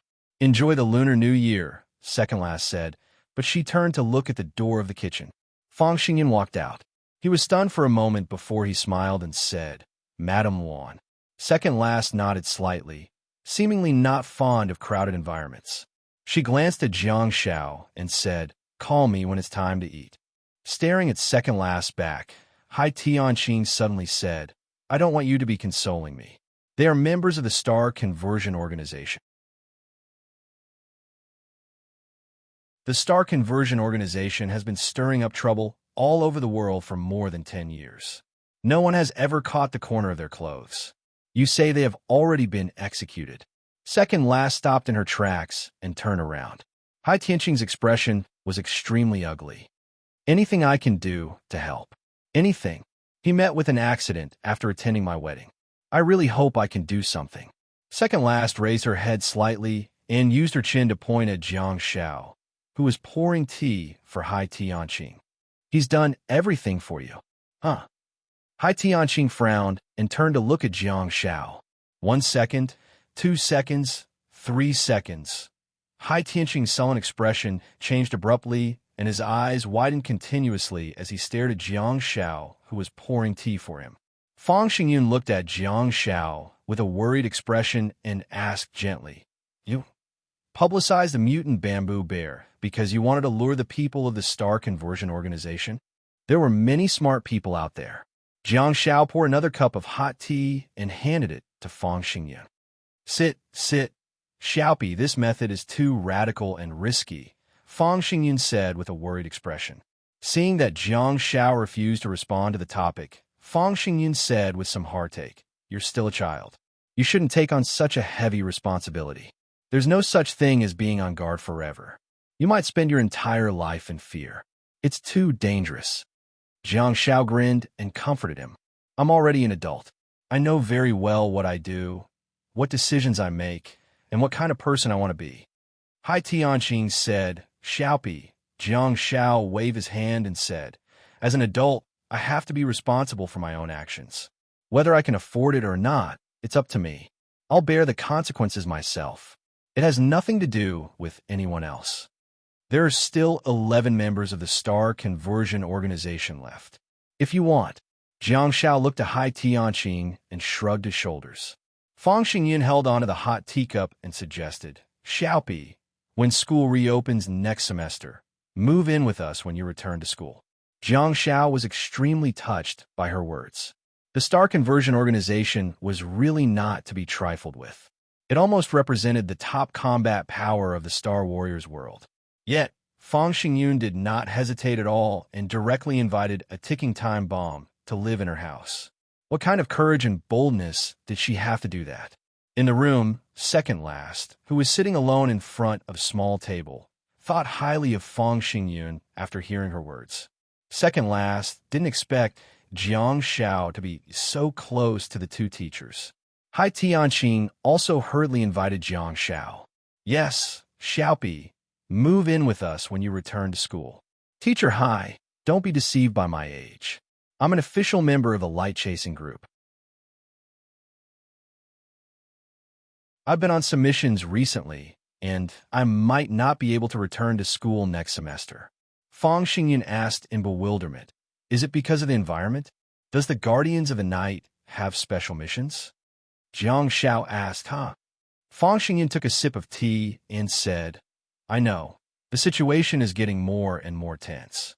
The Apennine Peninsula is already in chaos, and the Holy Ground is also expanding to the surrounding areas. The World Cup this year will be held in the country of Will. I wonder if it will still be held.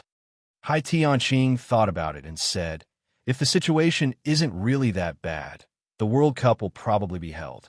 In any case, such a grand event will give the people of the world some confidence, even if it's just an illusion. Before the disaster reaches a certain level, many countries will still hold on. However, if things continue to develop like this, I'm afraid it will be the end of the World Cup even if it can be held. Jiang Xiao waved his hand nonchalantly and said, we'll deal with whatever comes our way. For soldiers like me who specialize in big jobs, I'd better not think about what will happen in a few months. I'll just take it one step at a time. Who knows what Earth will be like by then and what missions I'll receive. Upon hearing his words, Fang Xingyan lowered her head slightly and gently rubbed her flat abdomen. Jiang Xiao was stunned for a moment. Is this a subconscious action? Then, Jiang Zhao's face lit up and he said, Miss Fang, are you pregnant? Fang Xingyan let out a soft cry and stopped rubbing her abdomen. She raised her head and rolled her eyes at Jiang Xiao. Jiang Xiao was confused. This is great news. Why are you reacting like this? At the side, Hai Tianqing looked at Fang Xingyan in a daze and said, Honey, are you pregnant? Jiang Xiao was speechless. Fang Xingyan blushed and nodded. I haven't come this month. A few days ago, I took a test with a test strip. Hai Tianqing was dumbfounded. Why didn't you tell me? Fang Xingyan lowered her head and said softly, I wanted to tell you on New Year's Day. Seeing the scene between the couple, Jiang Xiao immediately fell silent. It seems I've gotten into trouble. The couple discussed for a long time before they looked at Jiang Xiao again. Jiang Xiao felt like he was sitting on pins and needles. He hurriedly stood up and said, Ms. Fang, what do you want to eat? I'll buy it for you now. Sour dates? Hawthorn? Oh, by the way, there's pork stewed with vermicelli tonight. It's all pickled vegetables. Fang Xingyan glared at Jiang Xiao in exasperation. Even when she was angry, she still looked gentle. Shut up. Oh, I'll go see if little Jiang Xue is done cooking. Jiang Zhao's figure instantly disappeared. Even though he was in the living room, which was only a few meters away from the kitchen, Jiang Xiao was still extremely delighted. After a while, Han Jiangxue walked out and stood 2 steps away from Fang Xingyan. She said softly, Ms. Fang, congratulations. Fang Xingyan was well aware of Han Jiangxue's temperament and character. Hence, he didn't mind her purely polite and formal congratulation. Fang Xingyan reached out and placed his hand on Han Jiangxue's. He squeezed it gently and said, Thank you. Han Jiangxue moved away from Fang Xingyan's hand and said, Dinner is ready. Let's go in and eat. Fang Xingyan said, Okay, let's try your cooking. Han Jiangxue gestured for Fang Xingyan and Hai Tianqing to get up and head to the kitchen. As soon as she entered the kitchen, she saw Jiang Xiao secretly eating braised pork. Caught red-handed, Jiang Xiao touched his lips that were stained with golden grease and hurriedly left. Hai Tianqing and Fang Xingyan were still a little uncomfortable with such a scene. He's really elusive. A few minutes later, Jiang Xiao returned with second last. Not only that, but he also brought along a huge plush toy, the bamboo bear. On the back of the bamboo bear, there was a cute little candle that blinked its eyes and looked at the people in the house curiously. Chirp, huh? The 2 adorable pets followed the fragrance and arrived at the table. The bamboo bear didn't stand on ceremony and immediately stood up. The 2 teachers finally realized that it was taller than them when it stood up. Jiang Xiao helped baby bear to sit on the chair and took the apron that Han Jiangxue had taken off. He then tied it around baby bear's neck and tossed little candle to Han Jiangxue. Ever since black and white candle advanced to platinum quality, its body had become stronger and it had become a chubby little boy. When it was thrown, It didn't feel like a balloon, but more like a basketball. It felt great. Oh, little candle buried its head in Han Jiangshua's arms and even rubbed itself against her coquettishly. Unfortunately, forget it. I'll stop talking about it.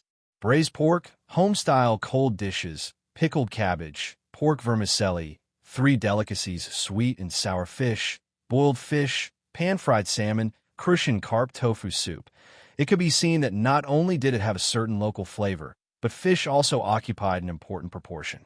Second last looked at the dishes on the table and glanced at Han Jiangshua thoughtfully. Han Jiangshua didn't bother with second last at all, nor did she have the time to. She reached out and grabbed little candle before hurriedly hugging it into her arms again. She initially placed little candle on the table and wanted to feed it directly, but she didn't expect it to be a little greedy. Its head, face, almost plunged into the Crucian carp tofu soup. Fortunately, Han Jiangshua was quick to react.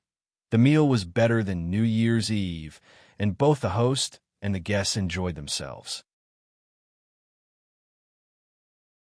After dinner, Han Jiangshua and Fang Xingyin took Little Candle and Bamboo Bear to the living room to play. Second last also went back to her room to rest, leaving Jiang Xiao and Hai Tianqing to clear the dining table and wash the dishes. Jiang Xiao stood in front of the sink and suddenly said, "Teacher Hai."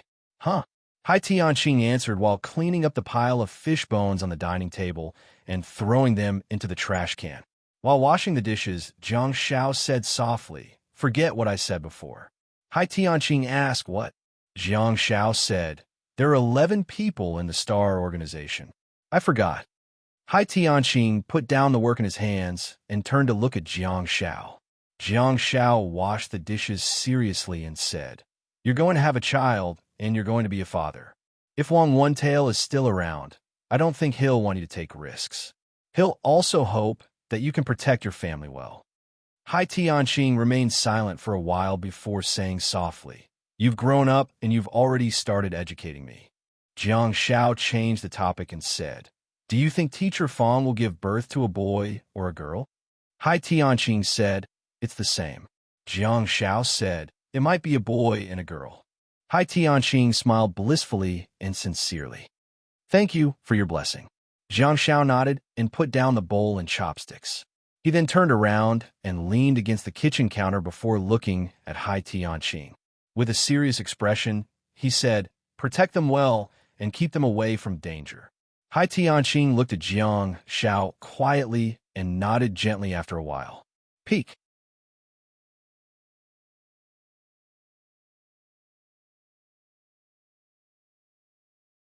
Chapter 820. After dinner, they chatted for a while before Hai Tianqing and Fang Xingyin left. Since it was almost the end of the year, Jiang Xiao did not force the newlyweds to stay. Although Fang Xingyin's family didn't want her, Fang Xingyin's family was very fond of her. Hence, they went home to reunite with their parents. After the two of them left, Jiang Xiao opened the Shadow Ruins and left Jiang Xiao, the decoy, at home to look after the house while he entered the Shadow Ruins with Han Jiangshua and Second Last. Under Jiang Zhao's insistence, Second Last let Xiao Xiao out too. Harumph, Baishan Shuiyu spread open his wings and sprinkled down a cloud of ice crystals. He raised his horse's hooves, and the sound of his horse's neighing reverberated throughout the dimly lit ruins of Calamity. Huh. When the bear saw its new friend, it blinked its black eyes curiously. It tried its best to stand up. Only then did it realize that this Pegasus was huge. Xiao Xiao, whose head was nearly 4 meters above the ground, looked around and discovered its old friend. It lowered its head and buried its head in Jiang Zhao's arms while rubbing against him. "Long time no see, Xiao Xiao." Jiang Xiao stroked its cold and white mane and chuckled. "Let the bear bring you to eat delicious food. There's a lot of food in the pet paradise." Ing. The bear swayed its buttocks as it walked over and climbed up Xiao Xiao's long neck.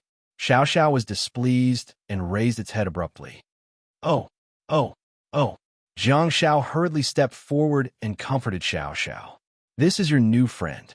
You guys have to have fun together." The bear spun in the air and sat down on the huge horse's back, following the momentum of the charge. Huh. At the next moment, The bear's voice was filled with shock as it blinked its small eyes in confusion. Where's the horse's head? Is a horse's head gone? The bear stretched out its paws and rubbed its eyes for a long time before turning its head to look at Jiang Shao. Oh, it's riding in the wrong direction. Jiang Shao was a little worried. The two of them were both platinum-level divine pets. If they were to really fight, the Shadow Ruins would be renovated for nothing. He simply took Xiao Xiao, Baby Bear, and Little Candle to the pet paradise. Han Jiangxue brought second last to the stone villa, where she picked a room on the second floor and tidied it up before settling in. Other than New Year's Eve, when the three of them stayed in room 701, they spent the rest of the time in the Shadow Ruins. They said that they were enjoying their vacation, but in reality, they had been training very hard these few days. On the morning of the 5th day of the Lunar New Year, something incredible happened. Jiang Shao got up from the stone chamber, and as soon as he walked out of the door, he heard the sound of a treadmill in the gym on the west side. Needless to say, it had to be Han Jiangxue. Compared to Han Jiangxue, who was training hard, second last was much more quiet. She didn't train much and simply stood on the platform on the west side of the second floor with her hands behind her back. She stared at everything in the Scourge Ruins while silently absorbing and replacing the star power in her body. She was like a steak. Sometimes she could even stand all night. Jiang Shao walked out of the villa, put 2 fingers in his mouth, and whistled loudly. Ship neigh neigh, an impassioned horse neighed from afar. In midair, little Xiao flapped her wings and flew over with the sleeping Ying bear on her back. Jiang Shao rubbed Xiao Xiao's head as if he was rewarding her. Due to the fact that Baishan Shuiyu was too big, Jiang Shao had no choice but to jump up and drag the sleeping baby bear down. The baby bear was dumbfounded, and there were still small ice crystals on its furry body. Its thick fur and bear fat made it not afraid of Xiao Xiao's cold body at all. Instead, it enjoyed the air conditioning. Tisk tisk. Jiang Shao sighed while patting the ice crystals on the baby bear's fur and putting it into the star map. It's time for the daily session again. Jiang Shao turned around and ran into the villa before pulling open the stone door of the gym. In the distance, Han Jiangxue had already heard the sound and stopped running. She held a towel in one hand and wiped her sweat while panting heavily. She was blushing and waiting for Jiang Shao. Without hesitation, Jiang Shao cast a countercurrent light with the help of the baby bear's star power in his body. Han Jiangxue breathed heavily while her chest heaved up and down violently. A large amount of star power surged out of her body and disrupted the peace that had already become a regular activity for the siblings every morning. At first, Jiang Shao didn't pay much attention to it, but 10 seconds later, he discovered that something was amiss. The turbulent and violent star power was actually surging toward Han Jiangxue's body. Han Jiangxue also opened her star map, and the white flame star map devoured the surrounding star power like a bottomless pit, like a giant beast that could devour the star power. Right above the stone gym, second last stood quietly on the platform and opened her eyes. There was a hint of surprise in her long and narrow eyes. Downstairs, Jiang Shao didn't even dare to breathe heavily. Suppressing his excitement, he stared at Han Jiangxue, who was trembling violently. In the stone gym, the star power converged into a river and flowed continuously into Han Jiangxue's body. Roar! Xiao Xiao peeked in from the window. There were no windows in the stone villa, only window frames. Baishan Shuyu stared at Han Jiangxue from afar with his ocean blue eyes, seemingly realizing that something was different this time. At the next moment, a countercurrent light was cast over and connected to Xiao Xiao, while the other countercurrent light was still attached to Han Jiangxue's body. Damn it, second last, hurry up and come down. If the star power isn't enough, I'll have to use you. Jiang Shao stopped abruptly. Not far away, the white flames pattern in front of Han Jiangxue suddenly emitted a dazzling ray of light that lit up the stone gym. The light was dazzling, but it was fleeting. 3 seconds later, everything returned to silence.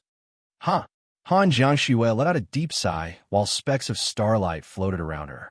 On the star map of the white flames, the surging star power was like an ocean that was extremely powerful.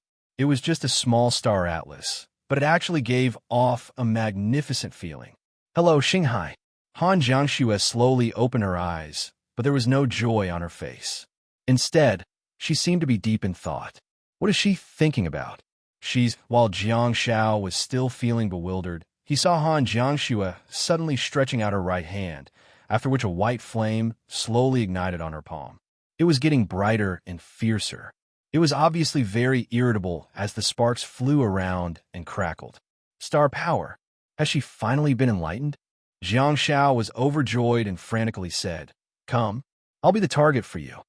Han Jiangxue turned a deaf ear to Jiang Zhao's voice.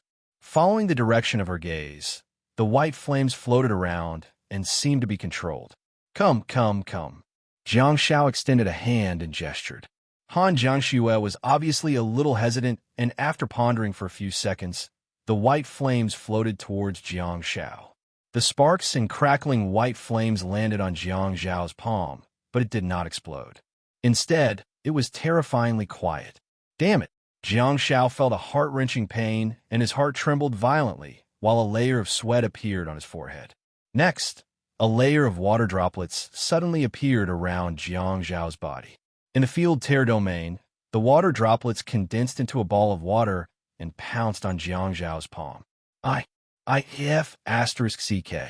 Jiang Shao stammered while trembling in pain. In the ball of water, the white flames were still burning stubbornly on Jiang Zhao's palm. Han Jiangxue frowned slightly and suddenly opened her palm, after which the white flames in Jiang Zhao's hand spread all over Jiang Zhao's body almost instantly. Are you really not my sister? Jiang Shao shrieked in the flames, and the field tear domain completely erupted, fusing Jiang Shao into a ball of water. However, the white flames that covered Jiang Zhao's body were like maggots that were extremely stubborn and could not be removed. Jiang Shao teleported directly into the backyard and landed in the bathtub that was filled with ice cubes. At this critical juncture, Jiang Shao couldn't care less about being in the same pool with Ash's corpse. The answer was obvious. The white flames had not been extinguished yet. Even teleportation can't avoid the flames. Jiang Shao struggled to stand up from the ice bath and said, "Sister, hurry up and stop." Mystical abilities, Han Jiangxue opened the door and walked into the backyard before opening her palm again. The flames that covered Jiang Zhao's body quickly floated back and formed a line of incandescent flames that finally left Jiang Zhao's body. At this moment, Jiang Shao had completely become a powerhouse. His head was very bright. Very bright. Very good. I'm very strong. Of course, his clothes had long been burned away. Jiang Shao hurriedly flashed and returned to his room. All of a sudden, the sounds of moaning could be heard, and he had clearly returned to his room to bless himself. Han Jiangxue frowned and looked at the white flames burning on her palm. She then turned around and looked up, only to see Second Last looking down at her from the platform on the second floor. "Not bad. Star transformation," Second Last said calmly. "Yeah." Han Jiangxue nodded and continued. "Its destructive power is very strong and almost impossible to extinguish. Jiang Zhao's defense is too high and I can't break it. I can feel the emotions of the white flames. It's very persistent and angry." Second Last asked why. Han Jiangxue said, "This is a state of burning everything in the world. It won't give up until it achieves its goal. Does it have emotions?" Han Jiangxue looked up at Second Last and said, "Is your star transformation like this too? Does it have its own emotions too?" Second Last nodded gently and said, "Don't let it control you. Remember, you're its master, not its servant." At the side, the bald man who was wrapped in a coat teleported in and said, "Your star transformation has emotions too? Why doesn't my flower blade have any emotions?" While speaking, Jiang Shao switched to the star map and summoned a giant sword that was surrounded by blood mist. Second Last asked, "Is it really not?" Jiang Shao touched his bald head and said, "Maybe it is. Back then, the flower blade was very strict with me, but after the assessment, it became much better and I can control it freely." Han Jiangxue looked at the white flames in her palm and slowly clenched her fist before turning to look at Jiang Shao. Just as she was about to say something, she froze. Immediately afterwards, Han Jiangxue raised her hand again, only to discover that the white flames were still burning. Although it did not hurt Han Jiangxue at all, it was still burning stubbornly. Han Jiangxue frowned and said, I try to take it back, but it doesn't want to dissipate. Second last said, remember, you're its master. Han Jiangxue stared blankly at the white flames in her hand. A few seconds later, she looked around and gently pushed her palm forward, after which the white flames floated towards the fireworks puppet that was providing lighting for everyone. Whoosh! The fireworks puppet that was burning with crimson flames was instantly covered with a layer of white flames. Ah! The fireworks centipede screamed in pain. Amidst its miserable screams, it, which was pieced together by flames, was forcibly burned to ashes by the white flames. As the firework puppet was completely burned away, the white flames finally disappeared without a trace. Second last said sternly, you're letting it do whatever it wants. Jiang Shao hurriedly tried to smooth things over and said, it's her first time turning star transformation into martial arts. Give her some time and she'll get better. Han Jiangxue said softly, I think this is its characteristic. It will only extinguish on its own when the target is completely burned up. Jiang Shao blinked and said, Tian Shou? Han Jiangxue looked at Jiang Shao curiously and asked, what's Tian Shou? Jiang Shao knocked his head, which made a crisp sound. He really wanted to ask himself, is this melon guaranteed to be ripe? Seeing the bewildered look in Han Jiangxue's eyes, Jiang Shao hurriedly snapped back to his senses and said, no, nothing. I was just spouting nonsense. Bookmark for easier reading. You're tuning in to the Warrior Lore YouTube channel. Don't forget to subscribe and join us on this journey to catch the most captivating stories.